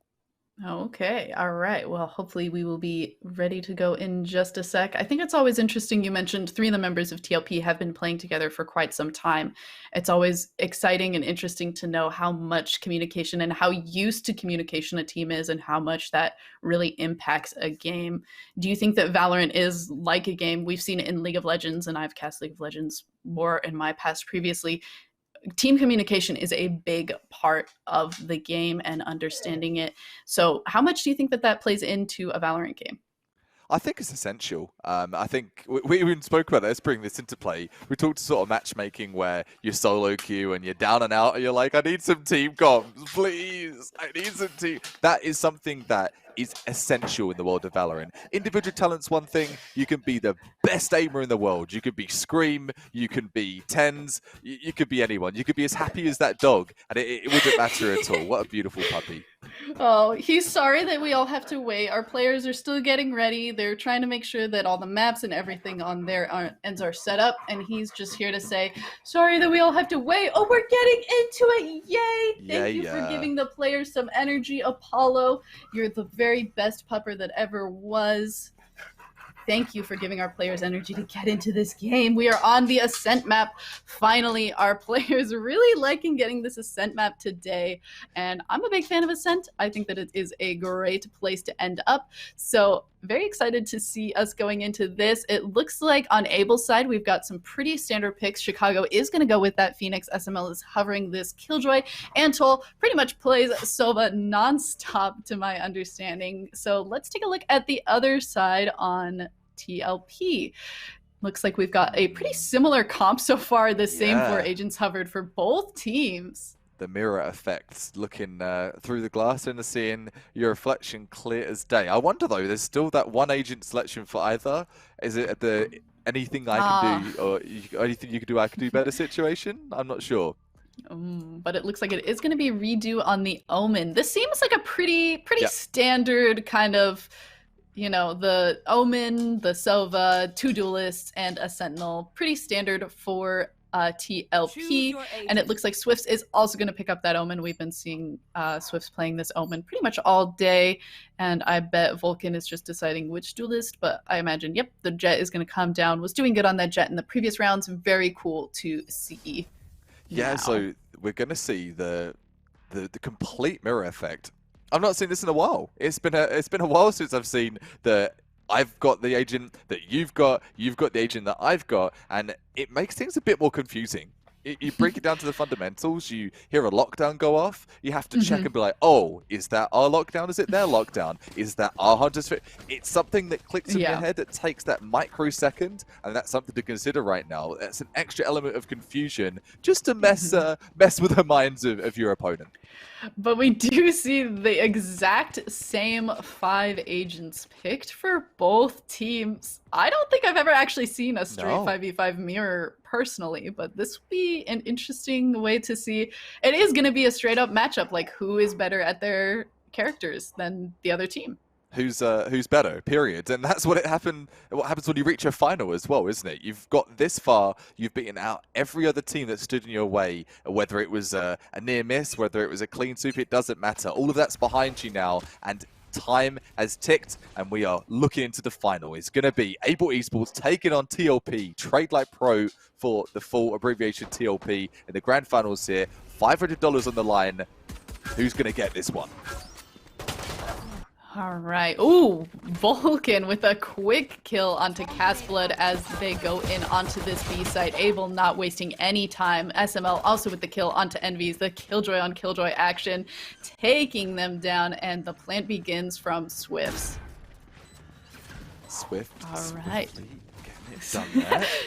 Swift swiftly plants the spike, and the shock dart into that corner isn't able to find anyone from TLP, but no fear, it is a 5v3 into a 4v2 here as Able takes down one more of TLP. Antol also finding Chaotic in that corner, and Vulcan with the final kill onto Redo. Able takes this first game in the pistol round. Great execution there from Able, so a good thing for them, and I guess this is something that gives them a little bit of an advantage. They've just come off Ascent. They've just been fighting tooth and nail for Ascent, so they're all warmed up. They're just rerunning the strats they've previously used. That's a really big advantage for them. All right, we see Vulcan with the very aggressive light armor Vandal buy into the second round. This is something I feel like we personally haven't seen in our casting so far today, is the very aggressive rifle buy in round 2 after a win. Yeah, I'm not sure if that's a new meta change or something that players are trying to create, but getting an early frag will be the Spectre coming through from the likes of Able Esports, doubling down for the Spectre plays, looking to take that wine cellar control as well. Redo, no redos here, deleted as well. It's all down to one lonely KJ. Wow, this team ready and able and taking every site in a bit of a flurry here. Only one member of TLP left in what feels like the span of seconds. It's like a speed run second round tip. Yeah, Able secretly a speedrunning team here to just take down the side of TLP as quickly as possible. The first 2 pistol rounds in the pocket of Able Esports. What is this hidden area here? Production. I don't know what this is, but look at that. There's a bear in the little corner. There is. I can see it. It's poking its I head love out. it. He's looking in like, oh, hello. Where are we? Oh, is this? What? I don't know where we Is are. this Boathouse? I think it's the back of Boathouse. Oh, it is the back of Boathouse. Yes, we can see onto B site here. We see Envy's. Hello, Envy's. Putting your turret into the back of Boathouse. Okay. Oh wow, I had no idea. I love the cinematic Man. view that production has given us and a little bit of a fun position and all these cute little friends all over across the Ascent map. Thank you so much to production. Yeah, this is And quite the experience that we're getting here today, Becky. I tell you what, this is an everyday thing. This is next level stuff to have at TGS, and I'm sure you enjoy it. This is really cool. this is absolutely a treat. I'm loving every minute of this. And as we wait for Able Esports and TLP to clash in this round 3, we see Able Esports kind of hiding out in this garage here on B side. Sova with the spike kind of hanging towards the back, waiting to decide, am I going to go with the 2 people who are on B site or the 2 people who are on A site, is going to run around to the members on A site, but it looks like we're just making a bunch of noise on B, and then quickly all members of Able Esports are running to this A site, and the quick run onto A site is going to be a little punished. Redo going to take care of Chicago, and Chaotic going to take care of Vulcan as they attempt to rotate. One member of TLP drops. It's a 4v3 situation, going to a 3v3 as Able is able to take down Hira. Redo getting that Omen kill onto Swift's nice little head tap there. Ooh, all right. Wow, this is the most tense round that we've had yet, and of course round 3 usually is after the pistol rounds. Everyone's got some gun choices that are ideal here. Antal in a 2v1 situation, but we've seen Antal take care of it once before, but will not in this situation as he gets taken down by Chaotic, and TLP gets a first round here onto the board. Ever so important. Get that done early, right, Becky? You can't sleep on a half and be like, we'll do it on the other half. Or we'll get it a bit later. No, now is the time, and making sure they're keeping themselves relevant and that Able know their names and faces. And talking of faces, yeah, literally the mirror effect for both teams. This is, I think, a player's nightmare and a caster's nightmare, where there's just so many of the same agents flying around. Oh, this is gonna be a match, that's for sure. Yeah, every time I mention a nanoswarm, you're gonna have to figure out is it an Which one? SML or if it is it Envy's, Hunter's Fury, is it Able Esports or TLP? I don't know. We may not know. Whose curveball is this? It is Chicago's, and Hira is able to get the kill onto SML as SML was trying to follow up onto that curveball, but Hira is able to get both of the players that were playing Garage, and Able isn't going to be able to make the same play that they attempted to make last round with the 2-1-2 kind of split here. 3 members going onto this A site, and they're going to have to make a very convincing push if they're going to be able to take this round. They definitely will. Vulcan pressing the issue. Oh, he's got eyes on one. He's got eyes on 2. This is fantastic positioning. Been so methodical with taking Gardens. Not able to get that frag, so is going to back out of there. And talking of that, going to back out of there in a body bag. Hira, he's on a 4K. This is for an ace. Oh, wow. Okay, Hira was... The head tap was missed onto Hira, and Hira was able to get the kill onto Vulcan, pressed through Garden, and was able to crash through that door and take down Swifts. Didn't get the ace, sadly, but 4 kills onto Hira, an explosive round for this Jet. Ultimate is ready going into this round. Still gonna go ahead and hold on to this Phantom, not give it up to our other member. Well, maybe we will. Oh, nope, somebody else is gonna buy for Redo. All good. Teamwork. Oh, it was Hira who bought for Redo. Oh, maybe not. We're thinking about it. They're changing plans here. They're keeping us guessing, as well as the agents with the weapons too. Okay, they've made a decision, kind of, sort of, maybe. 4 seconds to change their mind. Yeah, looks like Castblood is going to be the person to buy for Redo, putting Castblood to 0 credits, which seems like an interesting decision to me. Though maybe, do you have any idea why that might be? I don't know the method to madness on that one. I can't say I do, and I'm not going to pretend. T-Rex coming straight through with 2 frags. Wow. So it is Sova. All right, well, I previously mentioned that I wanted to see an explosive Jet on the day, and TLP's Hira said, I got you. I'm going to just go ahead and peek every single one of these corners and win every single one of these gunfights. Takes out 2 early in Garage here. Hira taking control of the bomb that is down. Able Chicago maybe able to come up behind them from Market, but this is going to be a little bit of a tough situation for him. This is going to be traded, surely. 1 down, 2 frags. down. All right, if there's any way that this is going to be possible, nice little curveball healing onto the hot hands that was also a bit defensive. Has the spike, but in the end gets caught by Redo on this Omen. That was a nice, valiant effort from Chicago, certainly, but isn't able to get it out. And again, we're showing that these pistol rounds maybe really don't matter, as Able Esports was able to take down these first two, but in the end, TLP has gotten the next three. The moment you give them their guns, they are sticking to them, and we see this operator on Hira now, so I'm looking forward to these plays. Here we go, getting the Jet up into the mix and gonna make Vulcan a bit jealous, I think. The other Jet at the server. I want that up. That should be mine, not for this round. Hero just holding mid here. Mid control is essential on Ascent, and if you're not using smokes, you're holding it with a good hard angle. All right, another Highlander moment. Castblood taking down Antol on the Sova. This is just like it's a huge game of Highlander. They're all exactly playing the same characters. Chaotic takes out Swift. Swift's not able to communicate to SML where Chaotic is shooting from, and Chaotic with the quadra kill. Wow, what an absolutely nuts play. A flawless for TLP. I'm sorry, I keep talking over you. No, please. These are hype plays, and all I was going to say is literally the same. It's a 4K double wallbang headshot as well, and this just tells the tale of a Phoenix in today's tournament. If it's been Chicago, if it's been Chaotic, if it's whoever it's been in the hands of Phoenix, we have seen some top tier Phoenix plays today. So if you're a Phoenix main, you're wondering, how do I play Phoenix? What am I doing wrong? Well, take some notes, ladies and gents, because today we are definitely getting schooled in the world of Phoenix. TLP, map number 1 versus Able Esports for the final here. Oh, what a pick. Ooh. What a beautiful, you love to see that from a Jet, a nice little op hit into the tailwind, but isn't able to get into a nice little corner and ends up dying to Chicago. Chicago maybe going to be able to take back one of these rounds for Able Esports and has the run it back ready. We'll see if he's going to make an explosive play with it. SML in this corner, watching this position, making sure that what happened last round doesn't happen this round. Lockdown also ready. Ooh. We've got a ton of ults ready for members on both sides. I think in this situation, just while we're waiting for the players ready to make a churn for this round, yeah, it does come down to that fool me once, fool on you, fool me twice, fool on me, and that's something that you're always wondering if it's going to happen with that mirror effect. That agent of the KJ, hey, I want to take it to the KJ. She plays here. I know her utility. That is something to take into consideration. Right now, though, Able, this last minute play, 30 seconds. Off they go.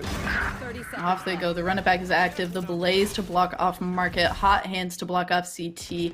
Really taking control of this site. Castblood is in the back in this boathouse, though. We'll see if Able is able to find and take him out. It looks like SML will be able to do that, and Able takes a round back. Chicago with the quadra kill to get back the quadra kill from Chaotic. Wow. All right. I mentioned that I wanted to see Chicago on this Phoenix, that he is absolutely just a flashy player, is able to do said flashy play. Gets a quadra kill right after we watched Chaotic also on the Phoenix get that quadra kill. Yeah, if you want to know how to play Phoenix, watch these players.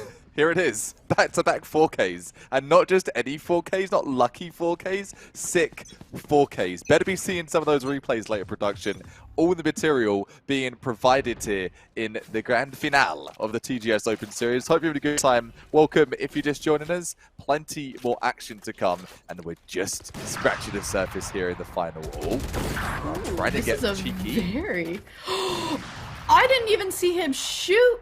Oh, that was Vulcan. Vulcan was able to take a shot onto somebody, but now here is able to take down Chicago with the op shot. I thought for a moment that somehow in there, Hira had made a shot, but it was actually Vulcan with this op taking down one of the members of TLP in a 43 now. Both of these ops, but the op battle of the Jets goes to Hira. In the middle of Ascent, taken down, and knew where he was. Now it is a 3v3, evened up a little bit, but this Killjoy is at a lower life total, and that might make a bit of a difference here, but the lockdown is ready if they want to take control of this B site, or perhaps if they're going to rotate back over to A site. Do you see TLP Sova just waiting for that recon dart, expecting the push with the Odin wallbang, but it's not going to be. It's not going to be so at all. KJ's util being wiped out here as they storm onto A site. Time's a ticket, 25 seconds. So many timely, efficient plays needed here, and it's going to be Envy's trying to hold heaven. Envy's doing the best. If you're gonna be anyone though, the Killjoy is certainly not the worst character to be stuck alone defending a site as, but Hira is on the case, here to help out Envy's. Envy's able to take out SML. The Blade Storm is active. Hira with the triple kill, Hira with the quadra kill, 2 kills secured with this Blade Storm, and this Jet is gonna go ahead and take this defuse. Hira, these duelists on the side of TLP, very impressive.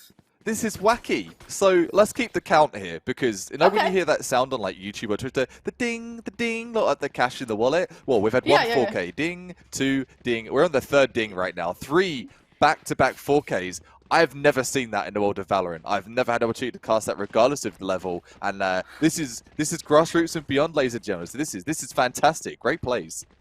Oh, by this token, the next person to get a 4K should be Vulcan, correct? Because we went the technically, but it looks like Vulcan is gonna just go into this round with a classic. So I will be very impressed if Vulcan is able to go ahead and get a 4 kill. But we gotta keep the streak going. I'm hoping.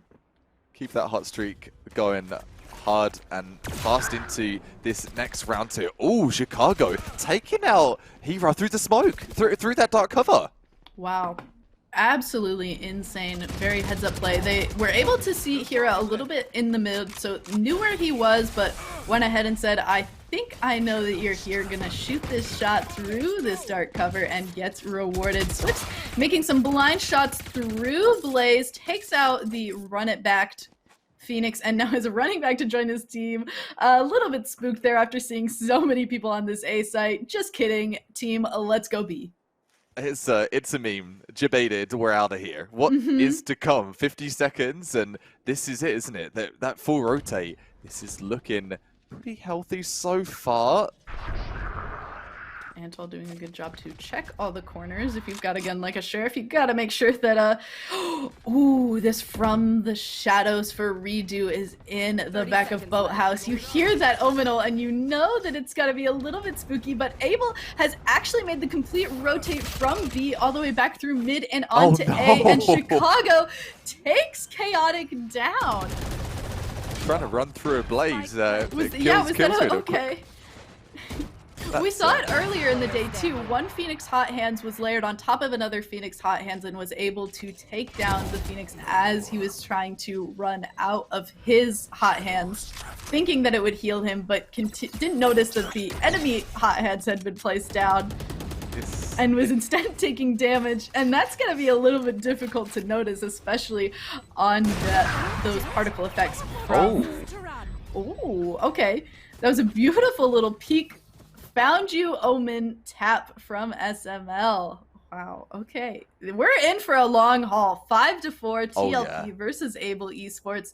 Complete mirror match, same 5 characters for both sides. This is strap in, chat. We're here for a while. 69 viewers too, nice. Oh yeah, this is going to go to a 3rd map. I'm almost certain of the way that both teams are performing here, and with mirror agents, it's really punch for punch, blow for blow. Production is really humoring me with the constant showing of animals from this map, and I'm very thankful. Super thankful. Hashtag blessed. Really great production team here and keeping us entertained. Oh, what a pick from Jet. Hira, yes please. The very stunning showing of that op shot tailwind. You've seen it time and time again. You don't play Jet without being able to handle that shot into the tailwind to secure a more secure location for yourself. And Hira showing a master of it. Oh yeah, masterclass Jet. Operation Nation happening right now. 50 seconds and TLP just waiting, poised and ready for Able Esports to make that play. But Chaotic, this is so quintessential for this round for him to get that pick at middle. Coming from Able Esports though, they've just been so impactful. Yeah, Able really being patient here. SML waited as long as possible, didn't push up out of that situation, really held that corner, trying their best to get the most out of it, but it looks like in the end, Casblood's getting that nice headshot with the Odin onto Antal, and now it is just Vulcan with this operator. Will Vulcan be able to 1v3? Ooh, the shot onto Hira, that's 2. The Blade Storm coming out. If there was ever a way to do it, the triple kill with Redo. Oh, are we able to find Envy? No way! Quadra kill from Vulcan! It's the 4K! It might be around late, but it's the 4K. It's around late, but we'll still take it. That is the quadra kill that we needed from Vulcan. We've had a quadra kill from Hira, a quadra kill from Chaotic, a quadra kill from Chicago, and a quadra kill from Vulcan. All of the duelists on this map are here and ready to play. Definitely ready to play. Who's been hitting the range? Everyone in this server, duelist-wise, at least have been hitting the range. Sick plays here. And again, if you're a duelist, you're scratching your head. I'm out of plays. I don't know what to use. You better be taking notes right now for the Open Series here for TGS and this Valorant edition.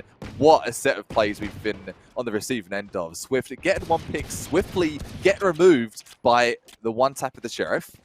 Yeah, we see Redo and Hero both on Sheriffs here in this round for TLP. We saw Vulcan with a nice little spot to take some op shots, but didn't actually find anyone from that position.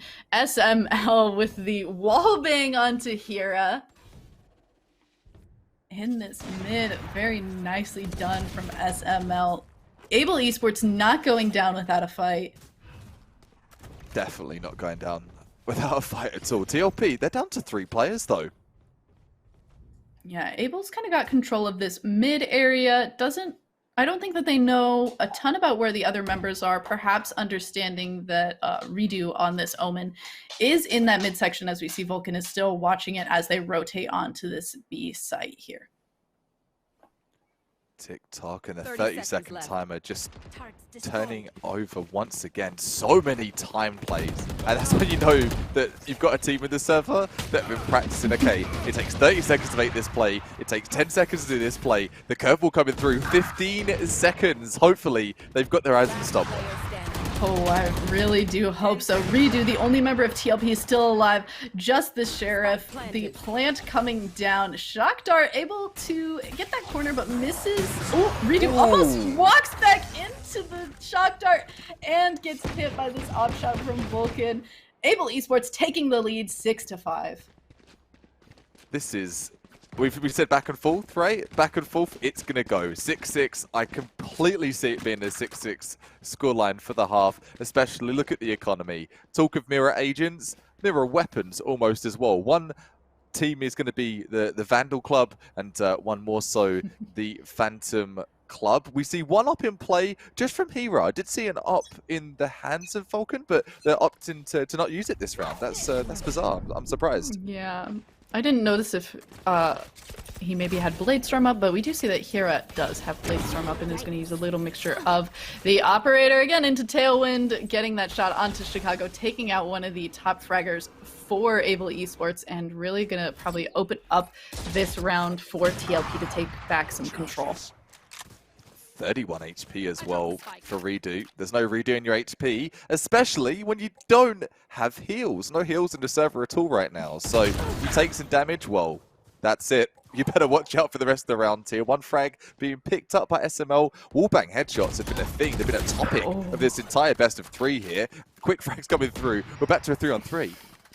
Yeah, Chaotic made that nice little rope around to catch SML, but Antol able to say, and you're not going to be able to exactly get away with that. Gets the kill onto Chaotic. And yeah, we're in a 3v3 situation. Almost the same 3 characters, the Omen and the Jet, but the Sova and Killjoy on either of the different teams. Nice little teleport onto the site, places the spike, and now we'll see. Ooh, the Paranoia comes down, misses. But Antol is able to find Redo, and Vulcan able to get Envy's. Hira finds Antol. It is just Hira and this Blade Storm against the world. Will Hira be able to lock it up? Throws the blades towards the back of Boathouse, misses, and Vulcan gets the kill onto Hira.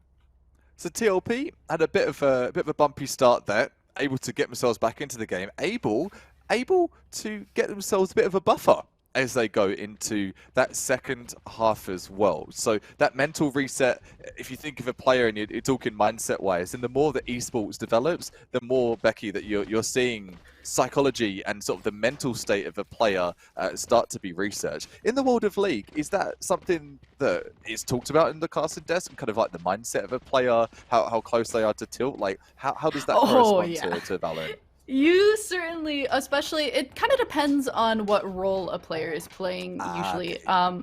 You specifically will notice it between like AD carries and supports. The way that you can tell when someone is tilted, the way that they position in a fight, the way that they'll take fights that they maybe shouldn't be taking. And it matters more or less depending on the role that somebody is playing. Typically, if you're a tank, you can take a bunch of fights that don't really matter. But if you're one of the supports that's got a lot of CC, or you're the AD carry that's supposed to be dealing with a bunch of damage, it really matters. And we see it's kind of the same thing with these duelists who are maybe taking fights that they should or shouldn't be taking. And some of these like controllers, the moment you lose that omen and you lose that smoke, you don't have the same ability to control a fight. And it's the same thing in this game as it can be in League. It really is. And talking of that and talking of util, KJ's gone. Able have already lost their KJ. It is 2v3 versus, oh my goodness, it's 2 versus 2. The Ghost is coming into play here. Who's going to be a Ghost? Is it going to be TLP? Is it going to be Able? 2 versus 1. Antle and Vulcan, the shot through the smoke. This would be such a travesty if the smoke play was how this is going to finish. The Cloudburst coming through, the Ghost is everywhere, and the spam's coming through just about. Casblood, beautifully done. Still ends up dying, but still an absolutely wonderful way to have played that in a 2v1 situation. Casblood on the sofa able to clutch that up. It seems like we're at least watching every single member of these teams have at least a round where they're kind of having their time in the sun and their time to shine. Yeah, well, I was about to say that I like that, the time in the sunshine. And yeah, it's like this sunny afternoon that we're blessed with today. They are all stepping up and saying, hey, coach, it's my time to shine. I've got to play. They're running out. They're making it so, and not disappointing anyone on the go here. Just map number 1, people. Still 2 more potential maps in this best of 3. And what a great performance from all 10 players right now. Absolutely stunning. Again, we've seen 4 quadra kills in just these 13 rounds that we've had so far. And this is, I believe, okay. All right, Hira is watching this back. A few shots through the smoke, and they're able to connect quite a few. Swifts is quite low. Gonna do a little bit of a reload here before waiting for this dark cover to come back up and push onto site. Waiting for the team also to get there. All of the members looping around through garage here. Not too sure how I feel about this here, and I know that TLP are pleased. They're happy to see everyone storming through garage there. Oh my goodness! A flawless for TLP. Hira mowed down the members of Able Esports as they tried to rotate onto garage. I'm sorry, I had to take a moment to cough there. Oh my goodness. That's absolutely fine, and I tell you that, I'd be coughing a bit of a frog in my throat if I were to be one of those players right into the Spectre. 3 players retaking through garage, probably not the default retake, and just wanting to get it done. They are going to be back in for the buy here. Able, the full purchase, and Odin in the hands of Antol. We've talked of those Sova wallbangs. Maybe, just maybe, we'll see that again. Yeah, he's been relatively successful with it in the past, all things considered, though we haven't been seeing a ton of Odins. So it'll be interesting to see if he's able to really get advantage of it here. But we see Chicago getting quickly taken down by Hira, and Chaotic with a very aggressive run it back, getting a nice little look at Heaven before going back to his body. Vulcan able to get that kill onto Chaotic as he attempts to come back onto the site. SML watching this corner, able to catch somebody if they peek around this way, but getting caught from Casblood on the side on the rotate. Casblood also getting caught from the direction that he was previously at. The triple kill from Vulcan. SML with the callouts, able to say he was here. Vulcan quickly able to spot him and take him out. Able Esports in the lead, 8-7. My dog also very excited right now. This is a tense game. Everyone's barking up the wrong tree, perhaps for TLP. Able Esports really kicking off here, but looking at the money for Able Esports, they've been doing well for rounds, but they're bleeding out financially. This is really scary. A Spectre for a full buy versus an AWP. Yeah, maybe not the best against Heroes up. Yeah, it's definitely a little bit rough when you're kind of going back and forth between rounds to really figure out how to optimize your econ that's happening. And at least they both have Jets, and Jet, kind of the queen of econ, able to do some cheeky things when you just have Bladestorm available, but not really able to really see that shining through in a good manner for Able Esports. But they are a round ahead, so they might just kind of take this one slow, play actively to TLP, and we see TLP taking this moment to rotate onto this A site, and Able Esports kind of pushing forward here. Able. They're willing and able. We've said it a couple of times in our meme game. We've been trying our best here, running a bit thin. We're getting lower on the gas there as we get to the end of this tournament. And this final, they're not giving us any respite, Becky. This is ridiculous. Why would they? Both of these teams came to win. They don't want to give us any time to not be talking about the amazing plays that they're making.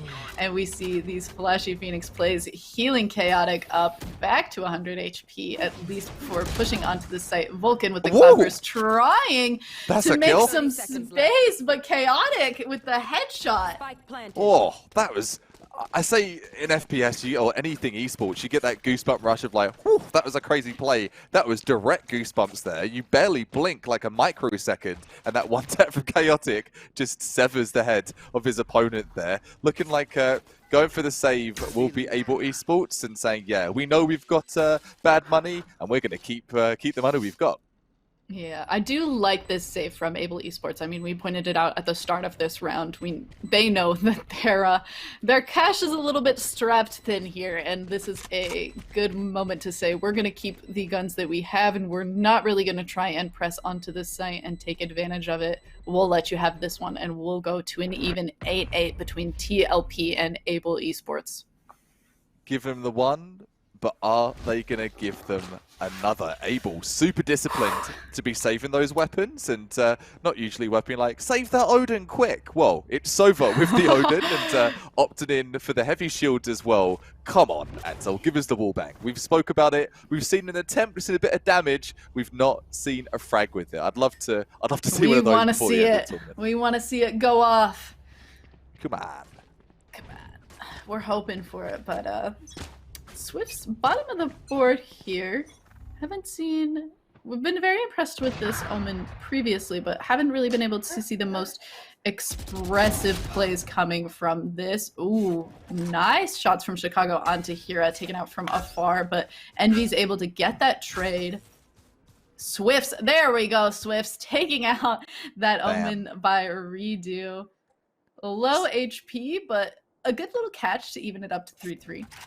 And if you talk about your ego and sort of morale, you take out that opposing agent, you talk of mirrors, you feel better. You're like, I'm the better Omen. I'm the better Sova. I know I say it, at least maybe that's just a me thing. 3 versus 3 here, as is 8-8. Who's got this one, Becky? Oh, well, here comes the lockdown from SML on Killjoy. Hopefully going to be able to keep the members of TLP off this side, but the Hunter's Fury coming down. 5 seconds left before this lockdown. What's going to be the play here from Casblood? It looks like we're going to go for the plant anyway. YOLO. Feeling it. All right.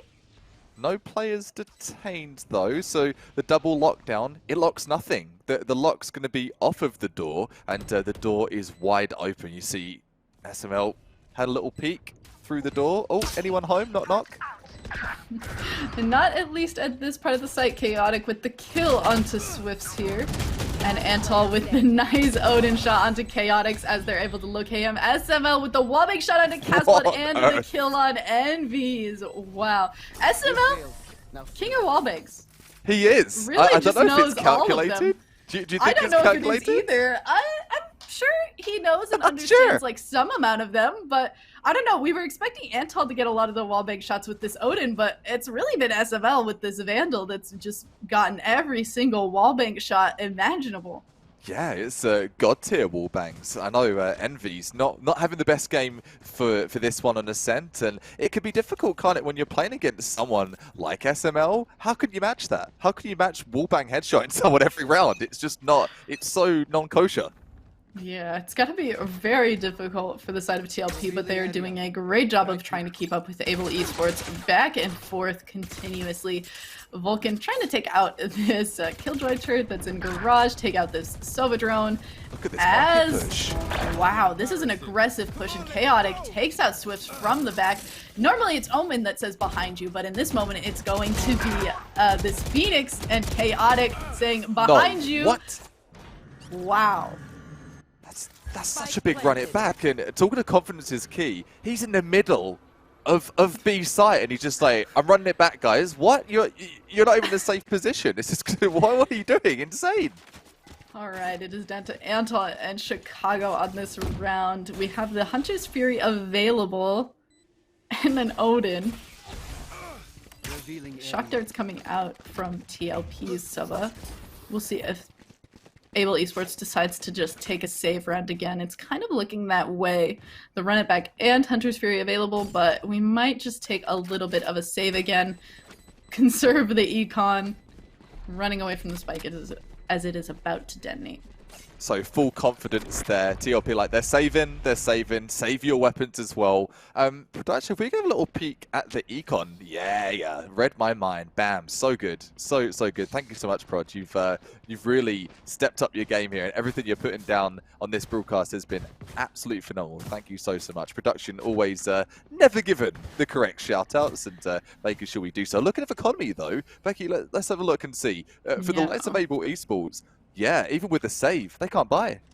Someone's got a knife. Yeah, this is kind of the problem that you find with saving in Valorant. It really kind of... The game really does hurt you for the amount of times that you try to save on losing rounds. The game just like doesn't give you as much gold, and you're stuck in a situation where, okay, I saved, I have a gun, but I also have no money, so I'm really not any better than I was in the previous round, and I can't even buy for a teammate, and we see they might just be stuck on a back foot after these multiple save rounds that they've had to do. And that is something that a great point to bring up and we'll come back to in Valorant. It's such a difficult game, so many layers to the onion to understand, and I wonder if all players understand them right now. Able Esports back against the wall. There's no saving the Odin at this point. Maybe there is if they are to rotate off, and all they are. They're rotating. They're not taking no risks at all. Okay, yeah, it looks like Casblood gonna go straight with the spike onto A. Oh, going to check get the ult orb first. Okay, yep, I approve. Okay. If you know that the last member is safe and far away, might as well take that time. You have 40 seconds. Go get that ult orb. I like that little bit of patience from Casblood there. I thought he was going for the double rotate. I'm like, that's a bit overkill. It's 3 versus 1. Maybe not needed. I thought so for a moment too, but we see Redo cleaning up Antal, and it is going to go to TLP here. 10-9. This is some intense gameplay. I'm literally sitting on my hands right now because I'm so fidgety with all of the action that we're seeing here. I feel a bit like your dog, just so excited as I know, he's so sitting behind me like, what are we so excited about?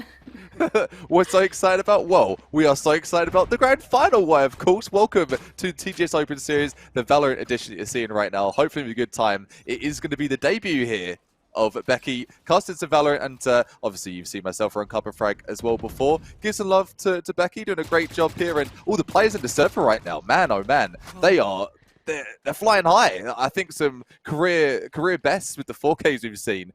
Honestly, some great tier talent, and it's going to be right down to the wire. Hera picking one off to start.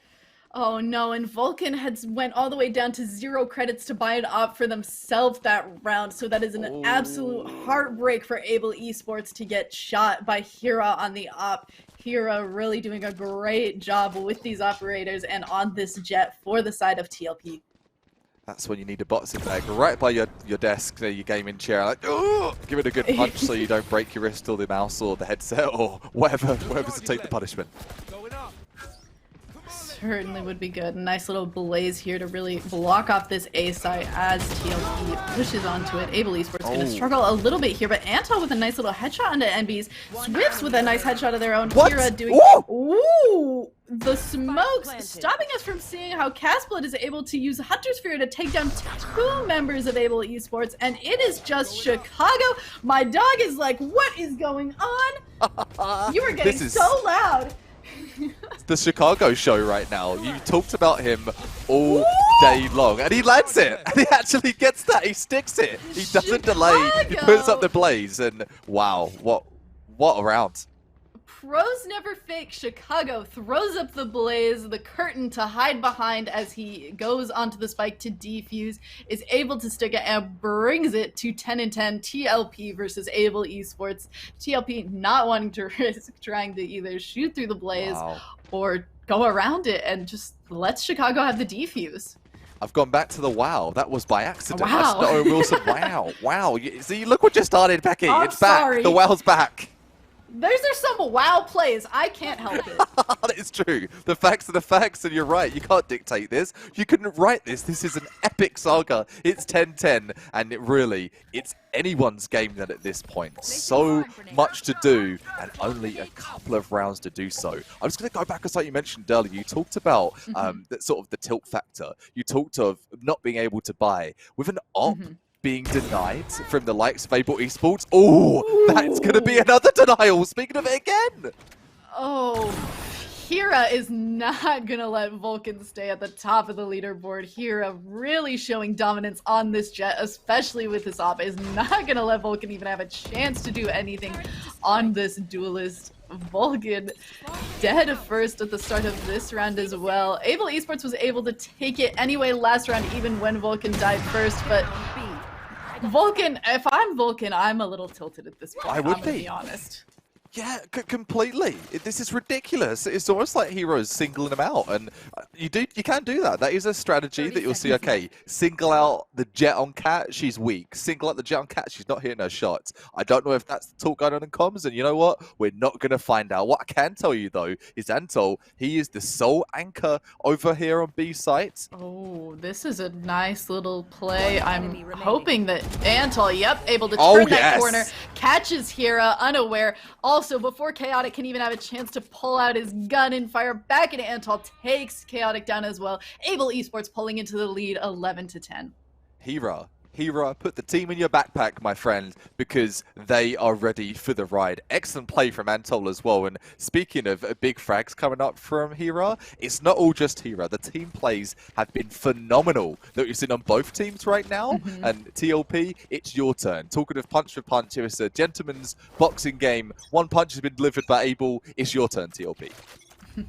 Yeah, if Hira's gonna be putting everyone else in his backpack, he's got to keep his knives or his gun out. Can't be caught like we just did by Antol, who was very patiently waiting at the back of that A site.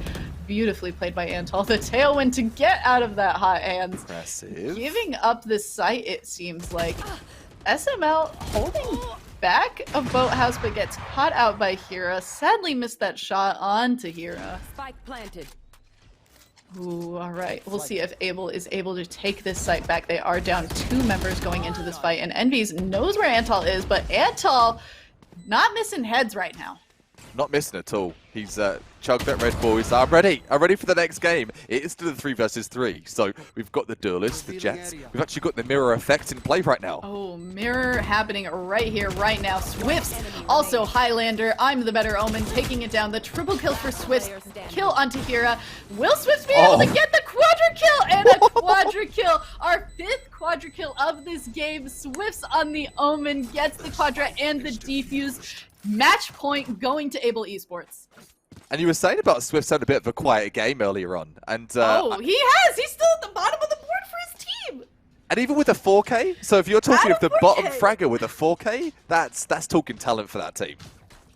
Yeah, all of these players, on both sides even, absolutely out of their minds. Able playing a little bit slow, kind of in that earlier game. It looked a little bit shaky for a moment, but now they're at match point, and if they can take this round, they're going to lock up this game number 1, or TLP can pull it back. Oh, this is... what a game. What a first game for a best of 3 for a grand final. Hopefully you're enjoying it at home. I can definitely assure you, both of us are enjoying this from the casting desk. This has been a phenomenal start, and it's not even over yet. Overtime might just be on the cards. Oh, good start there from MVs. Needed that one for TLP to stay in this. Yeah, nice little pick and move to safety. Antal able to get the kill onto Hira, but Redo is able to trade onto Antal. And it looks like Able Esports is only at 3 members. Woo! Low Life Chicago takes down Chaotic before Chaotic is able to heal up with the run it back. Redo, now watching this angle, knows some of the members of Able are in market here. And there's no ults available, Becky. This is all raw frag potential. There's no excuse. There's no... Oh. Nothing feels worse than running out, picking the 50-50. I only have time to look one way and looking the wrong way and getting caught out by Redo. Swifts was able to get the kill onto Castblood. Chicago, though, takes the kill onto Envies. Do we have time for this defuse? I don't know if we do. It's hard. We're watching without sound. I don't know if it's 0.5 seconds if it will be, and it is going to be. Oh, okay. And Able Esports takes down game number 1 in this best of 3 series against TLP. Over and out. What a first map that was. Woo! And we thought we'd had a good set of games for the tournament already. Mistaken. They were good, but this is better. What a grand final this is. Absolutely insane. All of these players, again, out of their minds, playing so well. Every single round is a... who knows who's going to take it? And everyone is just back and forth. We had 5 different quadra kills on different characters. That's insane for a normal game, especially with this many players of this high of a caliber. Oh my goodness. All right, we're going to do some quick little mentions of our sponsors here. Red Bull, if you're needing some energy to watch these last few games like we are, get in some Red Bull with the Red Bull Campus Clutch. Invites students from more than 50 countries to represent their country, leading to a world final later in the year. Canadian qualifiers will take place on March 27th, which has already passed, April 10th, which is today, and April 24th. More info and registration is now open at redbull.ca/campusclutch. Do you want to take us into our last little mention? Yes, indeed. I'll give Monster Cat a plug as well. Monster Cat and Kanto, of course. Monster Cat, thank you so much for giving us the potential of Monster Cat Gold being something that you can get access. For $5 a month, you can download and have access to thousands, absolute thousands of tracks that you're not going to get punished for with the DMCA I'm sorry, on Twitch. Couldn't find my words there. My words lost me, but we got there eventually. EDM music, Monster Cat, plenty of good tunes that you're not going to get dinged for. So if you're making content, you're going to be streaming, you need some music, you're like, guys, I've been DMCA and I don't want it to happen again. Well, Monster Cat Gold, $5 a month. That will be the ticket for you. Of course, Kanto as well, looking for the final piece for your work from home or gaming setup. Let's be real, guys and girls. It is an era, it's a day and age where you live in the fact of working from home, you're gaming from home. Spice it up. Let's make it a bit more fun for you. Find everything you need to build the best workstation or battle station at cantoliving.com. And you can also check out the monthly giveaway for the TGS Gamer Plus. There's some great community giveaways that TGS are doing right now, so please make sure you're getting involved with the YouTube, getting involved with everything else, and that could be found on tgs.gg. All right, and we're going to take a little bit of a break for now and get our players set up for the next game. Run to the bathroom, get yourself some water, because if you watch that last game, you know that you don't want to get up for anything. You don't want to miss a minute of it. So we are going to be right back after a little bit of ads and when our players are ready. See you in a bit. Oh, howdy, howdy. Welcome back to, it's going to be your TGS Open Series with the lovely Becky Bell, and it's going to be me. It's Cup and Frank. Welcome back. Hopefully you've enjoyed the show so far. If you're just tuning in right now, well, let's give you a little bit of an update. It is the grand final. This is the second map, I can clarify in my own head. There's been so much Valorant today, and the two teams that are going to be going neck and neck right now, it's going to be Able Esports taking on TLP. TLP just slimly losing that matchup on Ascent there. What a game we had. 5 4Ks. So much action, Becky. Oh, so much action. Something that I want to mention that I didn't actually notice until someone just pointed it out. The moment when the Killjoy ult came down on Abel's side, you want to know what it actually was that killed the Killjoy ult so that no people were detained? Was it the Sova Hunter's Fury? Yeah, I didn't even know that Sova ult could kill Lockdown, but apparently it can, and that's what it was. And that's why no players were detained, and that's why Casblood just went on and so cleanly was like, nope, I'm just gonna go plant. Apparently knew something that I didn't know, and was just like, gonna go ahead, go in, plant the spike, doesn't matter. All right, it looks like we are in Agent Select right now, and it looks like most of our players are going to be picking up pretty much the same characters that they previously played, except for SML and Envies are going to be switching off of the Killjoy onto Cypher, clearly favoring the extra utility that Cypher has in all these little corridors on Haven map. I'm a big fan of this. Oh, you know, the 3-map saga, right? That's something you can ask someone. Do you like 3 maps? No, I don't like 3 maps. It should have 2. No. 3 maps is great. I love Haven. I'm going to say it's my absolute favorite map. The reason being, you've got so much space to work with. There's so much space to make mistakes. There's space to make a peek from one angle, go flip over to another site for the rotation. Endless options, and that's what makes Haven, I think, the most special map in rotation right now. I've actually heard rumor mill as well. Don't quote me on it. There's actually a new map in the making currently too in the world of Valorant. Oh, okay. I'm a big fan. Always cool to have new maps. Cool to get new characters as well. Ooh, this is weird. Oh, something happened and we have sound. I'm actually able to hear the sound that is in this game where I feel like I couldn't previously. Hello? Definitely can. Yeah. Hear everything loud and clear. Hearing the winds, hearing the trees, hearing the sparks flying on Haven. This is the real deal here. And if you just joined us, map number 2 of the potential best of 3. This is a must-win for TLP. For Trade Like Pro, if they want to stay in this final and get through to that 3rd map, they've got to take out Able Esports on the turf of Haven. And here we go. Yeah, very intense time for TLP. Attacking first, we'll see the Omen using the start cover.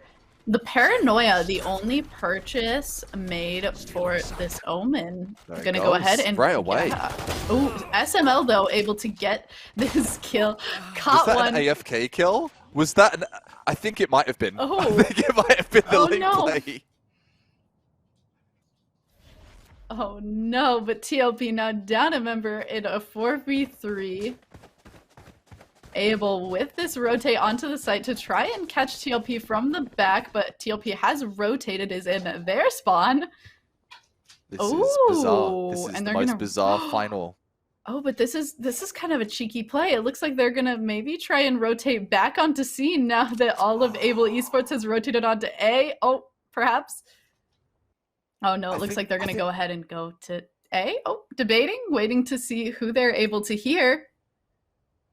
So this is all about the sound cues, isn't it? You talk of sound. Every player, and I heard a streamer say today, has their volume turned up to 12 right now. It's turned up to 12, and they really want to hear a pin drop across the map here. It's very difficult on Haven 2 with 3 sites. Yeah, you don't know where the spike's planted, do you? Oh, wow. Oh, what a very nice play from TLP there. Sadly, unable to win that gunfight, Chicago taking down one of the members of TLP.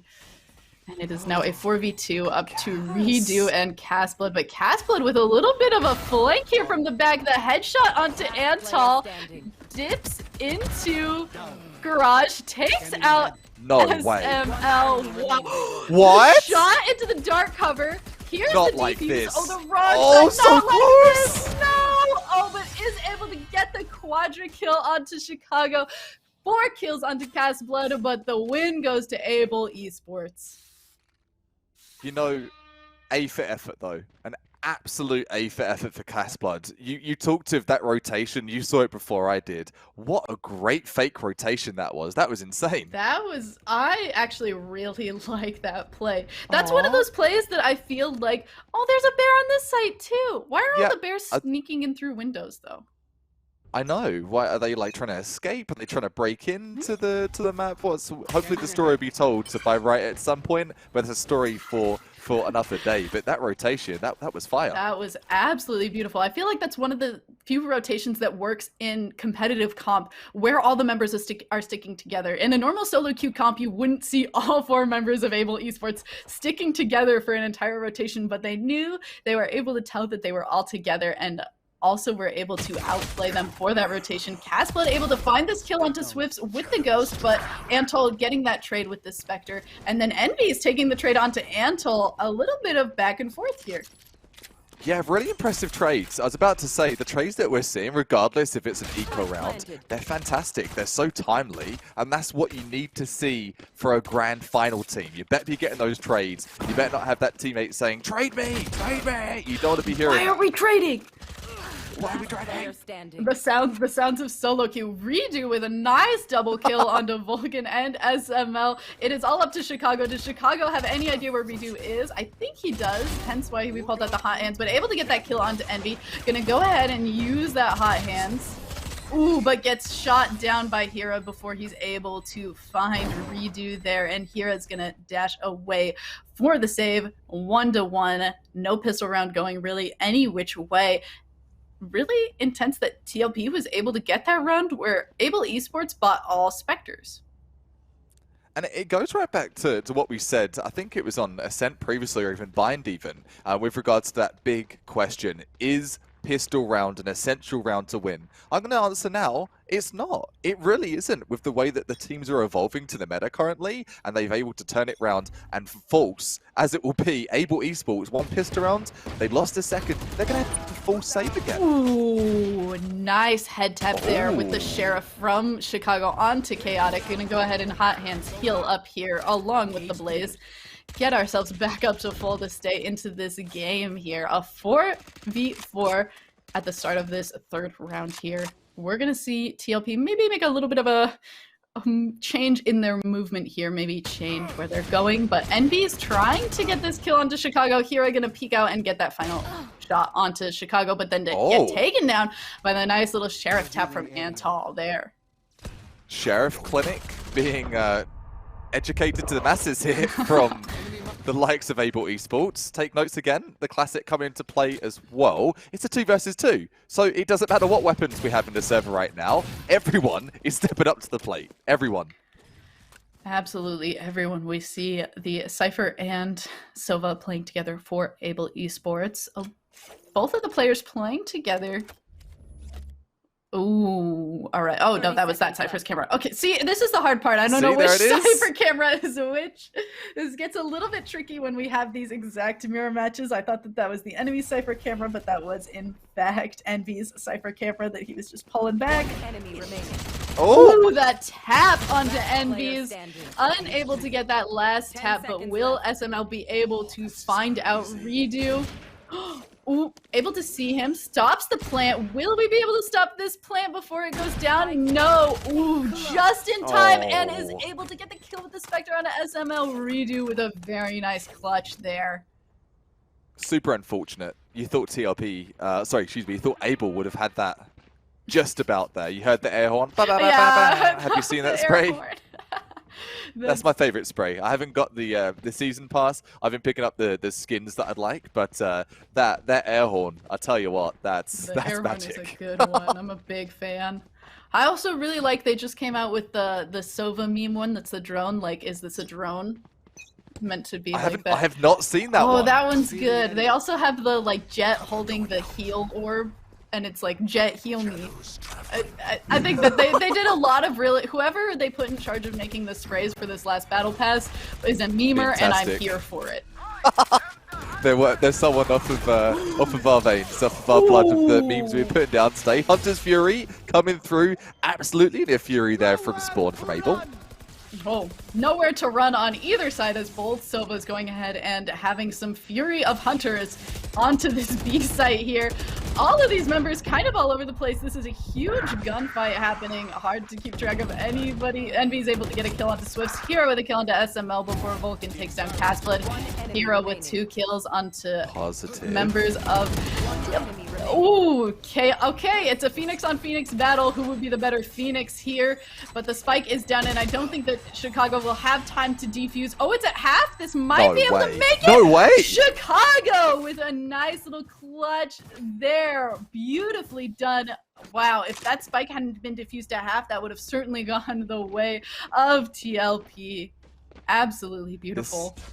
This is where it started, wasn't it? With this double spray down at middle, and then he just went rip-roaring through. I don't know who got it halfway. It must have been Jet. It must have been Vulcan when Vulcan was in sight. Vulcan focused to defuse over the survival, and that's going to cut the mustard. It's perfect. Absolutely beautiful. That little bit of a spray battle between Vulcan and Chaotic was a little bit embarrassing for both of them, but those happen every once in a while. You both get a little bit disoriented and confused. Dazed and confused, just like we were with all the animals that we've been seeing. Oh, exactly. Talking of, I think at this point in a grand final, talking of fatigue, yeah, you're going to have a few more of those spray-offs, if you will. The spray and pray is going to start to commence. Hopefully not too much paranoia coming through. Absolutely destroying that run it back, and it's running right back. All right, Blaze coming up. Antal kind of holding this nice little corner here. Exactly where you are. Ooh, but they know exactly where you are. Cypher Neural able to figure out where the enemies are, but it looks like we are going to go ahead and move on to this C site. Ooh, all right, will we be able to catch out somebody as the rotate happens? We see Chaotic in this corner. Will Swifts be able to get the pick onto Chaotic? He is, and then as Omens do, it looks like Swifts is gonna, oh, nope, not gonna go for the big flank, gonna go ahead and go back into Garage and just take this on in a normal way. Both of the Cypher ultimates coming down. Nobody is hiding here. No place to hide in the seek. It's all seek and no hide. 2 frags coming in from TLP, puts it to 2 versus 1, all down on SML. Oh, not able to get the wallbang, but Hira is able to get the wallbang and takes down SML. A round win for TLP. TLP looking a lot stronger, a lot more confident in this map. A lot more strong, but it is still pretty back and forth. It is still anyone's game, and every time we've seen Able Esports, they've kind of ebbed and flowed with how they play it, so it'll be interesting to see where their strengths lie. Chicago, every time we see Chicago on this Phoenix, it's just very, very impressive. I'm loving SML play this Cypher and really just do a good job of locking down certain sites and the use of the utility. We'll be excited to continue to see also Hira on this Jet. Big plays that are happening as he takes down Antal. Chaotic takes down Chicago. The trades come back. Chaotic with a double kill though. Vulcan also Chaotic with a triple kill. The only person left is Swifts. Will Swifts be able to take this down? The Paranoid comes out. Curveball back. Blaze to bring off some amount of sight. And Chaotic with another quadra kill in the second game to win this round for TLP. Quadra, getting it done. Nice stuff from the Phoenix, the infamous Chicago. Really excelling at Phoenix. Don't ever be anyone but Phoenix Chicago, please. Please. Chicago and, of course, Chaotic. Yeah, we did see Chicago earlier play the Sage, but certainly shining on Phoenix a bit more. Chaotic also showing extreme prowess on this. Went from 1 kill to 5, now has this run it back ready, as well as From the Shadows ready, though From the Shadows a little bit more difficult to use, not really one that you throw off using every single round. Chaotic throwing in the run it back with this Owl Drone. Let's go, little Owl Drone. Get us into this site. Takes out Swifts. But Antal with the trade onto Redo and Castblood in exchange. Doubling down. So there were, I say there were, 2 ults available for the From the Shadows and the Run It Back. Only 1 Run It Back is going to be executed on. So the 3 versus 3 now. Able maybe, and just a little fun fact, if you do the Run It Back, you get full HP. I'm not too sure many players even know that one, but if you do Run It Back, you will get 100, and you'll recap that with when you come back. Fun facts all coming in the grand finals here for TGS Open Series. 3 versus 3. This is going to be a spicy retake. Yeah, I imagine we probably will see that Run It Back then for Able Esports' Phoenix if we choose. Envies with 2 kills onto SML and Chicago. The running back was not used, and it looks like TLP is now in a 3v1 situation. Will Antol be able to get... Nope, not when the peaks are coming from both sides. You can only pick one. And Antol goes down. TLP creeping into the lead with a 5-2 against Able Esports. It done. Getting it done indeed. TLP, this is not attacker-sided. Straight up, this is a very defender-sided map. With that in mind, yeah, you've got 3 sites that you're juggling with, the rotations, the anchor, how's it going to work from the defense side? But I'm not recognizing this Able Esports roster right now. The plays from TLP, they've been ballistic. Certainly have been, that's for sure. And TLP, yeah, looking a lot stronger on this map. We were talking about if we thought that it was just the lucky few rounds, but I do think that they are really showing a lot more prowess on this map and really kind of pushing Able Esports into a bit of a chokehold. From the shadows coming out from Redo to meet up with his team on this A site.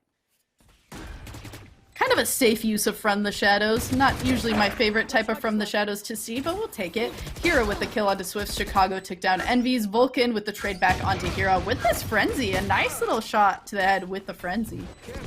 Yes, that's going to inflict a lot of damage, isn't it? All down to one lonely, chaotic TLP player. He's going to have to be full of chaos if he's to do anything here. Oh, getting wallbang headshot, the infamous trademark of this grand final today. And that is going to be one heck of a round for Able to get themselves back into this. 5-3. That was SML with the wallbang headshot too, correct? Yeah, actually, yeah, it was. Yeah, it SML was. just has the wallbang trademarked. It's SML. On lock.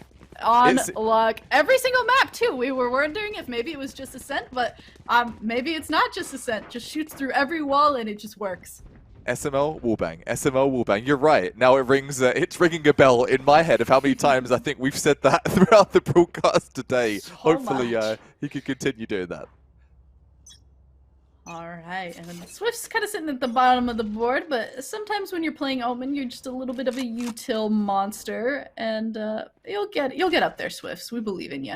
You've come back before. You got a quadra kill last game. I believe you could do it this one too.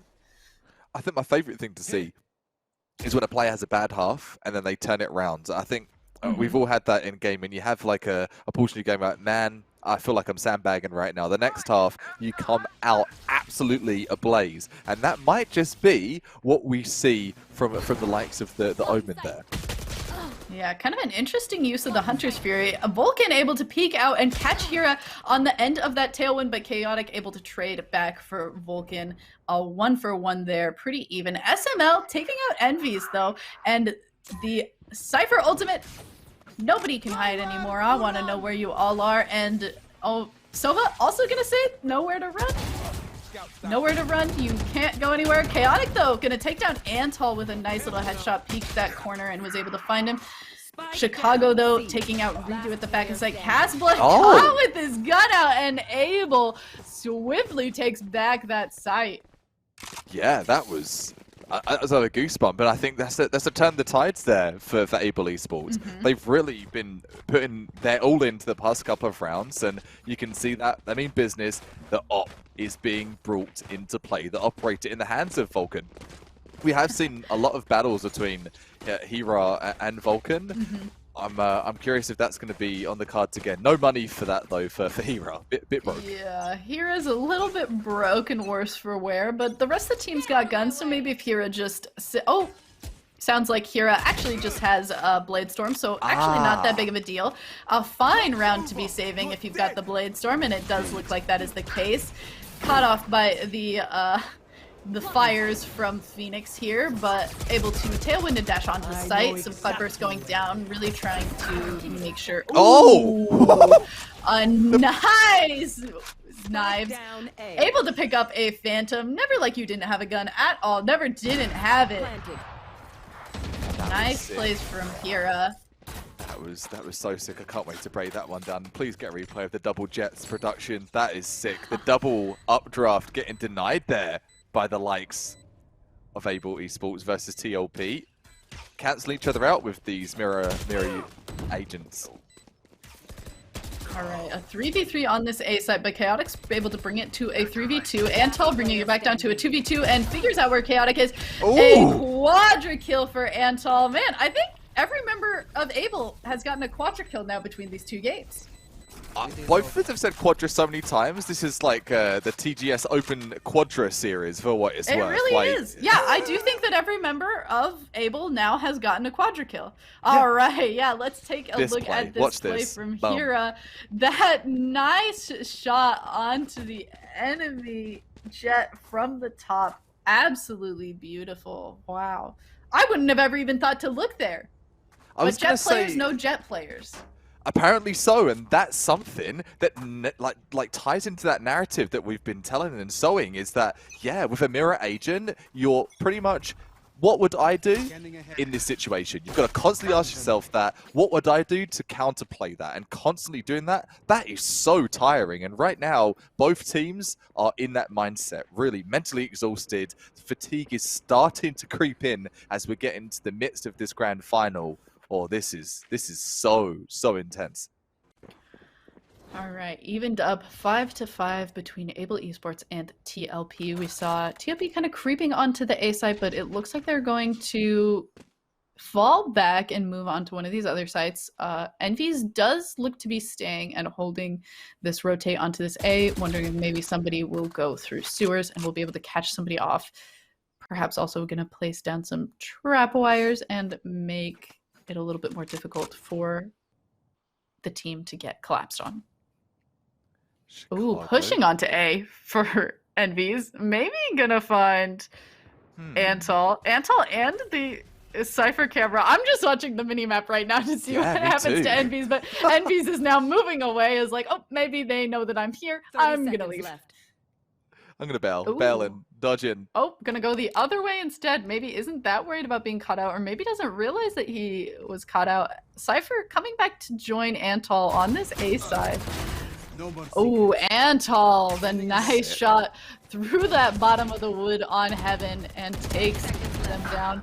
10 seconds left for TLP to plant. It looks like Redo is gonna be able to get the plant. Is paranoid. Still able to get the plant down, though. Swifts takes down Hira. It is a 4v2 situation. TLP just has to defend this bomb that is down. The smoke and Swifts hiding in the smoke while waiting for Redo to come through. Takes him down. Castblood not able to get anybody, but... Oh! Castblood is able to get a kill onto Chicago, only to die to Antal, and Able Esports is taking the lead to 6-5 versus TLP. 6-5. So, one more for TLP to get them to that neck-and-neck region. We have seen that across the two maps so far in this series where, yeah, literally round for round for round. And Op is the only weapon, I think, that separates the two teams right now. Vulcan opted in with that, and Hira has been sitting sturdy with that rifle buy and is feeling good with the Phantom. Haven, it really is a map where it tempts you. Oh, the hot hands bouncing back in Chicago's face there. Not his best moment, but it happens, talking of fatigue. The Op is so common on Haven, but again, that risk reward, it's just too damn risky at this level of play. Chaotic, though, he's been taking so many risks. He's going through the dark cover. Ooh, sometimes you gotta hide in the dark cover. You gotta become one with the shadows. Chaotic is certainly doing that a little bit, but does get taken down by SML as he tries to go through it. Curveball, double flash, and that is, oof. One enemy remaining. The teleport from Redo, but isn't able to get him back into too much of a safe place. The spike is down on C. Envy's not. One enemy remaining. Ooh. All right, Jet, you gotta put your hair down. If you get shot in the bun, you die. So you gotta, hair's gotta go down, girlfriend. Get that hair down by the shoulders, free and away from those kind of nasty headshots there. Cypher on Cypher. Who's the better Cypher here, Becky? Oh, I'm a big fan of SML, but Envy's is here to prove me wrong. Takes quickly down SML and clutches this round for the team. Not able to get that plant off, though. Would have liked that extra little bit of... Oh, nope. You wouldn't like that extra bit of gold. Doesn't matter, because we're going into a round switch, and we're going to take a look at this adorable bear again. Aww. Where is this bear? I don't know what this bear is. Wait, okay, wait, yeah, can we figure out where on the map this is again? Last time you let us know that it was Boathouse. Let's see. Who can figure out where on the map this Figure is this one out, first? guys. Where's the clue? Oh, any takers? Any Oh, guesses? this is B. Oh, This is the very top of wow. B. I feel so Oh. privileged to have seen this. I didn't know How that. would you see that? I don't know. I didn't even know that the ceiling was that high on B side. Neither did I. I thought, all right, you learn something new every day, and apparently the ceiling on B side is extremely tall, It's and there's very a bear high. at the top of it. Ooh, just like that, Cypher camera was in a beautiful place, very high up, able to get quite a bit of vision. That's very nice. Ooh, the enemy Cypher camera immediately getting shot. Eyes are down. So no intel, no eyes for either team. Straight away from that Cypher cam, always interesting to see. Little probing, get some intel, denied instantly. Oh, talk of denial, the burst, that right-click one-tap redo, giving no redo there for Vulcan. No medic, no Sage available, no Sky. Some nice shots from the members of Able onto TLP. Will Hira. Ooh, with the kill into Chicago. The quick turnaround. I heard you drop down. I'm not going to let you live. Gets the kill also onto Swoops, but Antal taking out Hira only to die. Too chaotic. That was a nice little 2v3. It was a very nice 2v3, and talking of Hira's play coming out of Garage, that was sick. The sort of 180 one-tap. Oh, I heard you drop in Garage. Tap. Takes out that one player, and that granted them access for that retake. 7-6 TLP, just slugging ahead by one round, but I asked you a question, for how long? For how long with the way these teams have been playing? For how long indeed? It's got to be really scary if you're Able Esports to know that you won that round and you're just like, I just need to win one more. This is a huge thing in Magic too, where I come from casting a lot. The moment that you have that momentum from the first game and in your mind, you're just like one more. But then like every single time something bad happens, you draw the wrong card, you're in a worse situation. It feels that much worse. You're like, I'm so close. And so every time something, holy crap, Hero with a very quick triple kill on a ghost. A quadra kill with the I can't believe A gross ghost? Yeah, it was a gross ghost. There's certainly a gross ghost from Hira.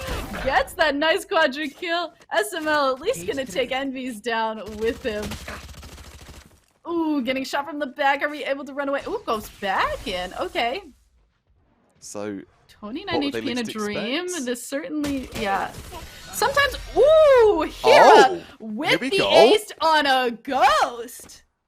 That's epic. All right, for that pistol if round. anything is a gross ghost, Hira, maybe Hira should just never pick up an op. Just stick with a ghost all game, every game. Keep it simple, man. Oh, here it is, here it is. Well, I don't think we even got it on the kill cam or from the actual POV. It's just, look at that jet, tap, tap, tap. Oh, nope. Full blind as well. Full blind. There's that song. I don't know who it's by. It might be Meg the Stallion, but it goes tap, tap, tap. It's a big TikTok song, too. I watch a lot of TikTok. And that's what was playing in my head is, Hira just went tap, tap, tap. I can't sing the rest of it on stream. It's kind of inappropriate, but... You know what? That'll do though. All we need to know is the tap tap tap, and we'll tap tap tap with the click of the heads for this example. 8-6 here, and what an ace to bring them back into the game. Fantastic. Certainly is, and now we'll see if Able Esports is able to get a win and get some wind back in their sails. But Hira not super ready to let that happen and gets a quick op kill onto a member of Able Esports. And having an op this early as well, obviously that ace is going to give you permission to kind of upgrade a wee little bit, but so many frags coming through as well. One player left for Able Esports, a 2 versus 1 making that. Envy's with a very nice triple kill in there, but in the end it is going to be Hira who gets 2 kills and clutches that one up for TLP. Ooh, where are we now? Let's see. I don't even know where this would be on this map. I think that's... Give us a clue. Ooh. That's A. Oh, we're below somewhere. Oh yeah, I think it is below A. Yeah, that has to be. Is it below? Oh no, is this below B? I'm so confused. I don't even know if I'm going to get this one. We're below somewhere. Directionally challenged I am at the best of times, and in Valorant, it translates as well. We're not going to find out for now. Any takers in the chat, let us know. It's here, it's there. Oh, okay. It was below B. Production is letting us know. Thank you, because otherwise I'm gonna be upset that I didn't know. But okay, we were right in assuming that it was below B. Ooh, Vulcan dashing through the tripwire is gonna run right into Envy's, who gets the head tap onto him. Redo also with a kill. Ooh, my goodness. A flurry of gunfire. We are just down to SML, who is gonna not even be able to kill Redo before Redo's able to kill him and gets the triple kill. TLP solidifying a lead in this second set of games. 10-6 in TLP's favor. TLP, let's be honest here. We're in the grand final. We can say both of these teams have earned their spot, but there's been one clear winner of Haven. I think it is going to be TLP at this rate. They've been playing a formidable game. Their trades have been a little, just a tiniest amount better than Able Esports, and the clutch potential, well, the clutch source, the Red Bull has been drank by TLP clearly. I wonder though, if that's going to be it for Able, where they maybe have got some crazy strats, some crazy attacking plays up their sleeve. Time shall tell, but it's only 3 rounds between TLP and map number 3 as we speak. Yeah, and these last 2 rounds have been extremely explosive for TLP. We've barely even been able to get in a word before so much happens. And Castblood, kill onto Swift's, chaotic kill onto Vulcan, and it's going to be another extremely chaotic round. A member of Able maybe is just about to walk into Redo here as well.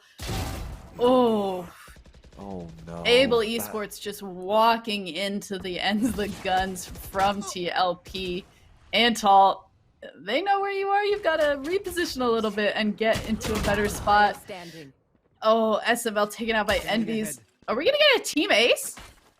I think we might. And that literally, just off the back of what we're saying, it's TLP's map. It absolutely is looking like TLP's map. It's spraying through the cyber cage, and it will be a flawless. So that team ace, the flawless, has arrived. 11-6, and where are the Able Esports that we know and love? We've not really seen too much of them in this second half, but to be fair, TLP, Hira, what do you do about that?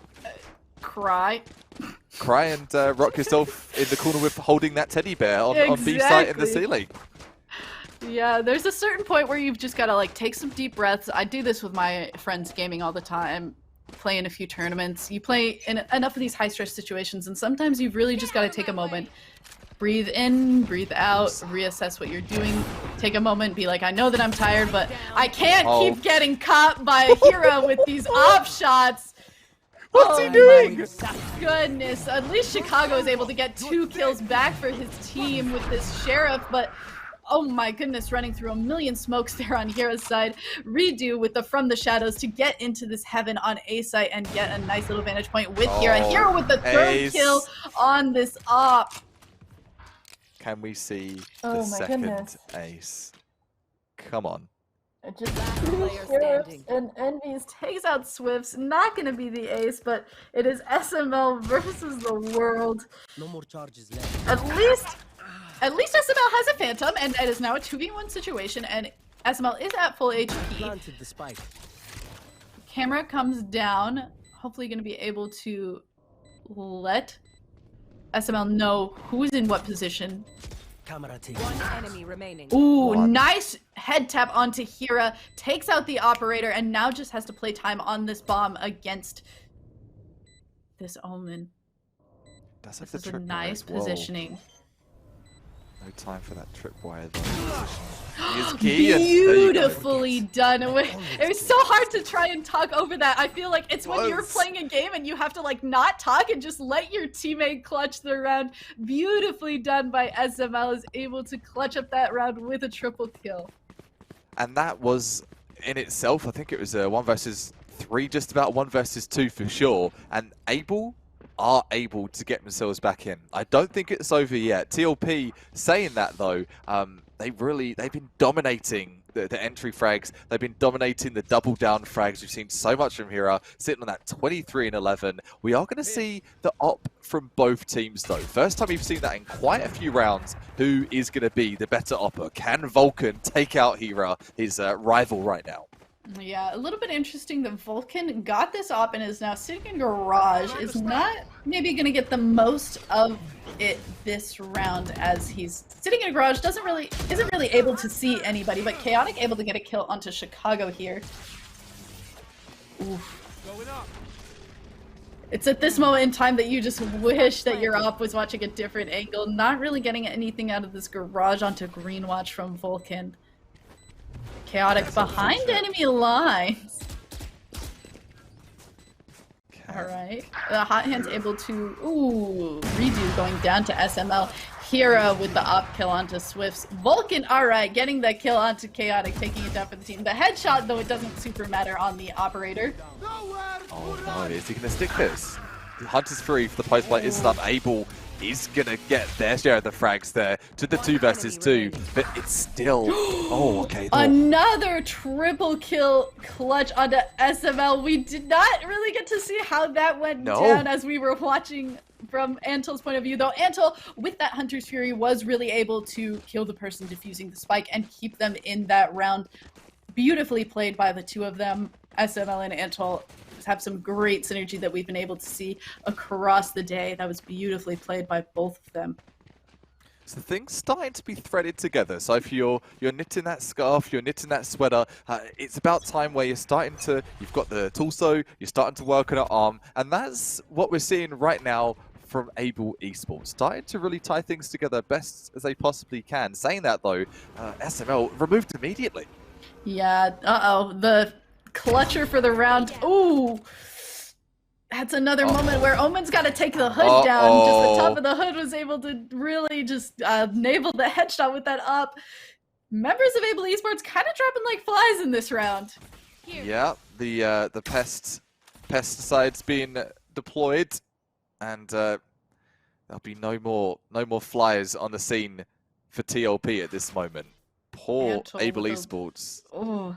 Antil with a little bit of a cheeky push onto site here. We'll see if he's able to pull anything together. Gonna go ahead and block off Garage where Envies is. Envies is gonna go through this cloud burst.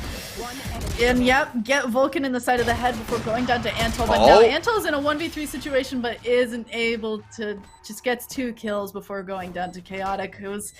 It looked good there for a second. It was a valiant effort, but in a 1v5 situation. All right, we've got another where on the map are we? This is a fun little mini game to keep me entertained in the meantime. keep you engaged in the map, Haven. What else? What other Easter eggs do we have hidden? I'm actually really impressed with the amount of Easter eggs that the devs have hidden. Not every game has this many Easter eggs. They really don't. All right, where are we looking up into? I'm gonna say C. That's a massive guess. I could be wrong. Yeah. All right. It sounds like you are right. This is looking up from the ground onto C. Wow. I didn't even know that. It's amazing that they would even map that much of a site that nobody is able to see. Vulcan getting some revenge onto Hera. Opshot takes him out, and Chicago also with a quick kill onto Redo there. So super fast, frantic frenzy of frags. 4 versus 3. Holding sturdy is going to be Casper. Double it down! Absolute insane trigger discipline from Casblood there. Really waits, aligns that shot up, and now we are in a Phoenix 1v1 situation around this box. And Chicago quadra kill from Able Esports Chicago and takes it down. My anxiety. It's 12-8. Oh, 12-9 now, in fact. This is... These are some tense games. These are really tense games. I've got nothing invested. So I guess my voice is invested in this, and so is my heart at the end of this grand final. This is insane. Oh, wow. All right. TLP is on match point. Will they be able to take it down, or will Able Esports be able to bring us into an overtime? So, as you just saw, that is real quick with the economy. Looks like TLP, they're opting in for the save. So, they've got the guns for now, a couple of sheriffs, a stinger. They're just saving for that next round and taking no risks. They can see that gap, that lead starting to slip away from them. I know exactly. Yeah. Ooh, all right. SML able to get the kill and immediately use that ultimate, find out where all the members of TLP are. 4 members alive for Abel, only 3 for TLP. Vulcan with this operator. Swift's gonna maybe be able to catch out 2 members of TLP here. Gets the kill onto Redo. Oh, the Enemy remaining. ooh. What? Absolutely insane play from Swifts. We're gonna need to see a replay of that. I cannot believe Wait. the moment he started to reload his gun, I thought for sure he was It's done over. for. Absolutely Another. insane. Just going for a backside 360 no scope. Is this Call of Duty? No, it's Valorant. Wow, Able Esports, all right. If you're gonna not have the best guns, we're gonna go ahead and take a few rounds back from you. It looks like, oh yes, thank you. The Spectre takes out the last of Reedy's whoa. is like, oh no, I ran out of bullets. I'm gonna jump. Okay, switch to my other gun and head tap. Absolutely insane from Swibs. Beautiful play. I can't believe that even worked. Oh man. I think that's played the tournament for me, and it doesn't matter about crazy op flicks. We saw a crazy ace, but just out of the unique nature and the persistence, the tenacity, I am getting these 2 frags regardless of what I have to do. Hera has been speaking the same language as well, taking an early frag, and that's the op. Vulcan's removed. Oh, wow. All right. Vulcan being down is going to be a little bit difficult, especially with that op down is certainly not the best position that you want to be in when TLP is on the match point. You need to get these 2 back. You need to stay into this, but maybe Able Esports will still be able to hold on to this game. This is nuts. This is absolutely bananas here.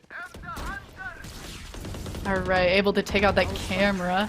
Oh, a nice little teleport to make people think that you're in a slightly different place there. I like that little bit of a heads up sound play. Envies is able to take out Swifts. Envies gets 3 kills on that Cypher to end of the game, tying the series up 1-1 between Able Esports and TLP. Holy smokes. Gosh, and that was a flawless. That was a flawless for TLP Yeah. to finish things up as well. So TLP if you want to see, getting guns back. yeah, just give me the guns and they'll be clicking the heads, is what they're saying. And you talk about what happened in map number 1 versus map number 2. Yeah, they really blew off all the cobwebs. They oiled the cogs, and they were running, yeah, all over the place. Like it's a storm of guns. No talk, only hand gestures. Hand gestures only for this. Is it a win? It's a win. That was a win there for TLP. Win. Yeah, there we go. Hopefully it doesn't mean something else in some other language, yeah, but we'll find out from the chat. Somebody will let us know. All right.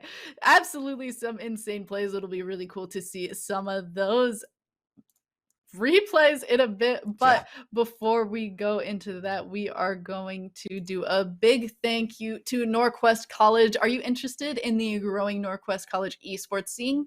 From Rocket League, Super Smash Bros, Valorant, League of Legends, the community and servers are growing rapidly, and they host many other games. So what are you waiting for? Join Norquest community at the link in the panel below the stream, as well as a big thank you to Monster Cat. Have you ever been on a stream and been like, why can't I hear the sound? It's because they got DMCA striked. You can't hear the sound because they're playing copyrighted music. But if you were a streamer, no fear. Monster Cat Gold, $5 a month. Get a huge access to a library of EDM music that is available for you to use, and you won't get DMCA striked. Check it out, Monster Cat Gold. Thank you for sponsoring this stream and the gaming stadium. We hope you all are ready for a little bit of a break. We're gonna all get ready. We know nobody's gonna want to move.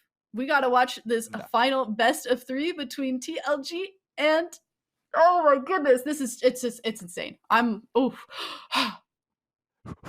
Take a breath. We'll be taking a breath. Grab some H2O, grab a coffee, grab a Red Bull, whatever you like, and we'll catch you very shortly. Don't go anywhere. Oh, thank you so much. I didn't realize I was muted. I am here now. I hope you didn't miss me too bad. It's been an insane couple of games. We thought the first set of 3 that we watched were absolutely insane, but these last few have really been just the most nuts. I didn't even see Redo pull his gun out there. Beautiful clutch from Redo. This moment for Chicago with these 2 sprays in mid and then just goes on to site, is able to get the defuse. Absolutely nuts. Ooh. This updraft look from Hira, nobody would even look there unless you play Jet. Absolutely beautifully done from Hira as well. We all know we're loving Hira on this Jet. Redo with a very clean double kill there. And the ace here, not to forget. Oh yeah, not to forget the ace with the ghost from Hira. Again, tap, taking down all of the members of Able Esports, one after the other. Absolutely insane. And the beautiful running out of... Oh my goodness. I think that's my favorite play of the day too. I'm not even sure that I think that it's close. That was the back. If you told anyone, hey, I saw a backside 360 sheriff today, you saw what? You saw what in a grand final? Yeah, that's not something I think I'm ever gonna say, or you're ever gonna say again for that grand final. I think that one's got to go straight into Swift's highlight reel. It does, yeah. Absolutely. Guys, want to see something cool? Yeah, this is me doing a 360 sheriff one tap. Nice. Whoa! Enough of the past. We're gonna stay in the present. And they keep this train moving forward here. And we do have one final map for this best of 3 for the grand final of the TGS Open Series. And it's been a frantic final so far. And what other than to go to map number 3? I wonder what map it's going to be. I'm excited to see.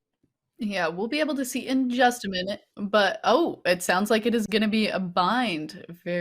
How do you feel about that map with the characters and agents that have been chosen from both of these teams?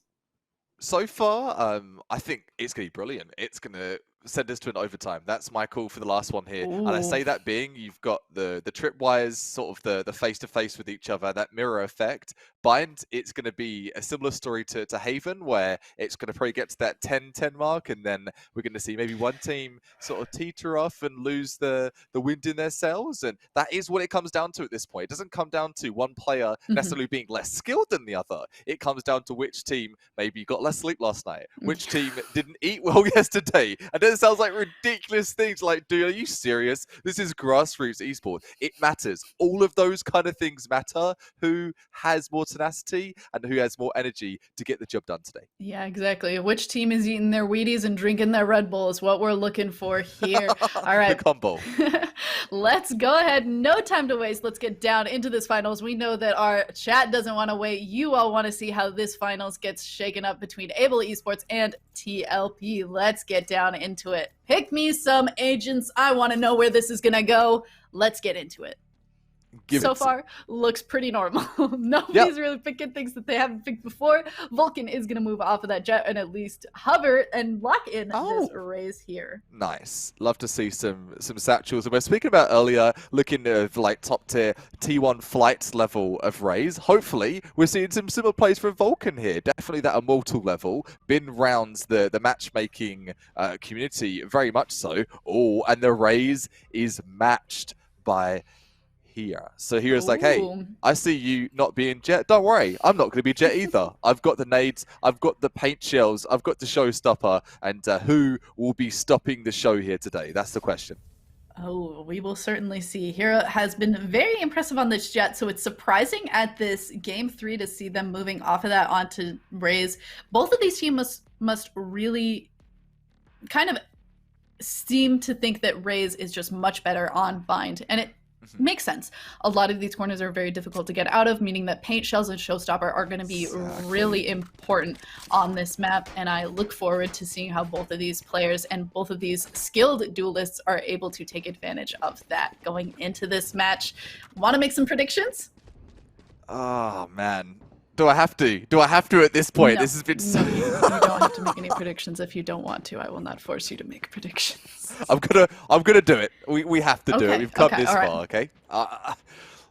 Who hasn't gotten a quadra kill yet? I'm saying 13-11 for the score, and I'm gonna say we're gonna see a quadra from from Vulcan. I don't know if we've seen one from Vulcan. Maybe we did with the Jet 8 as Jet 4K previously. Okay, scratch that. Oh, all of Able has gotten quadra kills. I'm Okay. trying to figure. I don't remember which members of TLP haven't gotten them, but all members of Vulcan have gotten quadra kills in this series. I want to say Redo hasn't got a 4K. I think he got a 3K at the end of Descent, so we'll say that. But things are starting off super hot and fiery. The hot hands here. 2 frags from Chaotic. Chaotic was getting chaotic there and just rushing in, taking out 2 members of Able Esports before going down. And let's see if TLP is able to take this momentum onto this B site. No, I was going to say double classic like that would be ridiculous. The sort of drive-by attempt to the 2 versus 1, all down to SML. 64 HP gets the 1 tap. Oh, took a 1 tap. It's a great start. But if you're going to leave it up to anyone, leave it up to SML. But Casblood is going to say, I have it, and the spike is going to do a little bit of glitching here, but it is going to go down, giving TLP a little bit of extra gold there. Nicely clutched up by Casblood there.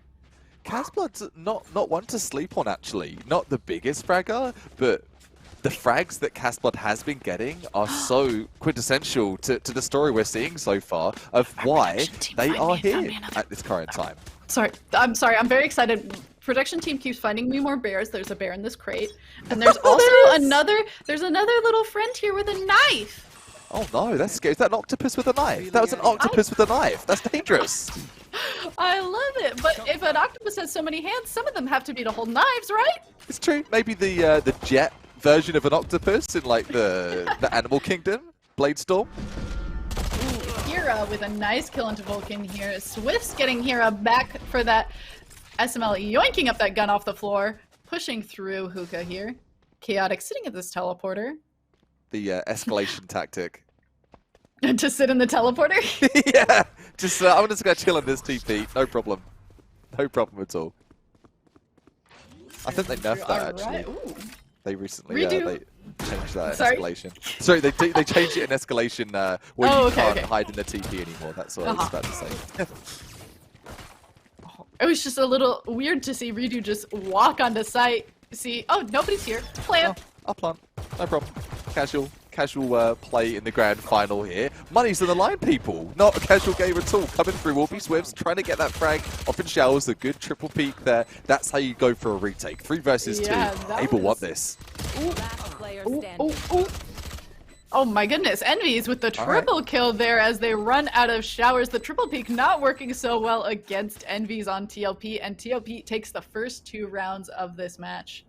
I'm really happy to see Envy's having probably the best game so far. Yes, it is early game. Yeah, that's pissed around in an SMG, so you're not seeing the formidable opponent with that full buy. But regardless, it is good to see a player that's been a bit quiet today, maybe starting to step it up for TLP. That could be the deciding factor. Maybe that sleeper agent and all agent connotations and puns really meant here for Cypher. This could be a really, really special game for TLP. Revealing area. Very special game indeed. Able to shoot down that recon boat as Antal and SML move to the back of site to take a little bit of shelter as TLP comes up through long.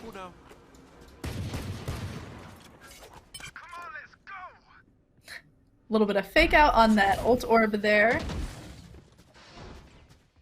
So Chicago has Casblood's number, is looking for him, takes it around the corner, not able to find anybody. Ooh. Redo doing a little bit of a TP to make some extra noise, and then 2 members of TLP running through that teleporter. Chaotic holding this corner to maybe catch somebody trying to go behind the teleporter to follow his team, but it doesn't look like anybody's going to do that. And 2 members of TLP push onto B site.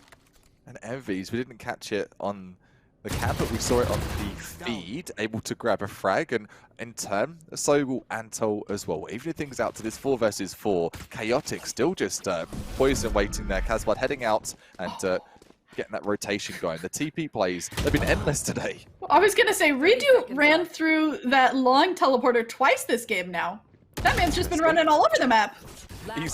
He's crazy taxi style, just getting it all done, getting all the kilometers and miles in. A 3K from the infamous Chicago, and getting it done in style. While, of course, that is going to be the first on the board there for Able. All right, able to get onto the board here. Very good with the kills on Chicago as well. Vulcan and Chicago at the top of the board. We'll see if they will be able to shine versus Envies and Chaotic, who are at the top of TLPs now. Hira kind of sleeping at the bottom here, though we've seen some impressive plays from Hira lately, so I imagine it's just going to be a matter of time before Hira just turns it on and really impresses us going into these next few matches. Hero does have those assists as well, so maybe a couple of near misses in those early rounds, maybe the old leg or hit someone for 120. Super frustrating stuff, and maybe just maybe Hero could be on the edge of tilt. I do doubt it though. A lot of tenacity for mid performance so far. Great plays here from Swifts. Go for the 3K, Wow. and that is magic. Absolutely beautiful from Swifts, but changing from got the kill, go to the other one that I know is there, and then turn back in the direction of I knew somebody else was there. Absolutely beautifully well done from Swifts, going up to 5 kills there, and from the shadows is ready. Absolute chef's kiss. It takes a lot of both reaction time as well as discipline to go from killing the person that I know is here, turning back as my teammates are calling at me. I imagine just the comms yelling in the ear. He's running onto site. Kill him. And then, exactly. And then goes back to the other player that he knew was there and takes them out as well. Beautifully done from Swifts in that round. Able now defending this B site from this push by TLP. I think it was the Elder Flame Vandal, personally. That's what I think it was. Oh, yep, that gives you superpowers for sure. Ooh, See? Nice, beautiful curveball, blind. Ooh! 4 kills onto Chicago. Clean with the head taps, clean with the blinds. That's what we like to see from Able Esports. That's splendid. Lovely jubbly. Excellent. Perfect. The curveball coming through. 1, a 2. Let me take a third and a fourth. Can we get a third? 1, boom. Gonna go. Nice. Beautifully done. Doesn't even take a hit of damage despite all of the members of TLP seeing Chicago. Absolutely insane. That was just a good clean round for Chicago and the side of Able Esports coming into the lead at 3-2. 9-2. That is the KDR right now. 9 frags and 2 deaths. Oh, we're going to add that to a couple more. Run it back does come through. Hunter's Fury is going to fire on through as well. Oh, no. Not able to put it to work, but the Showstopper will do some damage. TLP down to 4. Yeah, at least we got 1 kill. Envies, though, being able to take down Swifts here is going to make it a little bit more even. The Owl Drone being shot down. Castblade kind of peeking onto this site.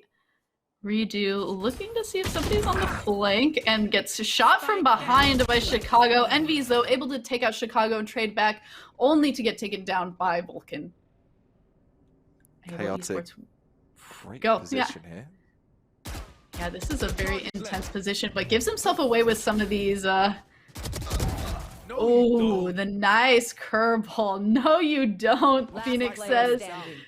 Ooh, Vulcan. Nice little triple kill across this round. Hasn't been anything flashy, but it has been able to pick up quite a few kills. And now, hopefully, they'll be able to find where Chaotic is and luck it up, or Chaotic will be able to use this last curveball to the best of his advantage and take it for his team.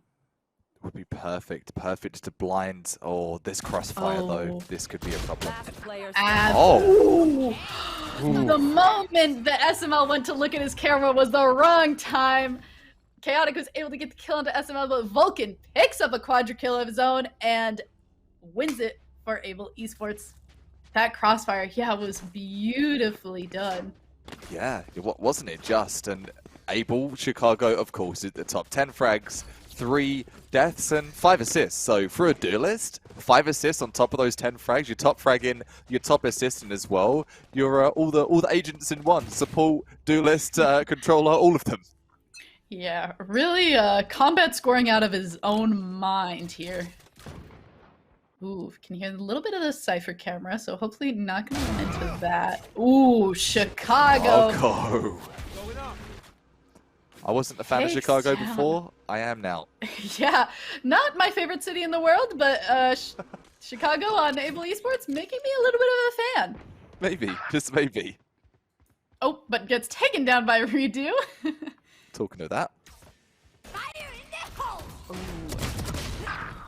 Ooh. Okay. Vulcan gets shot down by the exactly Sheriff of Pastblood. Before he's able to do anything, it's all up to Whiffs and SML here. This was an eco buy. This was an eco buy from TLP. The showstopper come into play perfectly. Oh, can't get through the TP in time. Denied by SML, and all of it. It's going to be on SML here. Oh, SML is about to run into Envy's, but oh, yeah, Envy's not getting caught by the tricks of the enemy Cypher and is able to secure that last kill for TLP. 4 points to 3. Able Esports is in the lead here, but TLP just took that round, and maybe this is going to end up getting a little more dicey. Envy's definitely playing in a very impressive way this round. Kind of a sleeper in previous rounds that we were watching, but certainly turning it on this game. He's in the flow state right now, that's for absolute sure. And right now, production, they found my office, actually. They found my streaming setup. Oh, beautiful. Yeah. I quite like it. The decor is very nice. Thank you. Yeah, I've really been working on it a lot over this pandemic period. It's almost there. It's almost there. Yeah. They found my wire. Big fine. Ooh.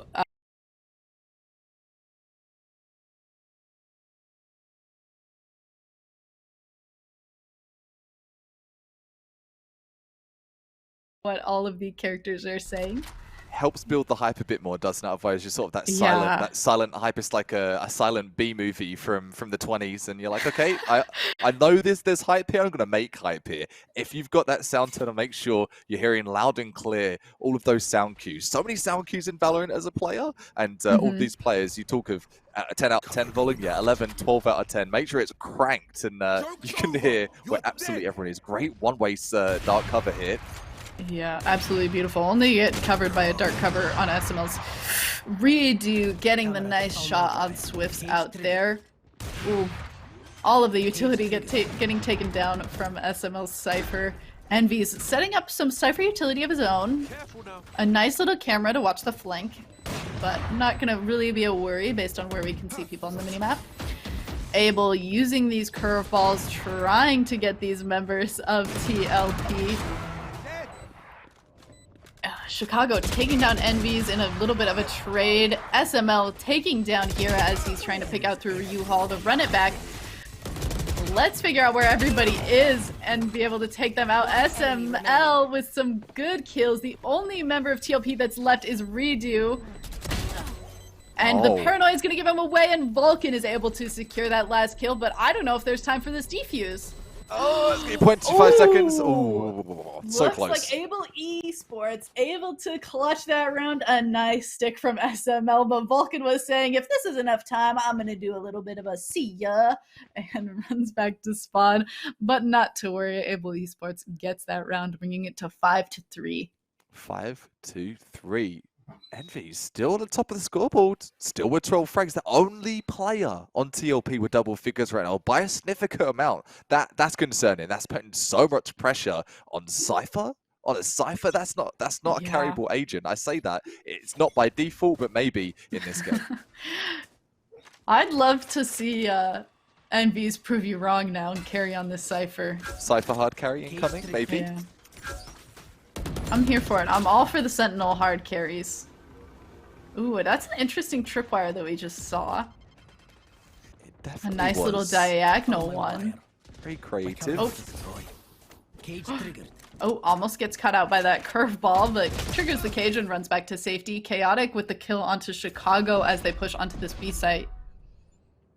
Kudos to Chaotic. So much map control, so much patience and trigger discipline just to hang tight, hold that hard angle, and just clear every site possible. Great spray is coming through here from Swift. Seen him get that 3K earlier on.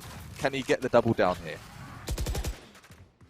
Oh yeah, waiting around this corner. Tries to go through the wall, but isn't quite able to. Hira taking down Vulcan.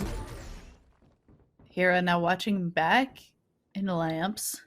So I think that was a fake satchel as well there, Becky. So just throwing that satchel down and just walking elsewhere. Big brain. 30 seconds left. Oh, Chaotic with the long con. Stays on this B site for so long. Fakes him out and it manages to pick up the kill on SML there. It is down to Antal. Only what? Ooh, can we find No Redo? way. Ooh, Invented is it? oh, but gets killed by Chaotic from behind, and the Redo with the plant is able to get off. Swift's able to take down Chaotic, only to get wall shot. Wall shot, headbanged, whatever. Headbang, wall shot. We've been talking a lot at this point. Yeah, shot in the head through a wall. I got it.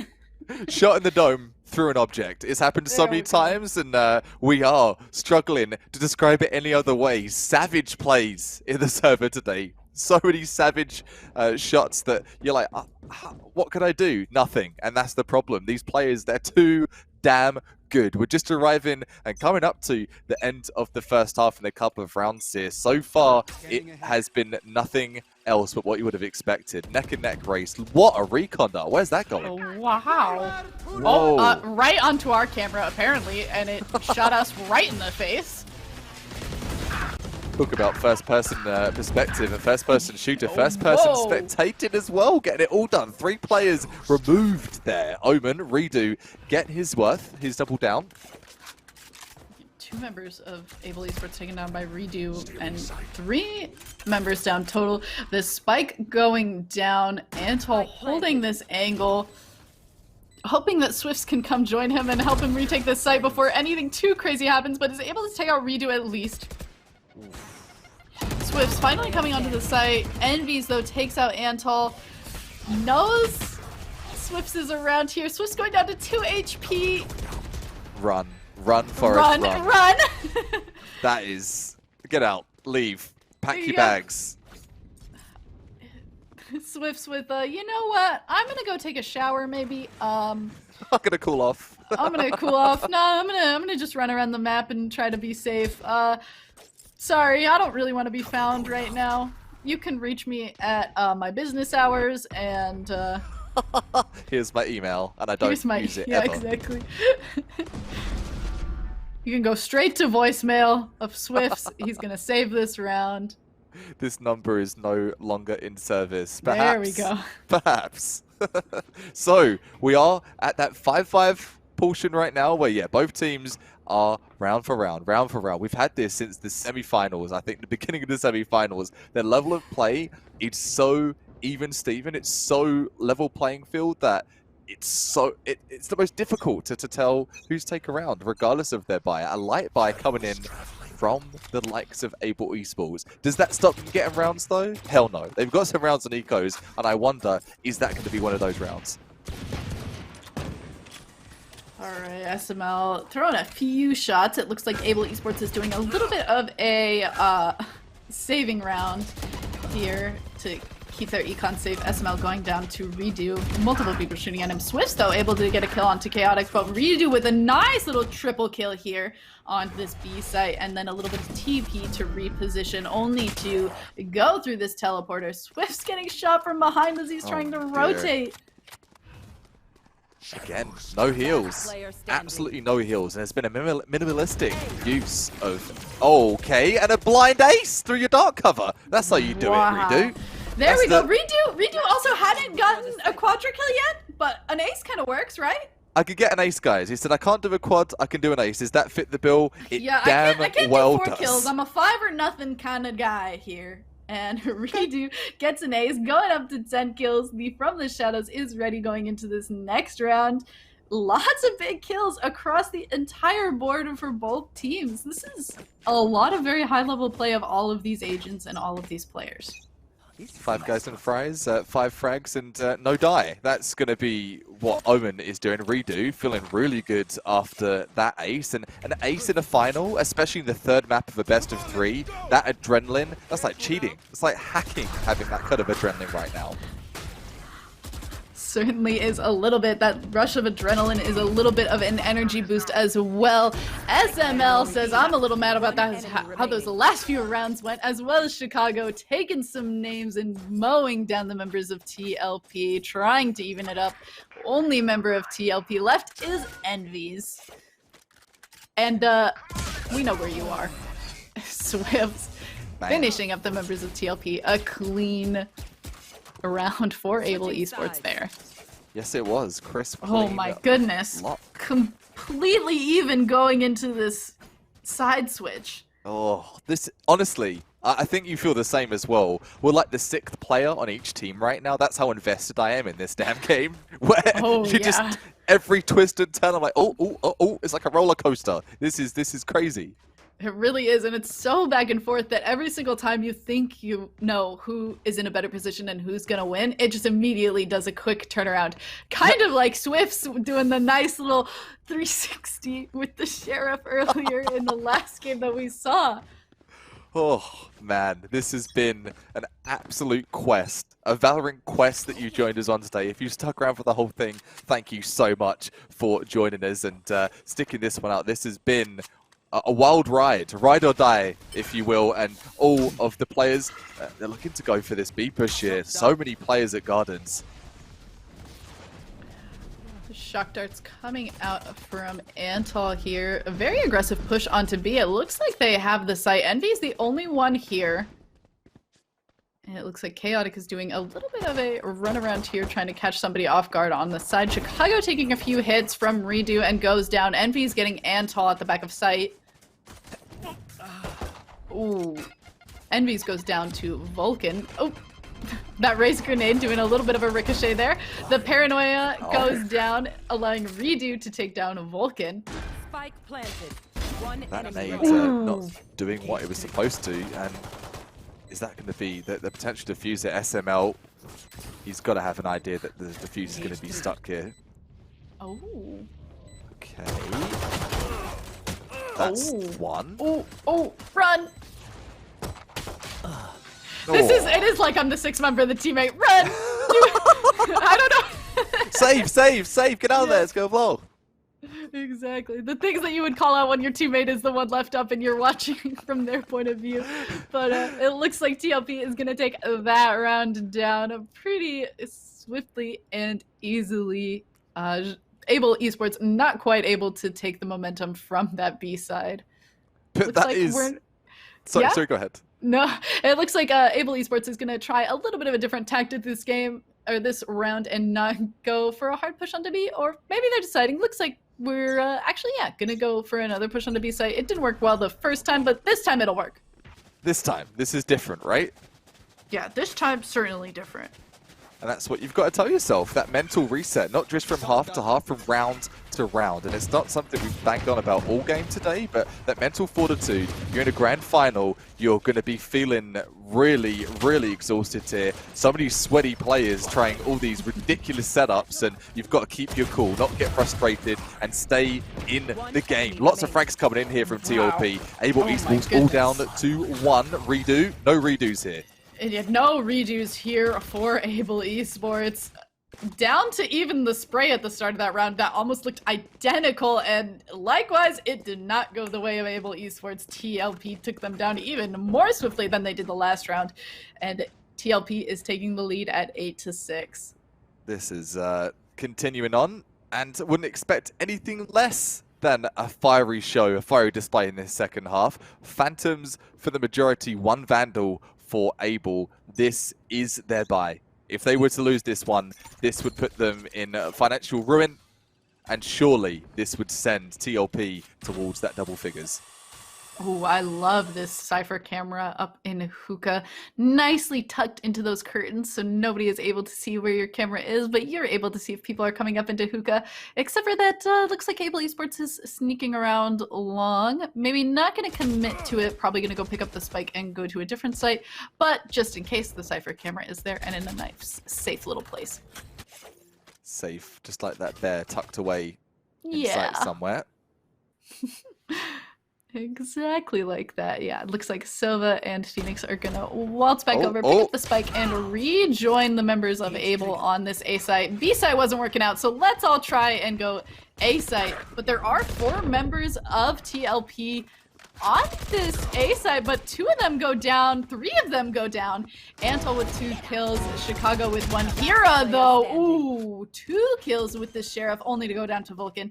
3 members of Able to simply the Envies of TLP. Will Envies be able to take this back in his favor? Questions, and only answers that given within the server here. Ooh, Antal tripling down. Love to see those, especially from a Sova, not the first person you're like, hey, that's going to be the biggest fragger there. And by no means are the Sovas the biggest fraggers, but 7 frags for Antol. He's chiming in and trying to contribute best he can. Yeah, the kill spread between Able Esports looks pretty even. You've got like at least 2 kills between most everybody. The kill disparity between the middle members of TLP and the bottom 2 people of TLP, kind of a big drop. 6 kill difference between Chaotic and Hira here. Kind of waiting for Hira to really turn it on. We saw Hira do some amazing things in previous rounds, and we know he can do them. We're just waiting for a moment for Hira to have that little snap click moment. And we did see with Jet, wasn't it? It was all Jet. We haven't really seen Hira pop off. Oh dear, that could not be the most ideal. Run it back. That nade, that paint shell throw, causing so much of a problem. Oh, Chicago's not done though. Oh, okay. I'm not sure how Chicago didn't actually die to the paint shells, or okay. Very well played by Chicago. Kind of just expected, maybe knew that TLP was going to be very cocky in that situation, think that he was dead, and just use that to his advantage. Swift's also able to get a nice little peek battle onto Castblood, taking him down. Enemy remaining. Oh, this is Chicago's game. Triple, baby. Triple, baby. Oh, Love it. All right. Able Esports taking one back in their favor, tying this game back up. We're going to take a look at this. A nice bit of fabric that's here. I think Bind is underappreciated. You think so, from the scenery's sake? I think it's nice and simple. It is really simple, isn't it? And I think every player that plays Bind like, I like peeking this area. You have like a favorite area you want to go to. Yes, exactly. I like Hookah. Hookah's my favorite. It's so chaotic. It's ridiculous. It's absolutely ridiculous. I do see potential disconnect here, so do bear with us. We'll get those technical issues addressed and make sure everyone is dressed and good to go in their best clothes for the upcoming battle for the grand final of the TGS Open Series. Hopefully you're having a good evening, afternoon, night, wherever you may reside. And we're going for the long haul here. Best of 3s for the semi-finals and the finals. That's not an everyday occurrence. It's not at all. Usually you might get like a 2-0 blowout in the semi-final, maybe even in the final. But these teams here today, they are absolutely bringing their A game. And thank you to them to bring all the skill to the server. It's been a really, really enjoyable time. Yeah, it looks like we have a little bit of disconnect from Castblood on the side of TLP here, so we'll see how that gets handled. In the meantime, what's a fun little thing we can play while we're trying to figure out how to fix this situation for our production? How many swimming noodles are there on that rack? Production, go back. Oh, go back. no, go back. Swimming noodles. Yeah. Swimming noodles are there. I think they're rolls of fabric. Are they rolls of fabric? I thought it was no when you go swimming, right? Okay, let's clarify this first of all. You're probably right, it is fabric because there's a hookah and it's very themed, but what I think they look like... They do kind of look like pool noodles, okay. Yeah, rolled up rugs, okay, yeah. That Even sounds production right. are telling me that these are rugs, but what I thought they were is when you go swimming, when you're learning to swim, and there's those pool noodles. That's what they look like to me. But there's no swimming pool. Okay. Why did I think that? I don't know. No, it's okay. Because I think they're supposed to be like, you can see the rugs on the ground over there too. You've got the nice like little bit of drapery all around here. I do believe that they are rugs. But I like the idea that they're pool noodles. I think a pool would really be beneficial on the Bind map. If we just add a nice swimming pool, we've got all these nice big areas across this map. If we just throw a swimming pool in there, and then we can get some like nice like pool party skins are a big part of League of Legends. Get some nice pool party skins for Valorant. It'll be great. like hot Agent Summer. Let's go. We've just sorted out the next meta. You're welcome, Riot. We'll let you know how much that idea will be going for. But first of all, I should probably understand a bit more that Hookah doesn't have a swimming pool. And truthfully, I'm really questioning my mind now. Might just be it's been a long day with the grand finals we're in right now. But truthfully, pool noodles? Why? What pool? Like I'm so confusing myself here. Hopefully the players aren't confused. I do see we've got 10 players in the server, and with terms of the new map that's coming out, I think is it called Codename Foxtrot? There's been a little bit of information that I've read on some leaks that I've seen, but still things are up in the air. So if you're like, man, Valorant could do with a new map, rumor has it, there is going to be a new map. But talking of this map, where the heck is that? That's really cool. Look at the yeah, effects. And you mentioned cool. it, Becky. They put so much detail into the underneath the map. Yeah, you wouldn't really expect, nobody is going to see these parts other than from like our standpoint. That's like this cinematic spectator view. Whoa. Oh, where are we going? Where are we? Oh, I would have never ever guessed. I thought it was A. Below on B side. I think it was B. Oh my goodness. They just, they put so much work and attention to detail into these things that really make the viewing experience from a professional standpoint so much more enriching. Yeah. And that includes all the cute little bears and penguins that they put places. You know, I've did a lot of casting for CSGO, and you've got the chickens. The chickens are pretty cool, but the hidden bears within Valorant, I think there's something. Oh, that's Showstopper. We just caught a third-person view. Swift saw that go off to the sky there. Kira coming into this game hot with the Showstopper, only to go down to Swift's. The Showstopper was cool though, Hero. We will applaud you for that. Chaotic with a nice headshot onto both Chicago and Antal. We are in a 2v1 situation between Envy, Swift, and I'm so sorry, Raze. Vulcan. Oh my goodness. You stopped playing Jays. Oh my goodness. It's been a long day. I'm inventing also new agents that are to come out. There's new agents, new maps, and pool noodles all across the map here. Crazy things.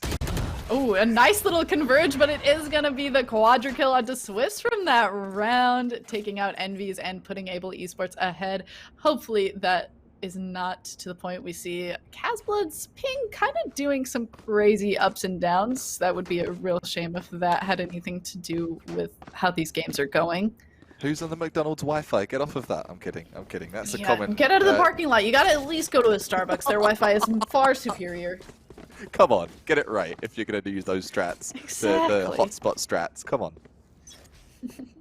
All right, counting down into this 18th round. Let's get to it. Will Able Esports be able to get more of a lead, or will TLP even it up? The Hunter's Fury trying to tag some of the members of Able Esports, but not going to be able to. The hot hands went down and the boombot went out, but not being able to catch anybody with the utility that has come out so far.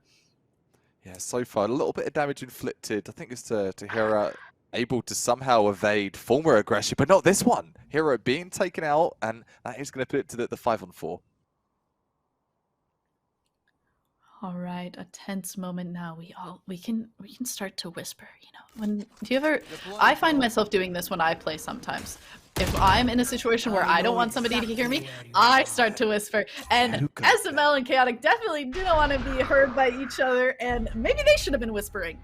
Maybe that was the difference maker. Maybe they heard them talking, heard them strategizing here. Can you imagine? All talk, Redo, trying his best to hold elbow, see if any frags could be obtained. One's going to come in from Envy, and one is going to come from Redo. These frags, they're everywhere. Oh my goodness, they really are everywhere. Envies is able to figure out where Chicago is, but Chicago is able to get the kill first. Both Envies and Chicago with triple kills. It is only left down to Casblood and Chicago, but the shock dart to take down Chicago. TLP is going to even it up. Casblood didn't even DC. No internet problems here. Definitely moved to a Starbucks Wi-Fi. No internet, no problem. I'm using dial-up, he says. He's got the CD, but that completely ages me, but you could get a CD before broadcast or broadband internet was existent, and on that CD would be 25 minutes of internet, and then you would go from there. So yeah, if you're ever like, man, my internet sucks, you don't know what sucky internet's like until it used to be so much worse. I'm pretty sure that this is the mid right by where all the like little like baskets are. The little baskets that you can shoot. Oh no, I'm wrong. Oh, it is mid. It's just not quite where I exactly thought it was. But I was kind of right. This is a fun game. I love trying to find where all these little hidden spots on these maps are. Kudos production, man. Seriously, this really is making for a better viewing for everyone and for the casters. Appreciate that. And the players, are they going to appreciate what is being put down right now? Vulcan getting that pick on Hookah. Yeah, that was a nice angle to hold, to be able to see Chaotic as he walked through that entrance out of Hookah. Casblood now taking this angle to see if people are going to come out of this window, but little does he know, all of the members of Able Esports have fallen back and are nowhere near there. I was listening to some Snoop Dogg yesterday. This does have relevance, I swear. Oh, okay. I was like, oh, this is an interesting start. That's the way to start a bit. Snoop Dogg, and then all of a sudden there was a song about hookah. It's like, I'm sitting in the room, I'm smoking hookah. Who is going to be smoking hot coming through hookah here? Great time in SML. I'm not a rapper by any means. Please roast me. Do it. I'm not going to ever do that again. Great play from SML to get this vision, but is he going to check his corners here? Not much time. Ooh, but Casper is going to get Chicago. The firing from SML is going to start, but Vulcan is actually going to be the one who's going to be able to get the kill onto Caspula there. The camera coming down, the plant starting, shooting blindly through the smoke a little bit to see if we're able to get anything. A little bit of satcheling to move all across this map as Able Esports takes a little bit more of a defensive stance. The Cyber Cage coming down, the defuse has started. Pros don't fake. Is he able to do this right in front of all of the members of Able Esports and takes SML with him? I have to move away from my mic or I know it's going to peak and everyone's going to be like, be quiet. That was insane. Yeah, pros don't fake. Envy's certainly pro with the defuses, holds it and gets that one for TLP. Top of the leaderboard, and that's not for naught. So you can tell when you've got a fully bodied roster. You've got a roster that's got talent left, right, and center for all five. When Hera, top frag, ace, crazy plays with a pistol, formerly on Haven. Very quiet game for this one. But who's stepping up? It's going to be Envy's doing a fantastic job with Cypher of all agents. And the caster's curse is not working for me, but I think you've given the caster's blessing to Envy's. I just really like when people play Cypher, so I could have given it to either one of these Cypher players. Cypher is one of my favorite agents. I'm not very good at playing Cypher, but I love when I have a Cypher on my team, and I think that he's a very fun agent to have in a game. I completely agree. I'm the worst Cypher, but I don't see anything when I'm Cypher. Like, you're supposed to see something. I don't see jack at all. So these two Cyphers, one removed, and 5 versus 4 here. Able in that pole position to get themselves double figures. We are at the tail end of this game too, and it is so intense for both of these players. 9-10 in TLP's favor, 1-1. The ping coming down from Cypher. Every time I start to talk, I'm like, oh no, I'm watching my teammate and I have to be quiet. Shh, keep it down. They're trying to focus. I know, sorry. We can move to a whispering ASMR stream. As they come in for what's going to be a really intense round. It's 5 versus 4, and eventually going to get that pop off there. SML blowing through. Vulcan getting one frag as well. SML walking around here, going towards hookah, puts down the wire. Ooh, Shakhtar into hookah, tags Redo for a little bit. Some sprays coming down to try and wallbang damage on to Redo. 3 members of TLP, 2 Able's 5, and make that 4. Chaotic gets a kill down on Antal. The blaze comes up to block that site. Ooh, Redo gets taken out by Able. Able with the nice shots from the side are able to collect 2 kills before going down to Hero, but then Swiss takes down Hero with this Vector. This is going to be a win to even it up from Able Esports' side. I'm not very good at whispering. No, you know what? I think we gave Able a bit of a chance to think there. We didn't pressure them. We didn't get on their backseat driving, backseat coaching, or backseat casting. We just let them do their thing, and it's 10-10. We're back at an even game then. This has been the theme of the past couple of hours. It really has. It's a tie game. It's a tie game. It's a tie game. It's all over the place, and which team will take it? You could ask both these teams, and they would both be putting both hands up and saying, me, pick me. Which one's it going to be? TLP or Able Esports? And even if you look at the KDs on the board, they look pretty even. Like, most of these players have very similar KDs. The Owl Drone and the Cypher camera seeing each other, going, what's up? And then just going past each other. The paranoia coming out as the members of Able Esports start to crash in here. But Envy's with the Bucky. An interesting buy, but gets the nice headshot onto Chicago. But Vulcan takes out Envy's. But at least, you know, Envy's took somebody with him with the Bucky, and that's got to be kind of worth it. So whips with the nice shot onto Hero, but did not expect Redo to also be from that angle. Gets shot from the back, but Vulcan able to take out Redo. Vulcan with 2 kills this game. Can we get a triple or a quadra here? Standing. Oh, nope. SML and Antor are going to take the last 2 kills, and Able Esports takes the lead 11-10.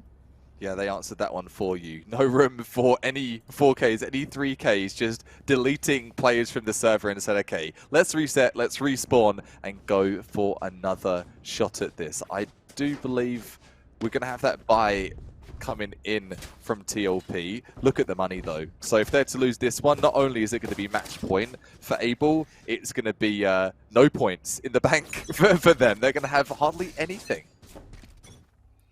Yeah, that would kind of be the real nail in the coffin. It would suck to have to go into a match point with no econ whatsoever.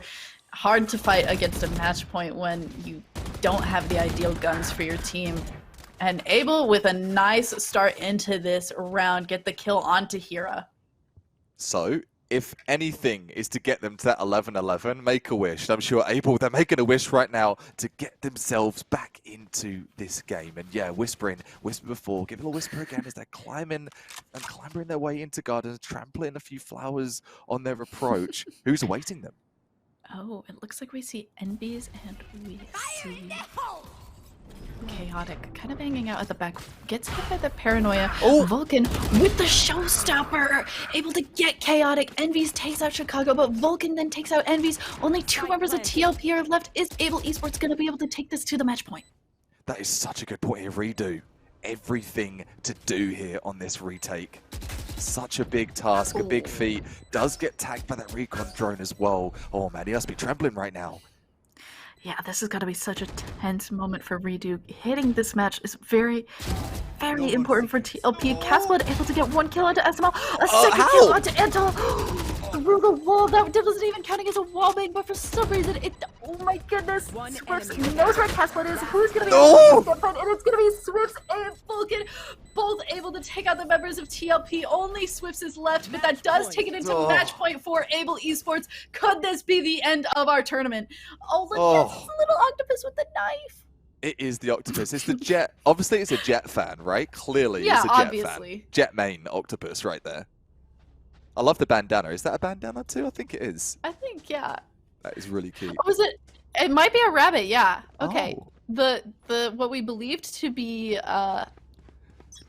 arms are actually, yeah, it looks like they're ears. I kind of see it. I'm getting really close to my screen. Know what a gamer does when they're in the final right now? Yes. We're almost the eyes touching the screen. That's me. I'm like, I think if I get in my screen, I will identify what it is. We'll come back to that one though. 12-10, Hunter's Fury coming through then. And it all but done, surely. Able Esports, they must have this in the bag. 5 versus 4, low econ, Spectres, Stingers, budget buys. Oh, Envies very aggressively walks into the Cypher cage, takes down Chicago, but then gets traded out by Swifts. SML also able to get a kill onto Casblood. Chaotic trying to come back into this, gets the kill onto SML, and rushes onto site. Oh, rushes back onto site with the run it back, so goes back safely to his body, and is now going to have to frantically run to the other side of the map to meet up with Redo here. Redo better not go onto this site alone. Please wait for Chaotic. Not like this, right? Not like this. You don't want such an epic saga to end on a note of, you solo push site, what are you doing? Obviously, yeah, players are going to start to get a little bit lacking that sort of prowess at this point, and it's all down to one play. This is the time to whisper. Chaotic, no time, and 3 frags to bag. Chaotic's able to take care of Swifts. This is the moment to be able to oh, it's check over. The corner that Vulcan is sitting in. We won't be able to find out if it is a rabbit or an octopus. In fact, we are going to have to go back and find out on our own time because this tournament is over. Able Esports takes it down, taking out TLP. Well fought on both ends of this. So close, very close games. Absolutely insane. All of these players played out of their minds. Insanely beautiful matches of Valorant to have watched be played today. Don't be fooled. Don't be fooled just because this is a smaller prize pool for a tournament. The kind of talent that you're seeing in there, insane.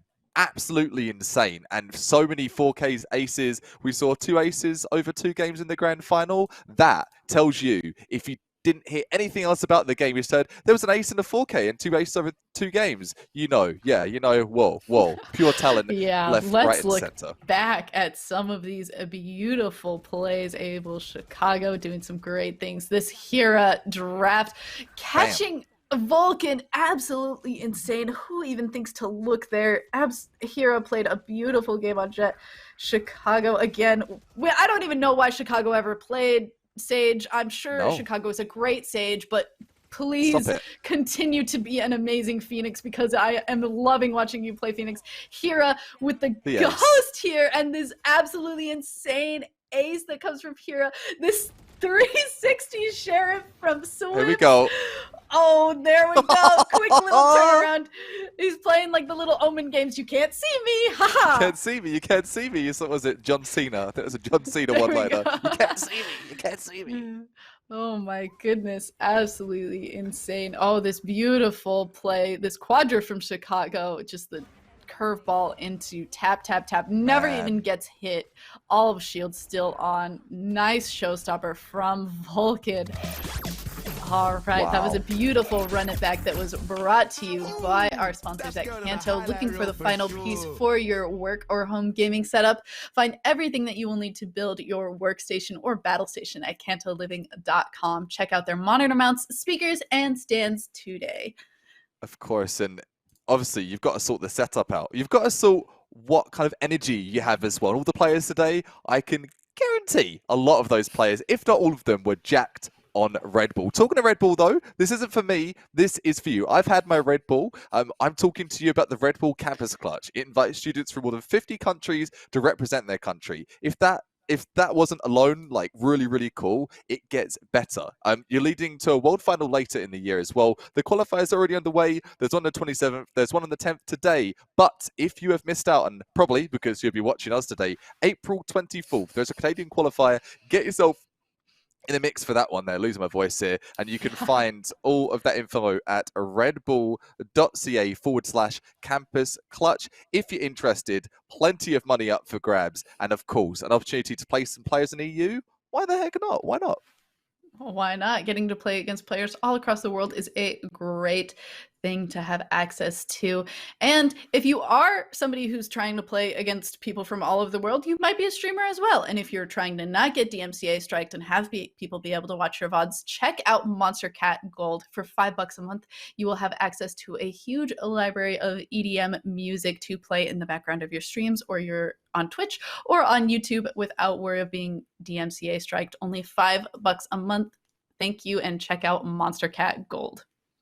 So let's give that massive congratulations there to Able Esports. Fantastic showing here. TLP, also performance as well. And for that matter, every team that we had an opportunity to cast today, I think we saw one map, which was the quarterfinals. That was, I don't want to say a blowout, but it was a fast game. Yeah. Outside of that, though, it's been nothing but best of threes. They've been close best of threes. Every single one, both teams went to double digits. Like that is talent, and all the talent you saw here at TGS. Please make sure you join us again next time for the TGS Open Series. Also, TGS.gg, make sure you're checking out the Discord if you're not on it already. Check out the streams, and we are going to be having a Warzone tournament happening very shortly later in April. So if Warzone is your jam, maybe you're not a Valorant fan, well, maybe that could be your call-in. If you like both, well, an extra chance to double down on some prize pool money, and of course, the opportunity, the bragging rights. That's what it's all about, right? Certainly. All right. And also, if you're interested, we do have the Norquest Esports series on April 24th and 25th. It is a 2,000 Canadian tournament and free entry. So this will be an event that you do not want to miss. And if you want more information on that, it is on tgs.gg. Fantastic. Well, that will be it from me. I've got one last thing to say before I pass it to you, Becky. Please feel free to follow me on the socials, at Cupperfrag on all socials. I'm hurting, guys. I have got quite a few followers. I say for me, I've got like 10, 20 followers today. So please make sure, if you're available to and you're on Twitter, just give me a follow so you can catch up with any of the casts that I'll be doing. Thank you so much, TGS, Norquest, Red Bull. This has been a fantastic cast. And Becky, to you, considering it is your first time casting Valorant, not to make you blush, going to embarrass you a little bit, I'm just going to shoot and do it. Oh. You did fantastic job today, and hopefully we see you in the Valorant community very, very soon again. Thank you so much. I really do appreciate it. And if you are interested in seeing more of me, I am Becky Bear on all of my socials, Becky spelled without a C. And a big fan of bears, as you could tell from me happily finding all of the bears on the map during our stream today. Hopefully, I will be able to return and cast some more Valorant in time and find more bears across more maps. Bear hunting. It's the thing, and you saw it first here with Becky and Coverfrag at TGS. It has been an absolute pleasure. That's all from me. Becky, any closing words? Big congratulations to Able Esports. Beautiful playing from all of our teams today. Absolutely an honor to cast and watch all of you play amazing games of Valorant.